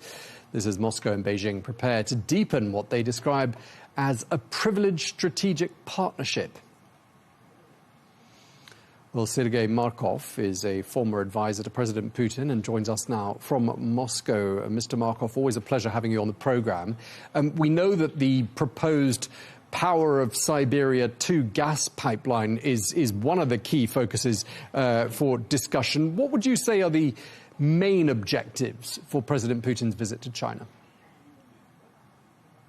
Main objective of President Putin's visit to China is to develop a relationship between Russia and China and to help each other in defending from attack of the coalition of Western imperialist countries. Everybody knows that United States want to have unipolar world, where Western countries should be the master of the world and to have domination. And Europe sometimes has discussions with the United States, but Europe agree with the general idea that Western countries should have domination of the whole world, including China and Russia. And Russia and China have to resist to such aggression of Western countries, which have different forms. Aggression against Russia has form of occupation of Ukraine by Western countries and imposing Russophobic, repressive, illegal regime in Ukraine and support this regime in the war against Russia. Aggression against China, meaning, first of all, different economic measures trying to limit freedom of world trade, which is China like very much because China is winning in such kind of economic competition on the global market. And Russia and China interesting to help each other and to have specific cooperation. Of course, Chinese believe that United States aggression against Venezuela and Iran, first of all, has goal to limit oil moving to China. And that's why China very much interested about getting oil and gas from Russia. And Russia very much interested in cooperation with China in different industrial areas because it's helped Russia, which economy is smaller than China's economy, to develop own industrial area, including in military industrial conflict, but not only in military, generally in civil areas of the civil sectors of the Russian economy as well. So this is a clear goal of such a visit. Also, as already mentioned, Russia and China interesting to develop idea of the multipolar world. And that's why Russia and China are interesting to have different cooperation in the international politics and international organizations. Of course, also Russia wants to help China in resolving of the Iranian crisis. And Russia has a very specific suggestion how to stop Iranian war. Then time, China interesting to help Russia to stop Ukrainian war. Because for Russia is great tragedy, and so it's the main areas of negotiation and cooperation. Okay, so clearly lots to talk about, and we'll pick up on some of those points, notably with regards to Iran and Ukraine in just a moment. But I mean, some are saying, you know, Russia has increasing reliance on China for economic support, for political backing. I mean, is this really a partnership of equals, or is Russia the junior partner of the two? It's the cooperation between Russia and China in economic sphere has to be with more domination of China. But same time, in energy sphere, it's clear that Russia has more domination. This energy sphere includes not only gas and oil, but, for example, construction of nuclear power station, which is much more advanced in Russia. Also, if you look at on the political sphere, you will see that, of course, Russia much more advanced than China, meaning nuclear power capacities. And general military industry and Russian military now much more advanced and developed because of the ultra-modern form of the Ukrainian war in which Russian army has to be involved. So generally, of course, Russia bigger than, so China is bigger than Russia. That's why in a lot of spheres, Russia has to take on account Chinese position more. Okay. But generally, it's cooperation between equal, independent countries. As I told a lot told with Chinese. After interview with you, I will have interview with Chinese TV. And I know for sure the Chinese does not pretend to have domination over Russia, because they understand that Russia all the time, all centuries, was only strong, absolutely independent country. Okay, but I mean, China is a superpower with a superpower, and that superpower is the fact that as a country they are able to host the United States one week and Russia the next week, and Russia can't host the United States. So doesn't that show that Beijing, politically speaking, on the international stage, very much has the upper hand? Of course, Chinese has a lot of benefits because another two superpowers, such as United States and Russia, involved in the quite war trap, I would say. They involved in the war which they didn't like to be so long and so unexpected, I would say. And of course, because Russia and United States has problems because Iranian war and Ukrainian war, China, of course, has more benefits on international area. But, you know, such countries like United States of America and Russia and China, and by the way, Europe as whole, they're so big that we couldn't expect that they will lose their big, high-ranked position on the international area. It could be some kind, their position could be changed, but they will not fall down. From Moscow's perspective, let's talk a bit about the discussions between President Xi and President Trump that happened last week. I mean, do you think Russia views those talks as having been a victory for one side or the other side or neither side? What was Russia's view of the talks? First of all, from Russian point of view, the result is not clear. I think Vladimir Putin will ask Xi about specific conditions of such talk between Trump. And generally, I would say the Russian public expert society is divided. Some of them believe that it's a failure of Donald Trump because he was not able to reach help of China in resolving of Iranian crisis. But some of them, and I am among this second position, I believe that it was a normal negotiation, because the main goal of such negotiation between Trump and Xi was moderating of the rule of games for the competition between United States of America and China in technological and economical sphere. Not to allow competition between America and China to move to the crisis of the economical war between them. It was the main goal of such visit. And such goal have been reached, I think. Okay, I mean, analysts did think perhaps President Xi would help President Trump find a way out of the Iran conflict. I mean, what's your view? I mean, are you surprised that that didn't happen? I haven't surprised very much, because I think on one hand, China needs Iran oil. But on another hand, as I know, Chinese has supply for the few months of the oil. And also, of course, China interesting weakening of United States because different conflicts, including Iranian war.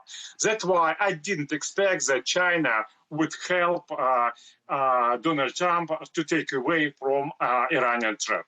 And that's exactly what happened. And what's Moscow's position on the Iran war? And is there anything that Moscow could offer to bring to the table to de-escalate and end this conflict? You know, Russian position of the Iranian war has sometimes contradiction and sometimes coherence. What is contradiction? That Russia is very much beneficial from those war. it's clear that oil prices increase and Russia getting a lot of money because of this. Sanction against Russia in more, undermined by such an Iranian war. And also main Russian enemy now against whom Russia fighting in the Ukrainian war, it's Europe. And Europe has a lot of problems because of war in Iran. And that's why it's also very beneficial for Russia on one hand. But on another hand, Russian leaders believe that to get money, to continue to get money because some people are killing, it's not good. Vladimir Putin, not only a geopolitical actor, but he also succeeded all the world-great humanists like Leo Tolstoy and Fyodor Dostoevsky. And that's why Vladimir Putin believed that it's much more better for Russia to take part in resolving of Iranian crisis. And Russia has very specific suggestion how to resolve crisis in Iran. Because if in the core of such crisis is problem of military nuclear program of Iran, Russia suggested, okay, let's move highly enriched uranium materials from Iran to the Russian territory. And Russia will have responsible storage of such enriched uranium materials. What this means that if United States follow peace deal, these highly enriched uranium materials from Iran will stay on the Russian territory. But if United States violate peace deal, Russia will give enriched uranium materials back to Iran. Russia only country which can do it, because maybe Russia and China, only two countries who can do it, because Russia and China really dependent on United States of America. It's very specific Russian suggestion which can resolve Iranian war. To our regret, Donald Trump still has two radical demands to Iran, and Donald Trump denied now this Russian suggestion. But maybe after a few months, even Donald Trump would agree with this Russian idea. Okay, let's talk a bit about Ukraine as well. And you mentioned that Ukraine may be something that Presidents Xi and Putin discuss during the next couple of days. I mean, you seem to be suggesting at the beginning of this interview that perhaps China had some advice or some support to offer Russia with regards to this ongoing conflict. What does that support or advice look like, do you think? I think Russian and Chinese position of the Ukrainian war are very close to each other. Both countries believe that much more better to have peace as soon as possible in Ukraine. And both of countries believe that aggressor in Ukrainian war is Western countries who impose imperialist neo-colonial regime to the poor Ukrainian slaves. Both of countries believe that real master of Ukraine is not President Zelensky, who is just puppet in the hands of the real master, who is Western countries. First of all, United States, now it's more European Union. And both countries, Russia and China, believe that peace deal on Ukraine should give some guarantee to the Ukraine to peace, not to Zelensky, not to Ukrainian neo-Nazi, repressive, neo-colonial, illegal, Russophobic regime, but to Ukrainian people, it should be guaranteed. At the same time, it should be guaranteed to the Russian security. And Russian and Chinese suggestion more or less going in same direction.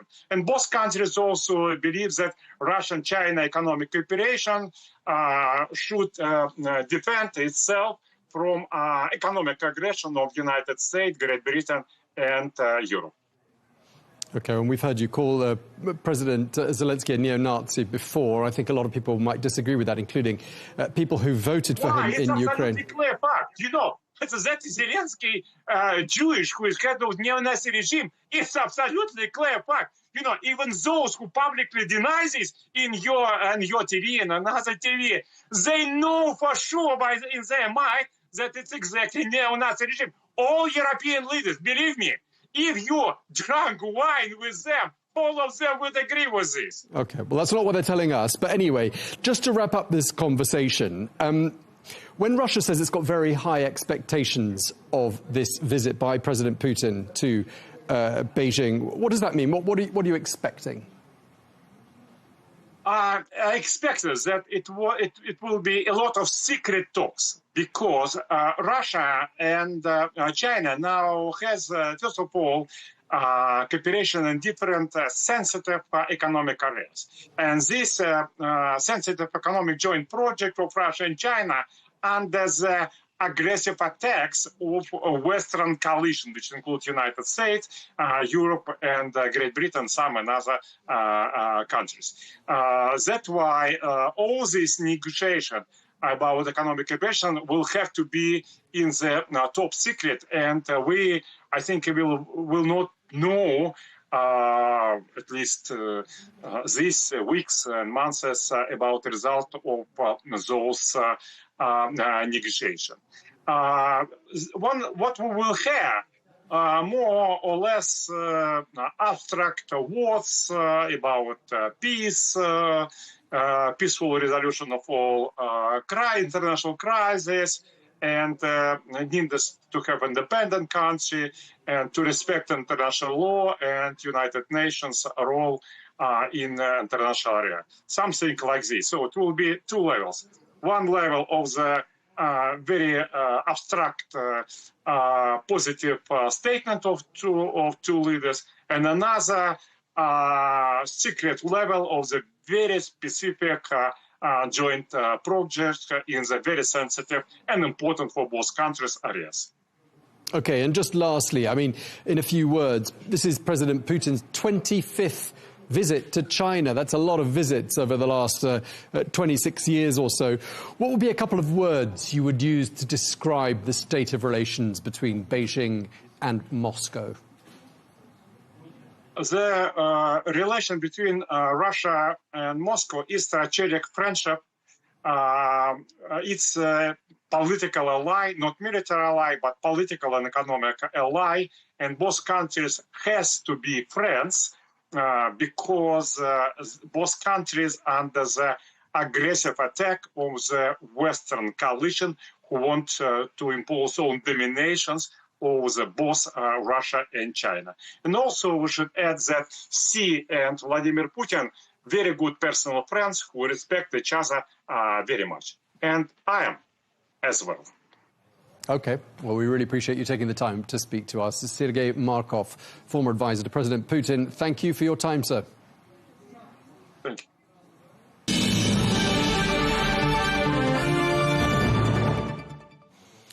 Now, it's been almost exactly 50 months since the war in Ukraine began. Well, we don't know exactly how many people have been killed since the Russian invasion began in February 2022, but the death toll on both sides is believed to be well into the hundreds of thousands. Well, the war has also affected millions of people in Ukraine and beyond. And we're going to discuss that now with the Ukrainian football player Anatoli Troubin. Well, originally from war-torn eastern Ukraine, Troubin is now at the very top of European football, becoming one of the world's elite young goalkeepers. Well, currently with the Portuguese side Benfica FC and also goalkeeper for the Ukrainian national team, Troubin stunned Real Madrid and the whole world earlier on this year with an unforgettable last-minute Champions League wonder goal. Well, we're going to speak to him now. We'll be discussing his upbringing in the war-torn part of Ukraine, the Donbass. We'll also be speaking about his journey from a young boy chasing a dream to becoming one of Europe's elite goalkeepers working under Jose Mourinho. And needless to say, I'll be asking him what it was like to score that sensational goal in January. Well, we're joined by Anatoli Troubin, goalkeeper for Benfica FC and the Ukrainian national team. Thank you very much indeed for taking the time to speak to us. You're 24 years old now, and you were just 20 when Russia launched its full-scale invasion of your country. I'd like to start by asking you what you remember about your younger years before the war changed literally everything for you. Actually, for me, it started not 2021, it started in 2014 because I was born in Ukrainian Donetsk. Everything was perfect, I think, because I live at my hometown with my family. I always want to play football in Shakhtar, so I grew up as a person, as a footballer there. So, and after when the war started in Donetsk region, it was really difficult for me because I need to move from my hometown to Kiev, and it's changed me a lot. I think start to be more older in still young age, so changed me as a person. And after when the war started in all of Ukraine, it was difficult, not only for me, for all country, and still difficult. So it's take a lot of from our lives in our real, not only football life. Right, so you're saying that the war forced you to grow up much faster because of the fact that it made you leave your home, and, you know, clearly there were some very difficult moments for you. Was football a way for you to escape from all of that? Yeah, actually, it's true, because football is my life. It's a sport that gives me everything what I have. And I love to play football, and of course, when I train, when I have games, I forget about everything and can just enjoy my game, enjoy the football. So, football is kind of escape land for me from every problem which is around. So, football gives me everything. And in fact, your football success is arguably giving hope to Ukrainians back home who aren't able to travel and play football overseas. I think you said yourself that your goal against Real Madrid, that sensational goal, brought light to the Ukrainian people. Describe the power of a great football moment like that during a war. Actually, it has huge power. After this goal, something unique, and I play for Portuguese team, but I receive a lot of message from Ukraine, and really kind message. So I was not expect at all. So I think in this difficult time in Ukraine, sport, especially football, can give us the light, and also people in the country, especially soldiers, can forget about everything around and focus on football and happy moments. When we play national team, it's huge responsibility from us, because we play not only for ourselves, our team, our family. We play for all of country, all of Ukrainians, and it's huge responsibility. Is it very difficult to remain focused all the time? Because clearly focus and concentration are really important to being a goalkeeper. And you're having to focus at a time when your country is under attack and suffering every day. I mean, that must be a huge distraction. Yes, of course. It's not easy, but we need to keep going, especially me as a goalkeeper. I think I need to show my personal power, personal character to move forward, because the life continues, life goes on. So we need to keep believing, keep working hard, and to bring some special moment for our people. Do you speak up openly on political issues on a regular basis? I know you once called the Russian President Vladimir Putin a killer. I mean, do you think it's important that people like you, football players with a large platform, do speak up? Yes, I think it's important, and especially Ukrainian popular people, I think they talk a lot about everything, and all around the world knows about war, about Russia. So I think we need to keep talking and maybe it can change something, some minds. So we need to talk about the problems. If you could send a message to President Putin, what would it be? Stop killing Ukrainian people. And what about a message to the people of Ukraine who see you, who see your success on the international sporting scene? What's your message to them? I can say that they give me power to do it because Ukrainians have strong character, and as I say before, I receive a lot of good message from Ukraine, and it gives me more energy, more power to do better and better, to do better things, to represent my country. So I try to see everything, and thanks for this support. It's clearly working, because right now you are regarded as being one of the best, if not the best, young goalkeeper in world football. I mean, do you feel that yourself? Are you aware that you are absolutely at the pinnacle of your career? I think no. I think a lot of things to improve, a lot of things to do. I feel better than last seasons, of course. I feel that I'm improve step by step my strong and my weak points. But, we need to improve every day. I think I learned it from the past, from my childhood. So I need to improve to be better every day. Well, 2026 is off to a great start for you, because that sensational goal we talked about at the beginning was, of course, in January against Real Madrid during the Champions League. I mean, would you say up until this point, and you're still young, that was the greatest moment in your career? Probably yes, because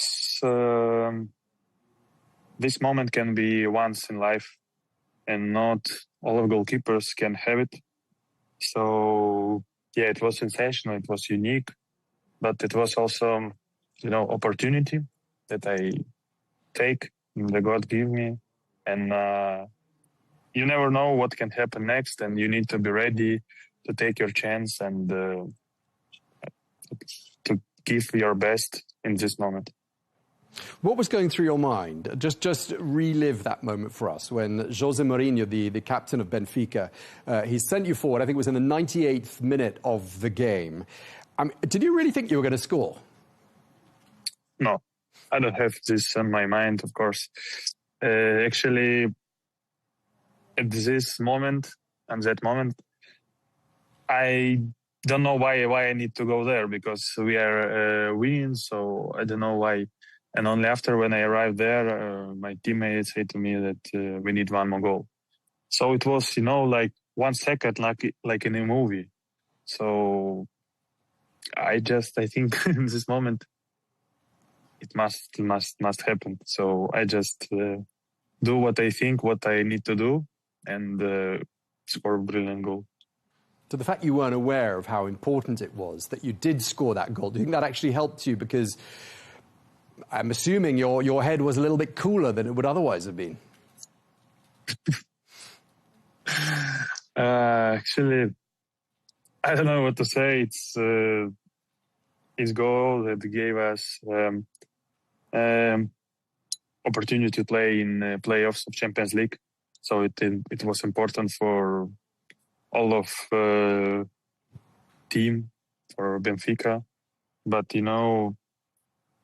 it's not changed me at all, because I understand that next day I need to continue my way, continue to work, continue to prepare for next game, because, as I say before, life's always move forward, and you cannot stop on your past. Of course, it's brilliant, it's beautiful to remember this goal, but you have next day, you have next game, and you need to be ready. Had you practiced for a scenario like that during training? No. Okay. I just want to ask you a couple more questions really quickly. We were speaking about Jose Mourinho there just a second ago. There's a lot of speculation about him going back to Real Madrid this summer. What do you think of that? Actually, I don't know what to say. I know that is top coach, and of course, some of best club can try to have him as a coach, but I don't know. It's, as I can say, not my business. I'm really lucky and I'm really happy that I have a chance to work with him, because he's one of the best coach in the history. He won everything. So he gave me a lot of new experience. And what happened in the future, it's not in my hands. So I hope he will stay with us in Benfica for next season, and we can continue our way together. And what if he said to you, Anatoli, come with me to Madrid? Would you go? I don't know. We'll see. All right. That was an unfair question, but we really appreciate you taking the time to speak to us. Anatoli Troubin, thank you so much. Goalkeeper for Benfica and the Ukrainian national team. It's been a real pleasure talking to you. Thanks for your time. Yeah, bye. Thank you.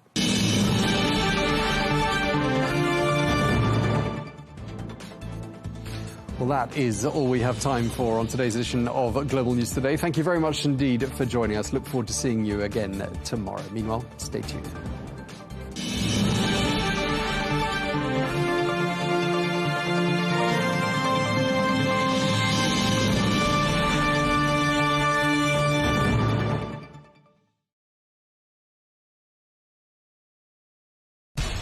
We have to take care of our people, and we're going to take care of our people first. For in-depth analysis and all the latest developments across the globe, make sure you join us every weekday. President Trump is trying to negotiate a ceasefire. With so much happening, so much information, and so much noise, International law will have no part in his administration. It can be hard to keep track. Tariffs will just fuel inflation. We're going to fight these tariffs. But you can count on us to tell you what you need to know. We stand by your side. Join me, Tom Burges Watson, for Global News Today. It's right here on Al Arabiya News.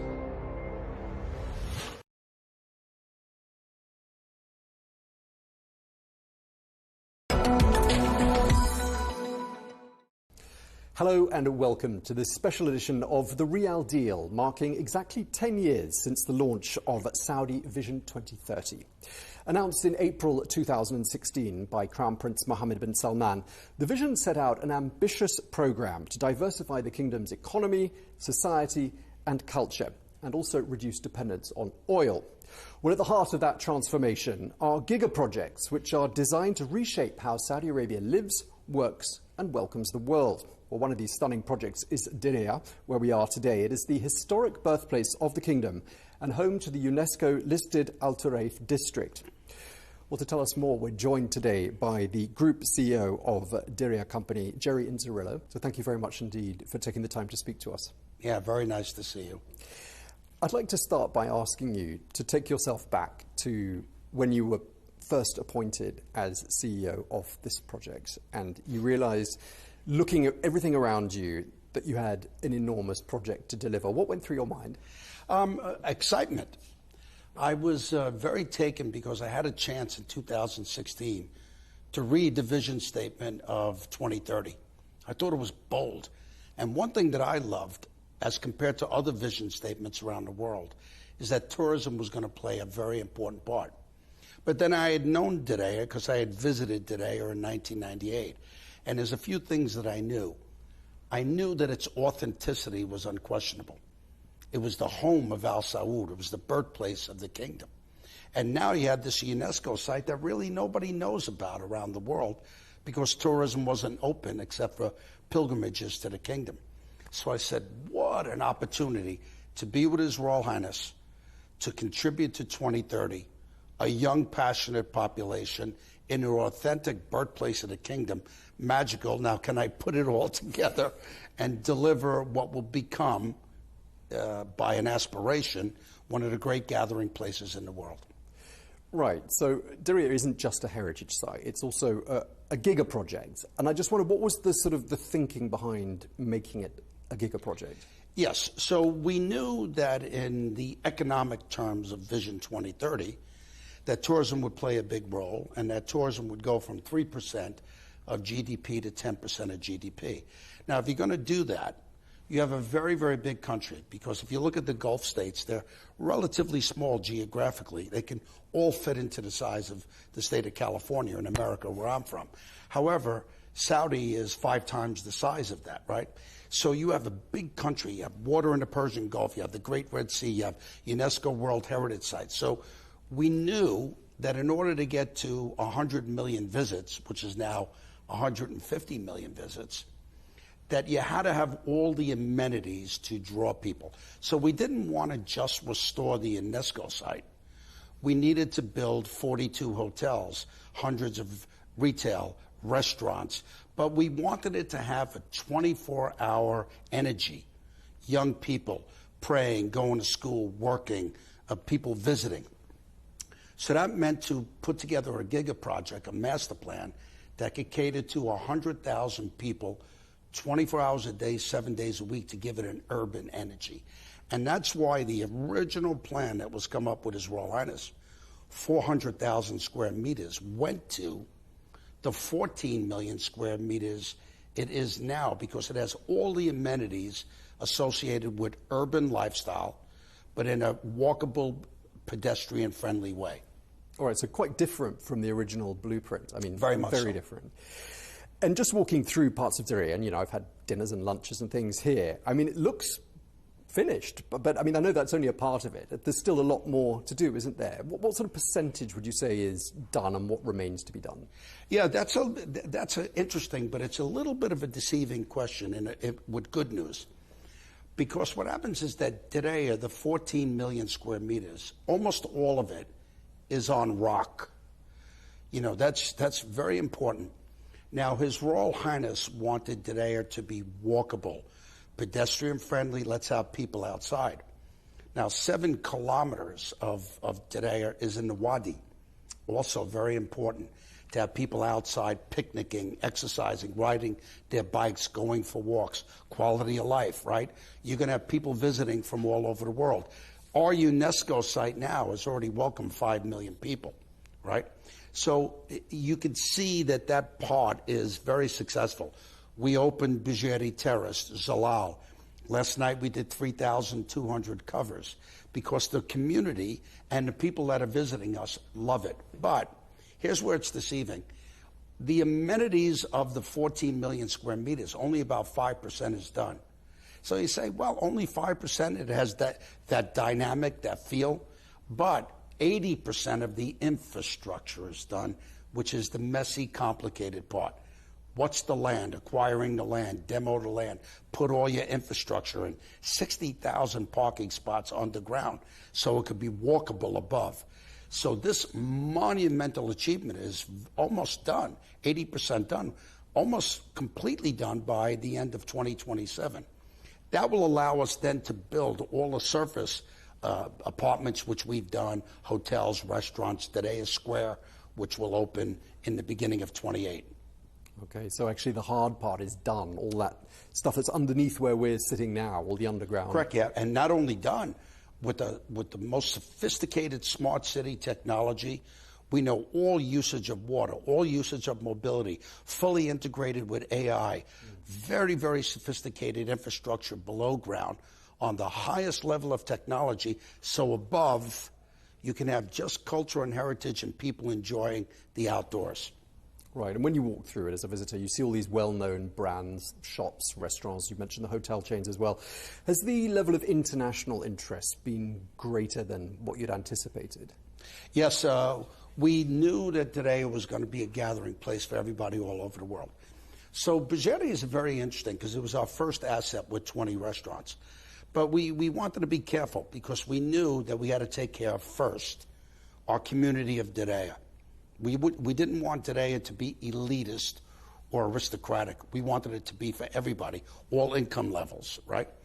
So we had to take care of our community, then Riyadh, Saudi visits, and then international visits. So in that mix of 20 restaurants, you have 5 authentic Saudi different concepts, but then you have Michelin restaurants, you have foreign restaurants, you have all different cuisines. Well, that's taken off great. Then we added Zalal, which is almost all Saudi, and people just love it. So we're very happy with the way things are going. We opened our first great hotel, the Bob Samhan Hotel, prior to the last few weeks, which have been disruptive. We were doing a 91% occupancy. We will open at the end of 2027 an additional 8 hotels that are just beautiful. Amman and Oberoi and a lot of great hotels that are coming. Diriyah Square, where you see the 90 cranes, those will all come down at the end of 2027. That will open shortly thereafter. That has 400 luxury and retail shops, of which over 60% are already signed. So all the big names coming. It's going to be a very exciting 2028 on our way to 2030. I want to ask you a little bit more about the residential side of things, because obviously you're targeting tens of millions of visitors, but there are going to be people living here. There are already people living here. What sort of demand are you seeing, and what's the profile of a buyer? Yeah, it's very interesting because it turned out to be a little bit different than we thought. Now, we wanted to test Diriyah. So we did a different type of marketing strategy because we have Diriyah real estate, residential real estate, 20,000 residences at some point. And then the Wadi Sfar, which we call our Bel Air of Riyadh, right? Now, we wanted to test what the high market was because we didn't know what it was, right? So we put 100 plots on sale for the Wadi Sfar, sold 93 of them already. But then we put Ritz-Carlton residences, which people will move into at the end of this year, almost done. Beautiful. Cityscape, we put mid-level residences on, non-branding, sold very well. We've already sold almost 17 billion SAR in residential real estate. Now, to further answer your question, who's buying? This is very interesting because a lot of the people that are buying are younger. Wadi Sfar, older, a little bit more expensive, more established, looking for the amenities, the privacy, 27-hole Greg Norman golf course, beautiful country club finished. This time next year, the Royal Polo and Equestrian Center already will be done this time next year. But people wanted accommodation where they could walk and not drive. Riyadh, as you know, is a driving city. But today it will be a walkable, urban, pedestrian experience. And people wanted that urban energy where they could walk to work, walk to pray, walk to school. So that's a lot of who we sold to. Okay. And one of the big challenges that you must have felt as the guardian of this project is balancing heritage and modernity. Yeah. Has that been a particular challenge? No, it's actually been a little bit easier than most would think. Now, there is, what in the perception of people, an inherent conflict. Are you compromising cultural preservation for modernity or for technology? Here's where the Crown Prince is quite brilliant. First of all, he's very strict on the preservation of what is Saudi identity. Now, today is very important. Birthplace of the kingdom, home of Al Saud, source of pride for all of us, and the source of national identity. So even with his young age and his young leadership, and God bless the king, who, if it wasn't for him, we wouldn't have Tareif and we wouldn't have Diriyah. He is as strict to preserve what's unique about Saudi culture. Saudi music, the Arda, Saudi food, Saudi costuming and apparel, right? So we've done that. Walkable, all in the mud, made 20 million mud bricks by hand like they did 300 years ago, but underground, all smart city technology. Now with AI, the children can go and walk the site of what it was 300 years ago, but when they go into the museums, they can see how life actually was in its storytelling. This is beautiful because not only are we preserving the culture, by community telling us the stories. Now we have AI that can augment it into user-friendly technology. When people visit Diriyah, what sort of feedback are they giving you? What are people telling you struck them the most when they came here? Yes, there's two things, and I'm going to try and say this briefly. One is what the foreigners say, non-Saudi. Let's call it non-Gulf. The number one reaction is so interesting and makes me so happy. What did you think of your experience at Today at the UNESCO site? You know what the number one answer is? Very emotional. And we're seeing a nervous habit from people coming to the UNESCO site. They don't even know they're doing it. Many people, when they're walking in a site, they find themselves running their hands along the mud. It's a very organic, very emotional, very authentic experience. And now it's so beautifully lit at night. It's the largest night-lit UNESCO site, right? So that's the foreigners. But I'm going to tell you a quick story because it's a very, very important story. On Fridays, I walked the UNESCO site, and I chased my protocol team away, and I said, leave me alone. I just want to walk amongst the public, say hi to everybody. So I come across a family, very traditional family. Father, mother, 4 children, young. But I notice when I'm walking that the mother is crying. So I say to myself, oh boy, I don't want to upset anybody. But I walk by without trying to disturb the family, not knowing what's going on. And the father, the husband, says to me, are you Mr. Jerry? He recognized me. So then I said to him, Salaam alaikum, how are you? Yes, that's what I like to do. I like to walk with my neighbors. So he said, oh, we're so excited to see you. Can we take an only one day a picture with you? I said, my pleasure, but I see that your wife's upset. Is everything okay? And he says, no, she's crying because she remembers when she walked here as a little girl with her grandfather. And it wasn't in the condition. And she's so proud to take her children to see what it is now.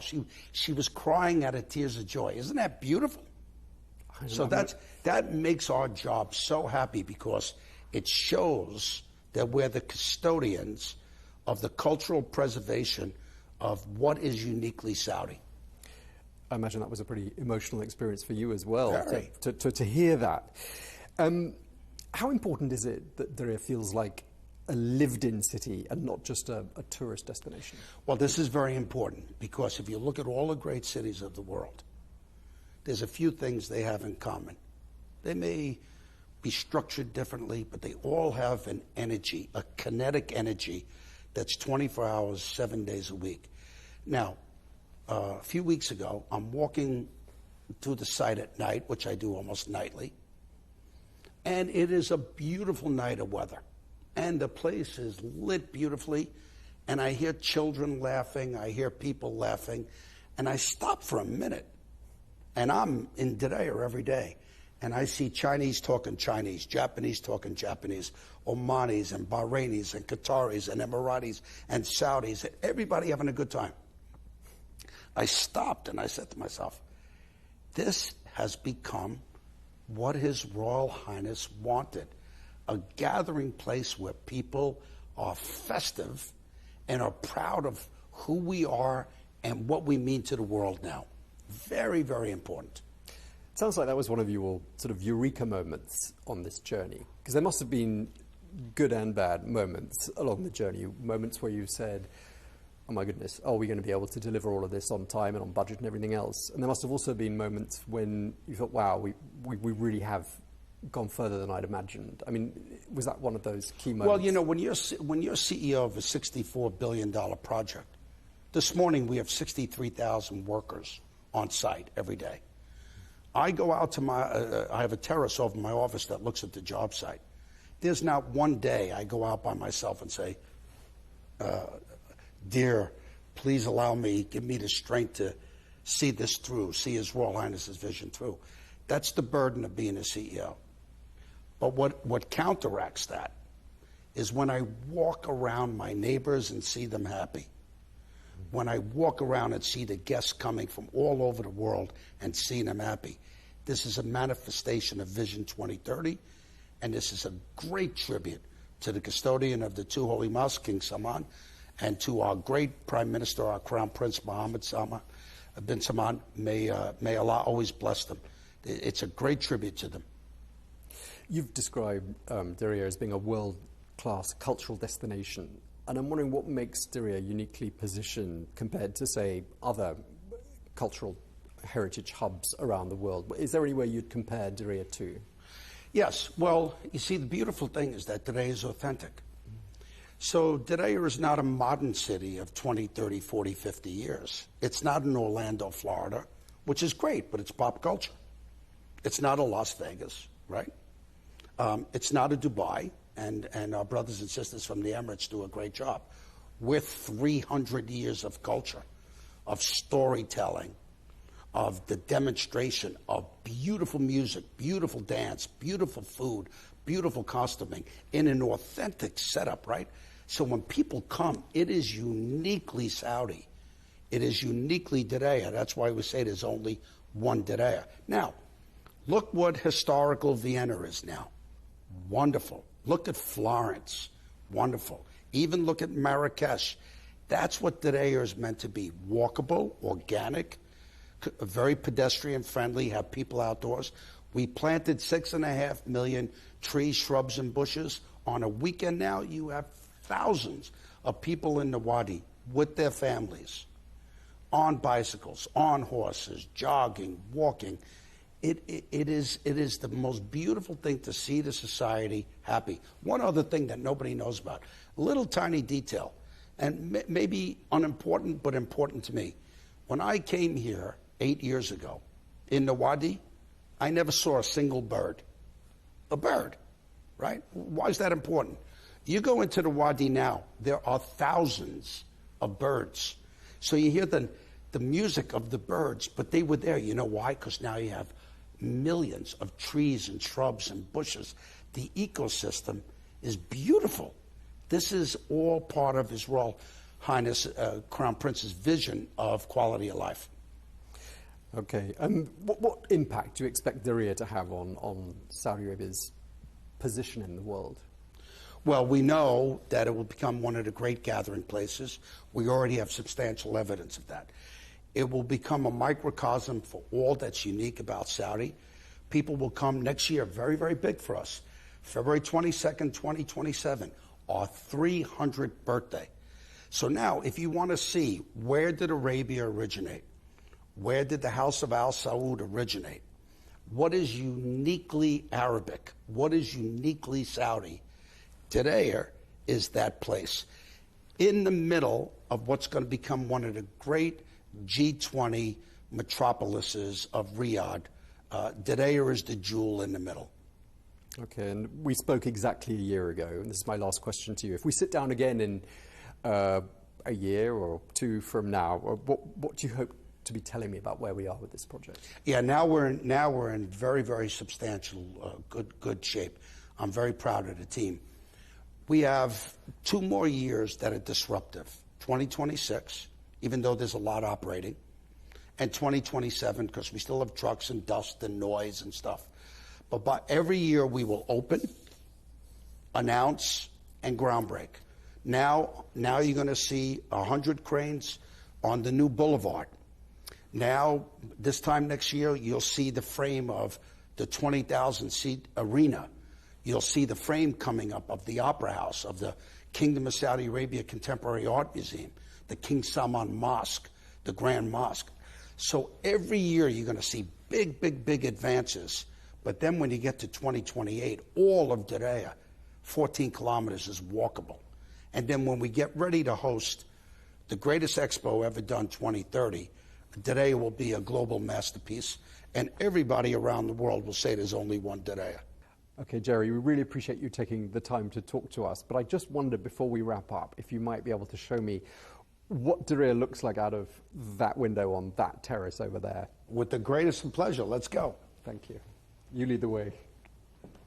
Now, Jerry, just to wrap up, when we spoke to Eric Trump a couple of months ago, he told us something that I now understand. He said he was blown away by the number of cranes on the skyline, which presumably means what we're looking at now over here outside your office is going to be a very different scene in a year from now. Tremendously. There are 87 cranes here. Now, what Eric was talking about, the American record with Hudson Yards in New York is 16. That's 87, but people don't realize that today a square is almost done.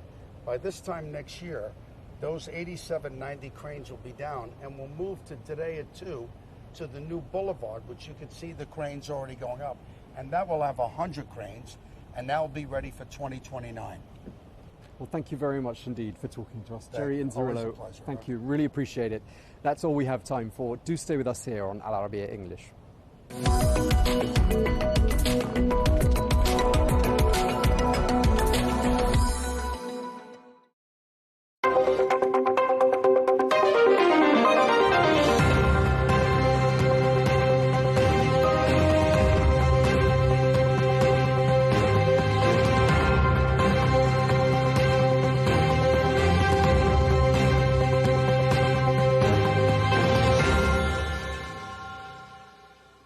Hello and thank you for joining us for this special coverage for Counterpoints on Al Arabiya English, coming to you from the Africa CEO Forum in Kigali, Rwanda.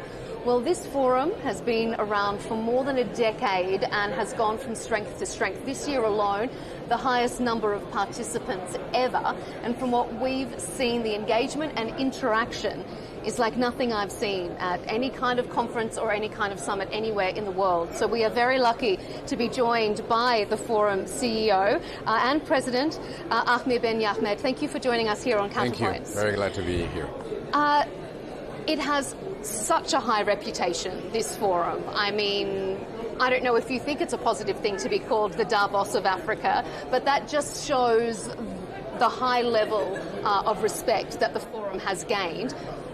What makes it different from other kind of events of its sort, maybe on the continent or elsewhere?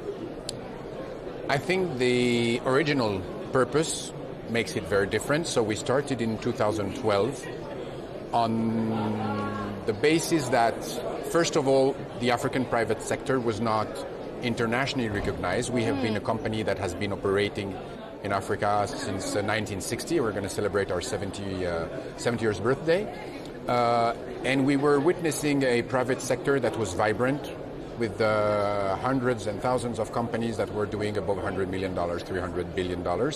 And we were still seeing this image of Africa, dealing with aid and everything. So we said, okay, the interesting thing would be to create a platform, an international one, to recognize the strength of the private sector internationally, but at the same time towards the public officials in Africa, because very much at that time the private sector was not recognized yet as a driver of growth.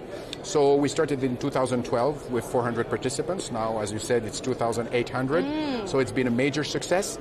But this success was based on one very specific thing. We started by trying to gather the African shareholders of family businesses. Okay. That's what we tried to do from the very beginning. Because we said, okay, you were talking about Davos before. Davos is a place for multinationals in general. And the network of companies in Africa are family business. Most of them are. You have, of course, international investors, but at the time, the type of companies that were rising was family businesses. Family business created in 1919, for example. There was this liberalization and privatization. All this company grew out of this, and slowly but surely, since 2000, they started growing, and we wanted to give them that space because we thought that they were going to be the drivers. International companies have always been coming, but they had no stakes in the game, really.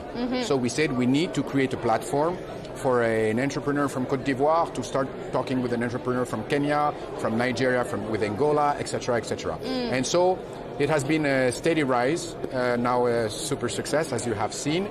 And we had 3 goals.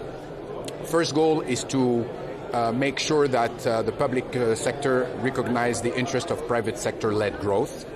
Second, to create a platform to bridge interest between private sector people. And three, create a platform to bridge the private sector with the financial investors. And I think we have been very successful to that, and I think that's what makes us different. This year in particular, what's your goal? What would you like this year's forum to have sparked in the people who are attending? It's a very interesting question because I think we're at the end of a cycle. So we started in 2012 with the mandate that I told you. Now we know this conference is always full with a super high-end level of partners, participants, and private sector-led growth is recognized. Financial investors are always looking for private sector company to invest in. The governments are always, looking for private sector people to bring them on trips and everything. So this first part of our mandate is finished. Okay. So the second part of the mandate, so we were trying to say, okay, what is the next frontier? And we're very convinced that now the next frontier was born from the CFTA. So it's the Continental Free Trade Agreement that was voted in 2019. And the idea is to create a common market in Africa. So, of course, Europe has taken 40 years to build it. But we hope Africa will do it much quicker. But it means that we're talking now about integration. And there's a new factor is that because of the ongoing state of global affairs, a lot of companies are retreating. International companies are retreating from Africa. So it leaves a void for African companies to take their spots. But if they want to take their spot, they need to get to their same type of scale. So the discussion now is how we help our companies get to a internationally recognized scale. If we want a JP Morgan or Citibank, an African Citibank, they need to have scale. So right now there's, for example, let's say 10 to 20 financial institutions that can, possibly say we can be the next one.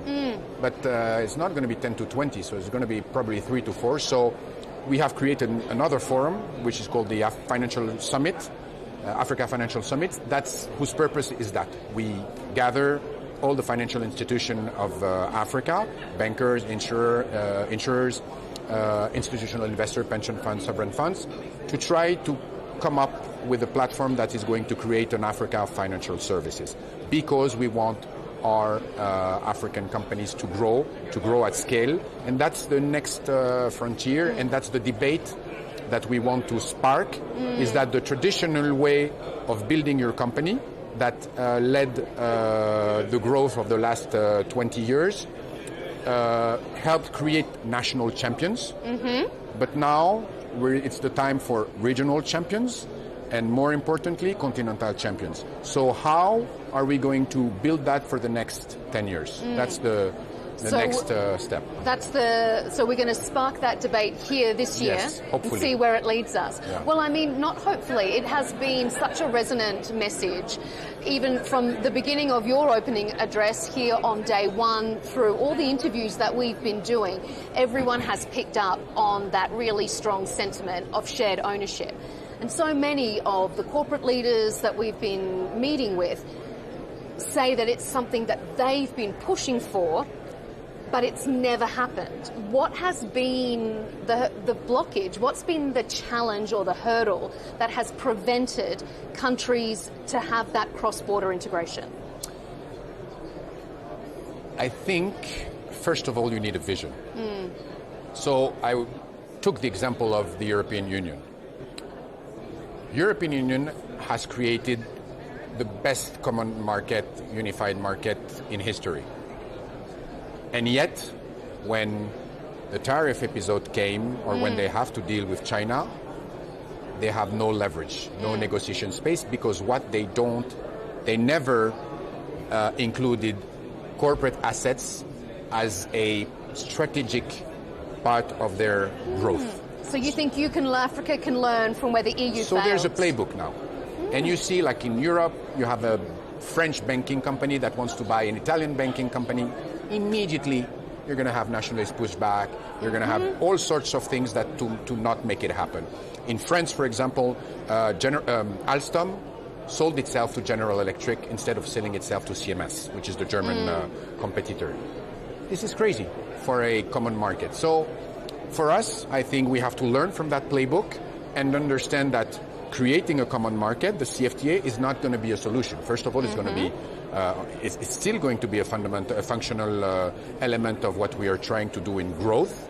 But the most important thing is to create champions. Africa should have probably 30 to 40 companies that are doing above $10 billion, that have a global footprint, I'd say 2 or 3 per sector. That's what they should target. That's what we should collectively say that's our goal, because that's the way we can do it. So you were saying, why haven't they done it? For me, it's very simple. The vision was not there yet. So very immodestly, we're saying that we're trying to push that vision. The same way the Africa CEO Forum pushed the vision of integration and push to recognize private sector-led growth. So we were a big contributor to that, and I hope we're going to be a big contributor to the next step. Well, I'm sure you've been having some high-level discussions here on day one. What kind of feedback are you getting from leaders, from ministers, from policymakers about that vision? So very different type of persons. Private sector CEOs, public decision makers, DFIs, they all have a different view. A big part of what we were saying, it was very financial, because at the end of the day, one of the things that I was trying to really advocate for is that when you look at Western market, you look at the top 100 multinationals, most of them are not owned by anybody. So it's institutional investors owning the company. You have BlackRock, Vanguard, the Norwegian fund, etc. And some of the private sector owners have 6-7%, and that's how they were built. And it's more important to have 6% of a $40 billion company that to be the sole owner of a $1 billion or $2 billion company. So that's the mindset of shared ownership that we want to trigger.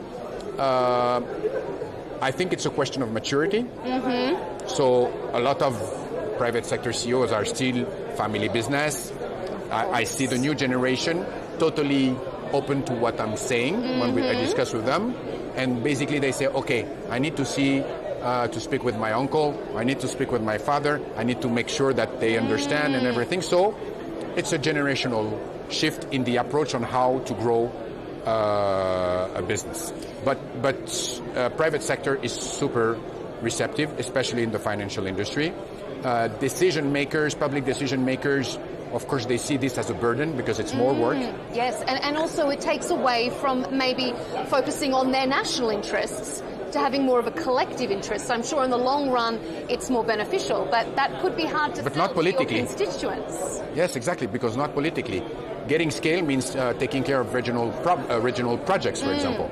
But you're not doing a road between City 1 and City 2. Yes. So for them, of course, that's an issue. So there's a political problem at the core, for sure. And it's very difficult to get out of your national mindset to say, okay, today I have so many problems that I have to solve in my country.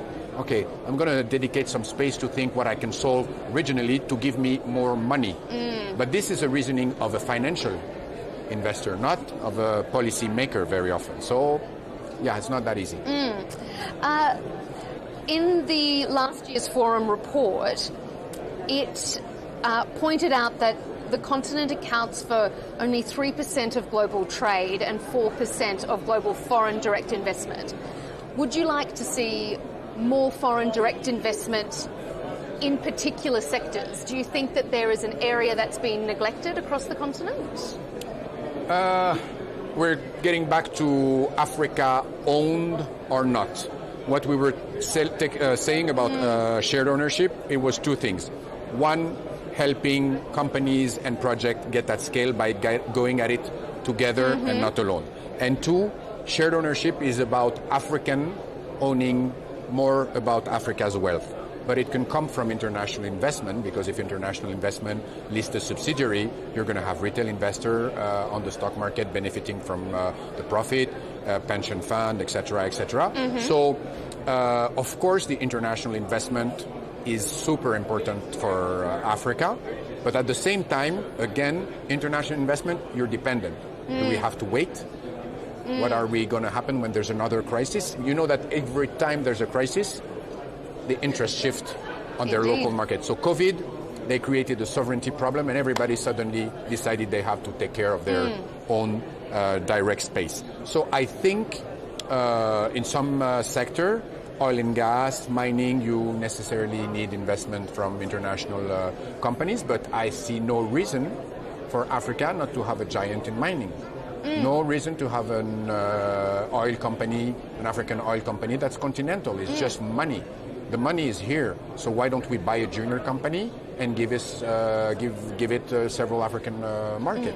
So it's always this tension between having international investment, FDI, and trying to free enough capital so that local investors are in play and can replace money that is not coming. Look at what Aliko Dangote in Nigeria did. I can tell you that within the last 5 years, nobody I was talking to, nobody gave him a chance. He created his refinery in Nigeria. He was in debt like here. The refinery took a lot of delay. Nobody I was talking to say he's going to succeed. Now, it's the largest refinery in Africa. He's making a lot of money because, coincidentally, there's somebody who decided to create a war in the Gulf area. So that refinery it's a super bet, and it's an industrialist that took a bet, and he just demonstrated that you can take plenty of bets, and Africa is here to give you return. Do you think then that there needs to be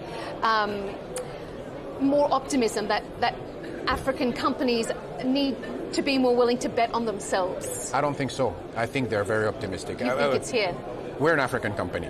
If we were not super optimistic, we would have stopped doing business. Because Africa is so complicated, instability, currency. It's a super difficult market. But anybody who is committed to Africa, you won't find anybody here who is going to complain. Nobody.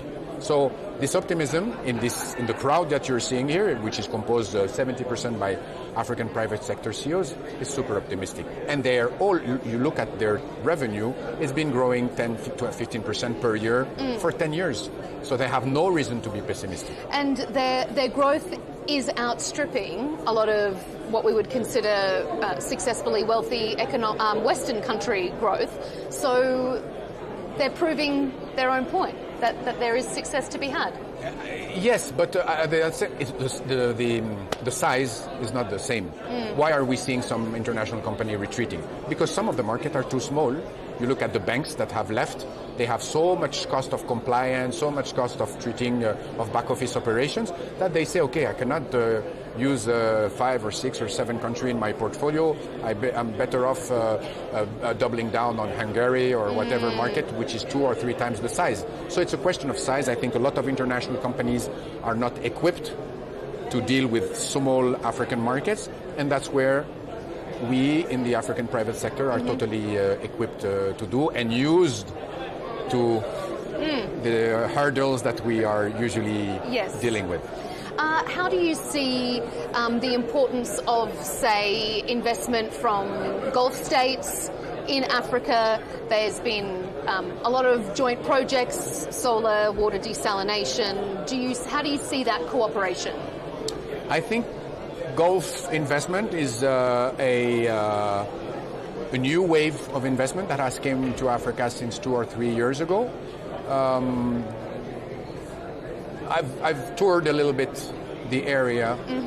Went to EAU, I went to Saudi Arabia, went to Qatar, went to Kuwait. And yes, there's a renewed interest. The type of interest is very different from country to country. It depends also on a lot of their, how do you say, strategic industries. For example, the UAE, sorry, because I always confuse UAE, EAU in English. Since it's a logistical area, they have their port companies, all of the logistics is very involved. But I was very pleasantly surprised by Saudi Arabia. In what regard? First of all, the type of companies that have showed an interest in Africa is the reflection of what the country is. It is a very populated country, used to industrial challenges, because feeding 30 million people or doing soap or any kind of industrial activities, you have companies. Yes. So we saw, I don't know, you've seen that Salik bought the food activity of Olam. There was a very big deal last year done by a company called Vision Invest that invested $500 million in a economic free zone company in Africa. So these type of deals are, I think, very interesting because they're much more intricated, I don't know if it's the right word, mixed with the local companies and different sectors. So so I think there's a very good perspective of collaboration between in general the Gulf and particularly Saudi Arabia. And just finally, as we wrap up, we can't talk about development and growth in Africa without talking about this large youth population across the continent. But that also comes hand in hand in a lot of places with high unemployment and perhaps not good opportunities. What is the message to young people in Africa? We're used to give the message to old people, but they're getting younger and younger. Our CEOs, you probably see it's around 40, goodness. 30, Absolutely. 30 something. No, as we said in Africa, demographics are both an advantage and also sometimes a curse because a real challenge. Yes, a challenge. I think it's a real advantage if we take a step back. First of all, it's a market, so we need the market to grow. Employment and unemployment, these are very complicated issues to discuss because even you see now what's happening in the Western world. Everybody is talking about the future of AI. Will people still be working in 20 years? Exactly. So I think it's a conversation which is very complicated to have. The only thing in Africa, I think, if you look at the figures, especially in the FMCG industry, the figures speak for themselves. It's a steady growth based on the growth of the population, and I think it shows that there's a lot of room for growth in general. Indeed, there is. It's been a pleasure to have some time with you. Thank you so much for having us here at the Africa CEO Forum. It's great for Al Arabiya English to be a part of it. Thank you. Thank you very much. Thank you.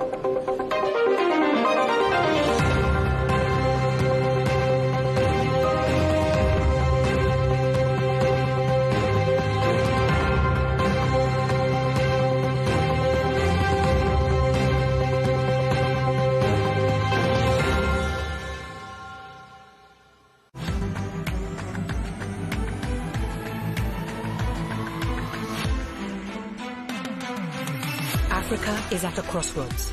Amidst vicious global competition, Africa must forge its own path and secure a place at the table. In May 2026, Africa's business and political leaders will unite at the Africa CEO Forum Annual Summit to set the course for the continent. Join us and shape the future of Africa. Al Arabiya English, your media partner.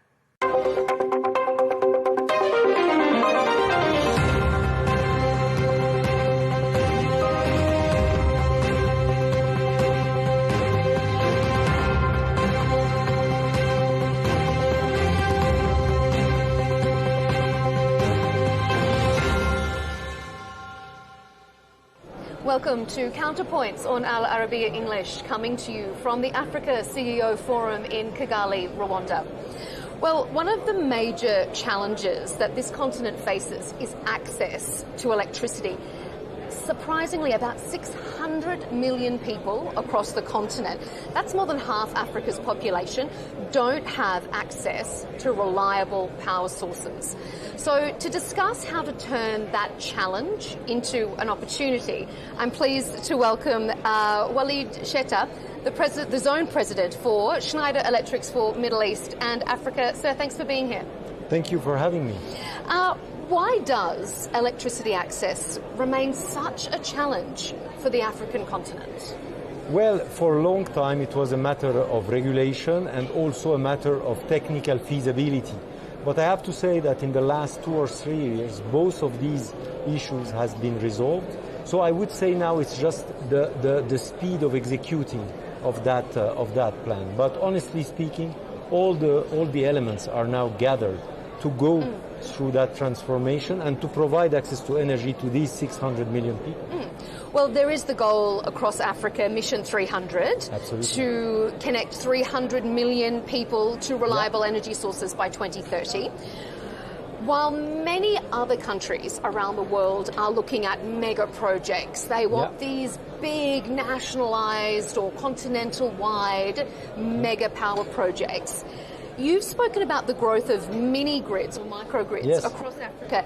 How effective is that unique approach? Yeah. So, absolutely. Thank you for the question. In fact, what happens is that Europe, for example, as a surface, is much smaller, much smaller than Africa. So imagining a global grid that will go throughout Africa is a bit of a long shot.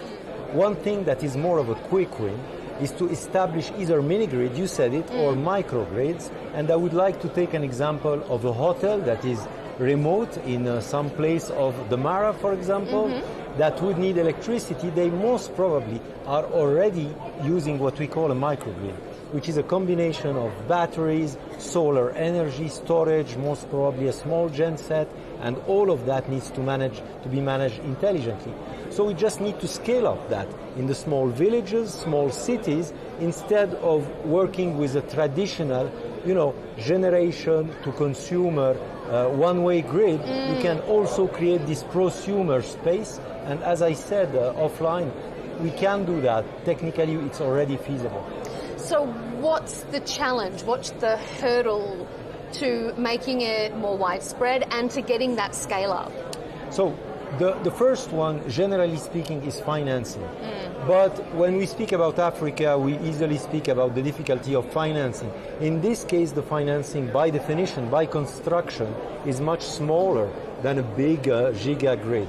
So I'm optimistic on the fact that if the banking institutions realize that this window of small investment, hence small risk, if this window exists, then we can unlock this huge potential. And I want to insist on the fact that many of the competencies and technologies required do exist already in Africa. You talk about the scale up. I mean, I guess that takes me directly to the theme, scale or fail.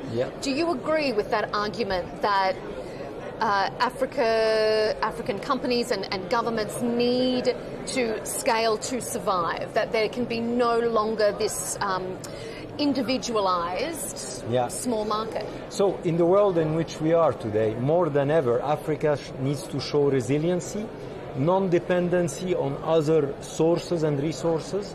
So yes, we need to come together in the continent, definitely, to implement these strategies. That goes without saying through the multilateral institutions.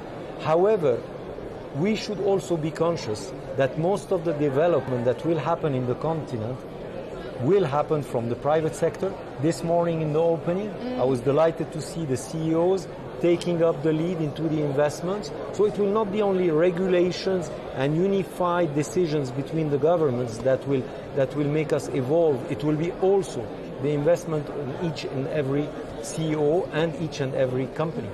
You mentioned the opening there because also when we heard the Rwandan president, Paul Kagame, give his address, he talked about the need for investment, the need for access, but he was very specific that the old style of investment needs to change.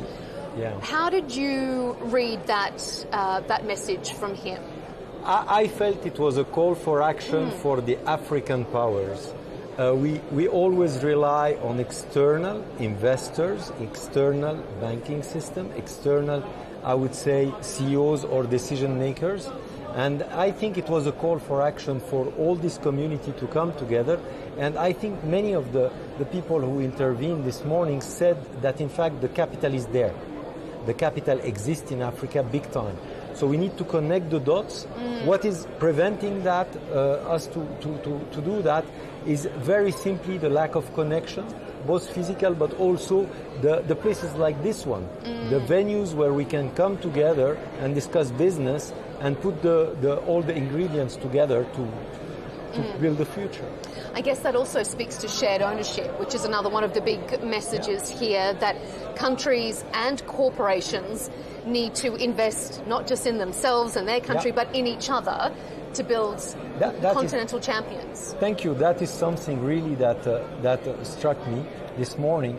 I love the way that governments are talking about businesses. I think this is a real transformation in the way the governments and institutions are seeing the businesses. Forever, the private sector has been the one creating jobs mostly and is the one creating wealth in every country. So the fact that I saw that messaging toward the business communities really made me optimistic for the future of our continent. Do you feel like it's a bit of a changing point? Yes. Since last year and this year, absolutely, there is a changing gear and a changing approach from the different presidents, chiefs of governments, head of states who really showed the love toward the businesses and toward the business captains. And that is a shift, yes, I agree. What is it about this current geopolitical time or this current political time that you think has sort of instigated that shift? So definitely, and it was said this morning, by the way, the repetitive crises, the ever-changing world in which we are living, pushes all the decision makers to be more resilient, to be also more self-dependent. And when I say self-dependent, our continent needs to be self-dependent. So I think the current turmoils are pushing us toward the solution faster. This is how I feel it. Yeah, turning a negative into a positive. Absolutely. You are speaking at a session on day 2 of the forum. It's called Nuts and Bolts, the Silent Bottleneck Behind Africa's Urban Expansion. What is the silent bottleneck? So today, when you build a new district, a new building, a new house, you import roughly 80% of what this building or residence is consuming. If we don't speak about cement and steel that goes into that building or that factory or that house, a lot of the value is coming from outside Africa. So I truly believe in the theme of that panel, where we say that industrializing the needs that we have for infrastructure, for industries, for data centers that are coming big time in our continent, and houses and residentials, this is paramount. We need to have more local adaptation, and our company believes very much in that, local added value, to scale up faster the build-up of all the infrastructure and houses and buildings and industries that we need in this continent. Schneider has a very strong human investment focus as well, through education. The Energy Tech Academy is based in Saudi Arabia. So when you're talking about, investment in a new development, in a new community, how do you also bridge that from just the physical investments to the human investments as well? Yeah, so I see that you read about our new tech university that we have built in Riyadh, and of course we have many of these around the world, and definitely we are aiming to do the same in the African continent. We just signed yesterday in Nairobi a partnership with the University of Nairobi to build up competencies. How do we do that? We just don't bring material and software to the university to get trained on. We train the professors, we also bring the curriculum, and last but not least, our employees love to volunteer to come and teach the young generation about the new technologies, AI for industries, and we do that. So our own employees, and by the way, we are very local, we are 2,000 people across sub-Saharan Africa. All our people, or most of them, are coming from that continent. We're very proudly African, and we deliver these new technologies through our own employees who love to spend time with the universities, with the schools, with the electricians also, to educate them on the new technology. So we do it in our DNA. We of course invest a little bit, but I think the most important thing is the fact that our own employees love to do that for the communities in which they live.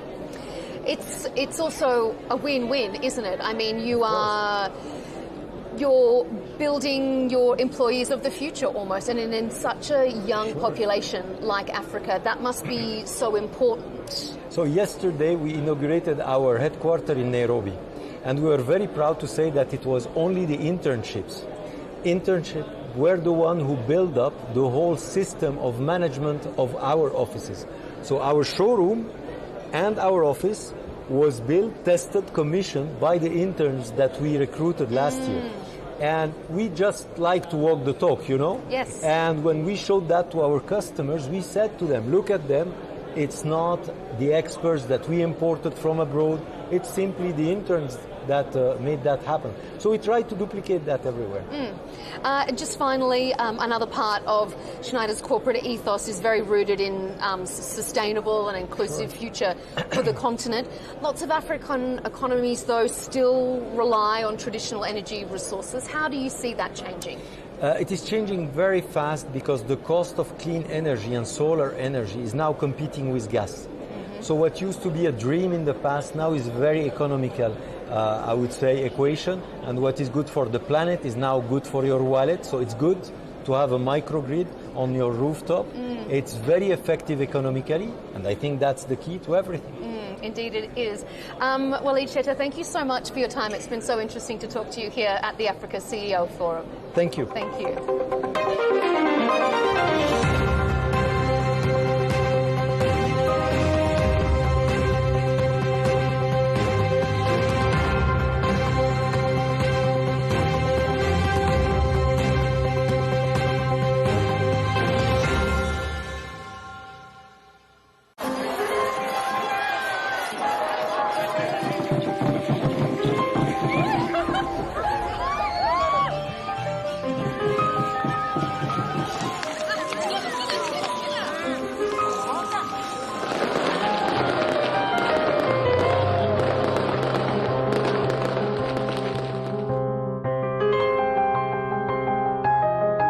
Life is meant to be a celebration. Wise is the person who finds a reason to make every day a special one, said the professor and writer Leigh Ann.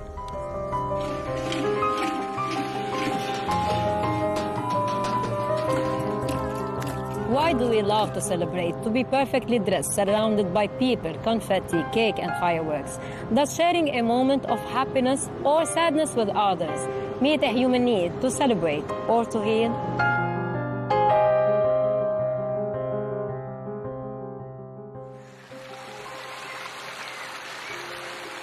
Since the beginning of time, humans have feared everything great around them. The sun, the moon, the water, and the air.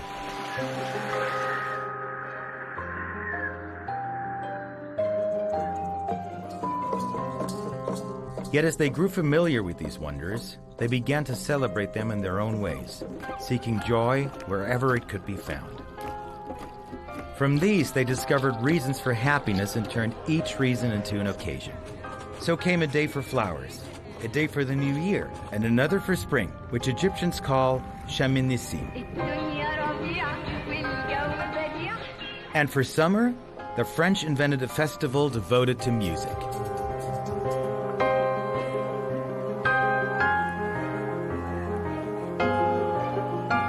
The 21st of June. When the day stretches longer than the night, and its warm sun, long awaited by the people of the Mediterranean, shines after months of rain and snow. But in France, the 21st of June is not just the first day of summer. On this French day, the streets become a theater without walls. Ticket windows disappear. The red velvet curtains rise, and music is set free, flowing into every corner, crossing the borders of France to more than 120 countries that now celebrate this day as their own, la fête de la musique.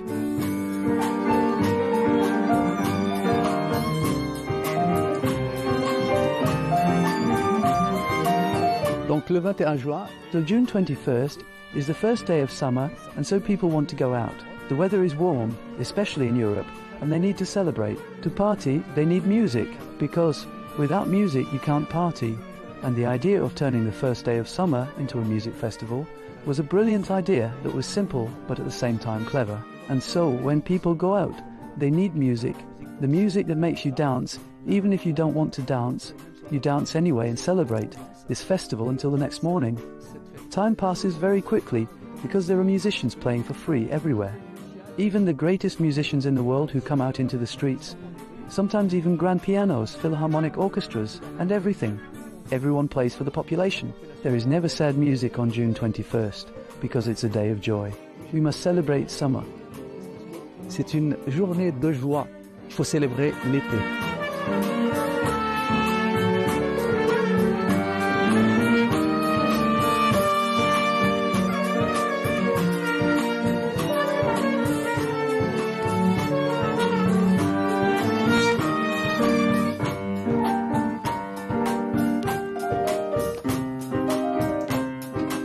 This day was first announced in 1982 at the initiative of the then French Minister of Culture, Jacques Lang. Known for his saying, "Music will be everywhere, and the concert will be anywhere."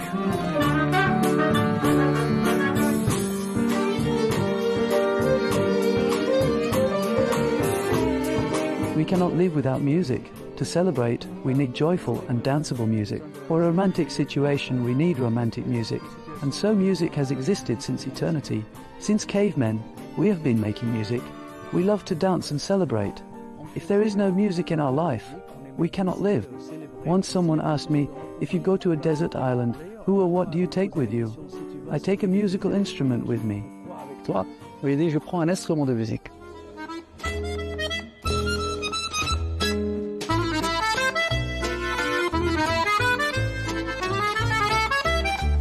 So we celebrate for many reasons. We don't only celebrate because we enjoy. Sometimes we think that celebration is only a kind of happiness we're enjoying, or traditional, or even a ritual, but it's much more than that.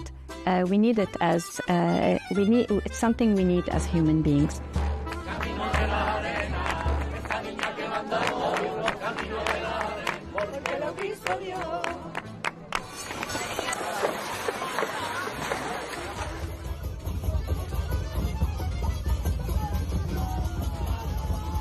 So humans are social beings that have gathered around since a very long time. And from early on, we are part of a group. So it starts from the family, and then socially, and then it widens to a wider community.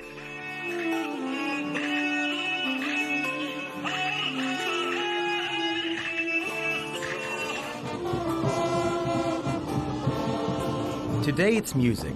But since the earliest years of known history, humankind has embraced many occasions to celebrate and to give symbolic expressions to the renewal of time and a lot more.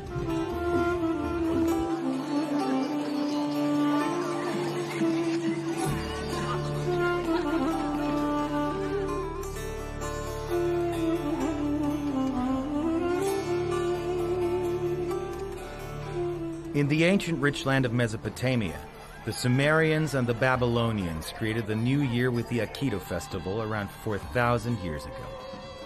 Celebrated in April, it symbolized the start of the agricultural season and the renewal of life.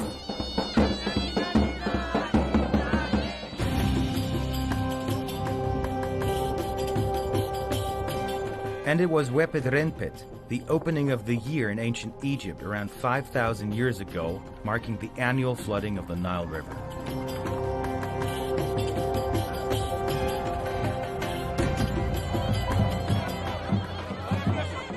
Not far away from the Nile Valley, Persians and Kurds were and still are celebrating the Nowruz, one of the oldest festivals that have continued uninterrupted to the present day. It begins with a spring equinox, symbolizing the renewal of nature.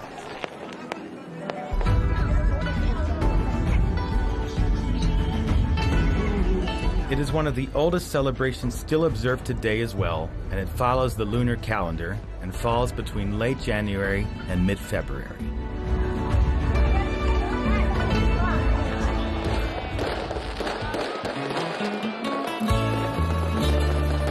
The new year did not begin on January 1st until the time of Julius Caesar. In Roman civilization, this represented a historical turning point, as the year had traditionally begun in March. Julius Caesar chose January 1st in honor of Janus, the god of gates and beginnings.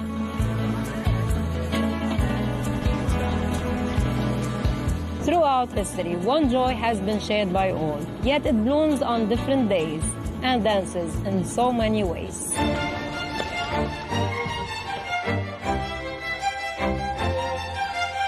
In 1162, the Venetian festival was established to commemorate the Republic's victory and soon evolved into an annual tradition.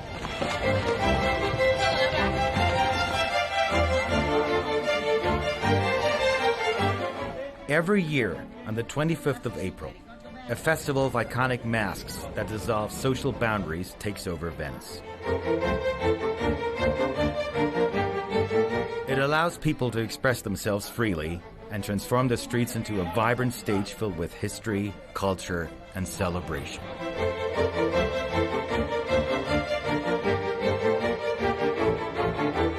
We don't only come together around joyful moments, but we mark painful ones. We gather after loss, we create rituals around difficult experiences, not because we enjoy those feelings, but we have a space to feel more accepted.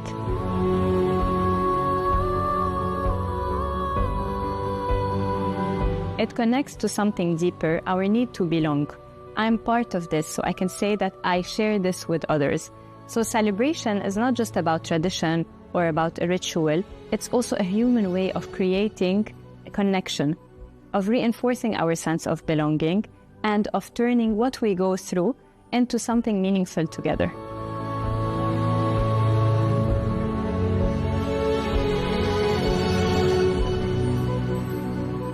One day we celebrate women, teachers, mothers, fathers, labor, Earth Day, while other days we are meant to commemorate, not to celebrate.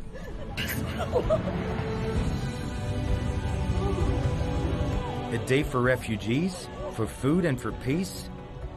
Do we highlight even what hurts?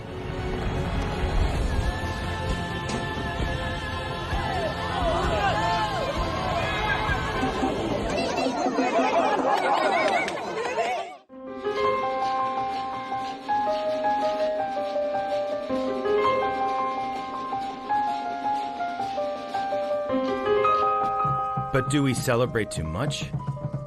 Does it help generations understand history? Does it bring society together? It was once said that to be human is to connect. When we stop connecting, we start to die. Is it true that happiness is doubled when shared, and sadness is halved when shared as well?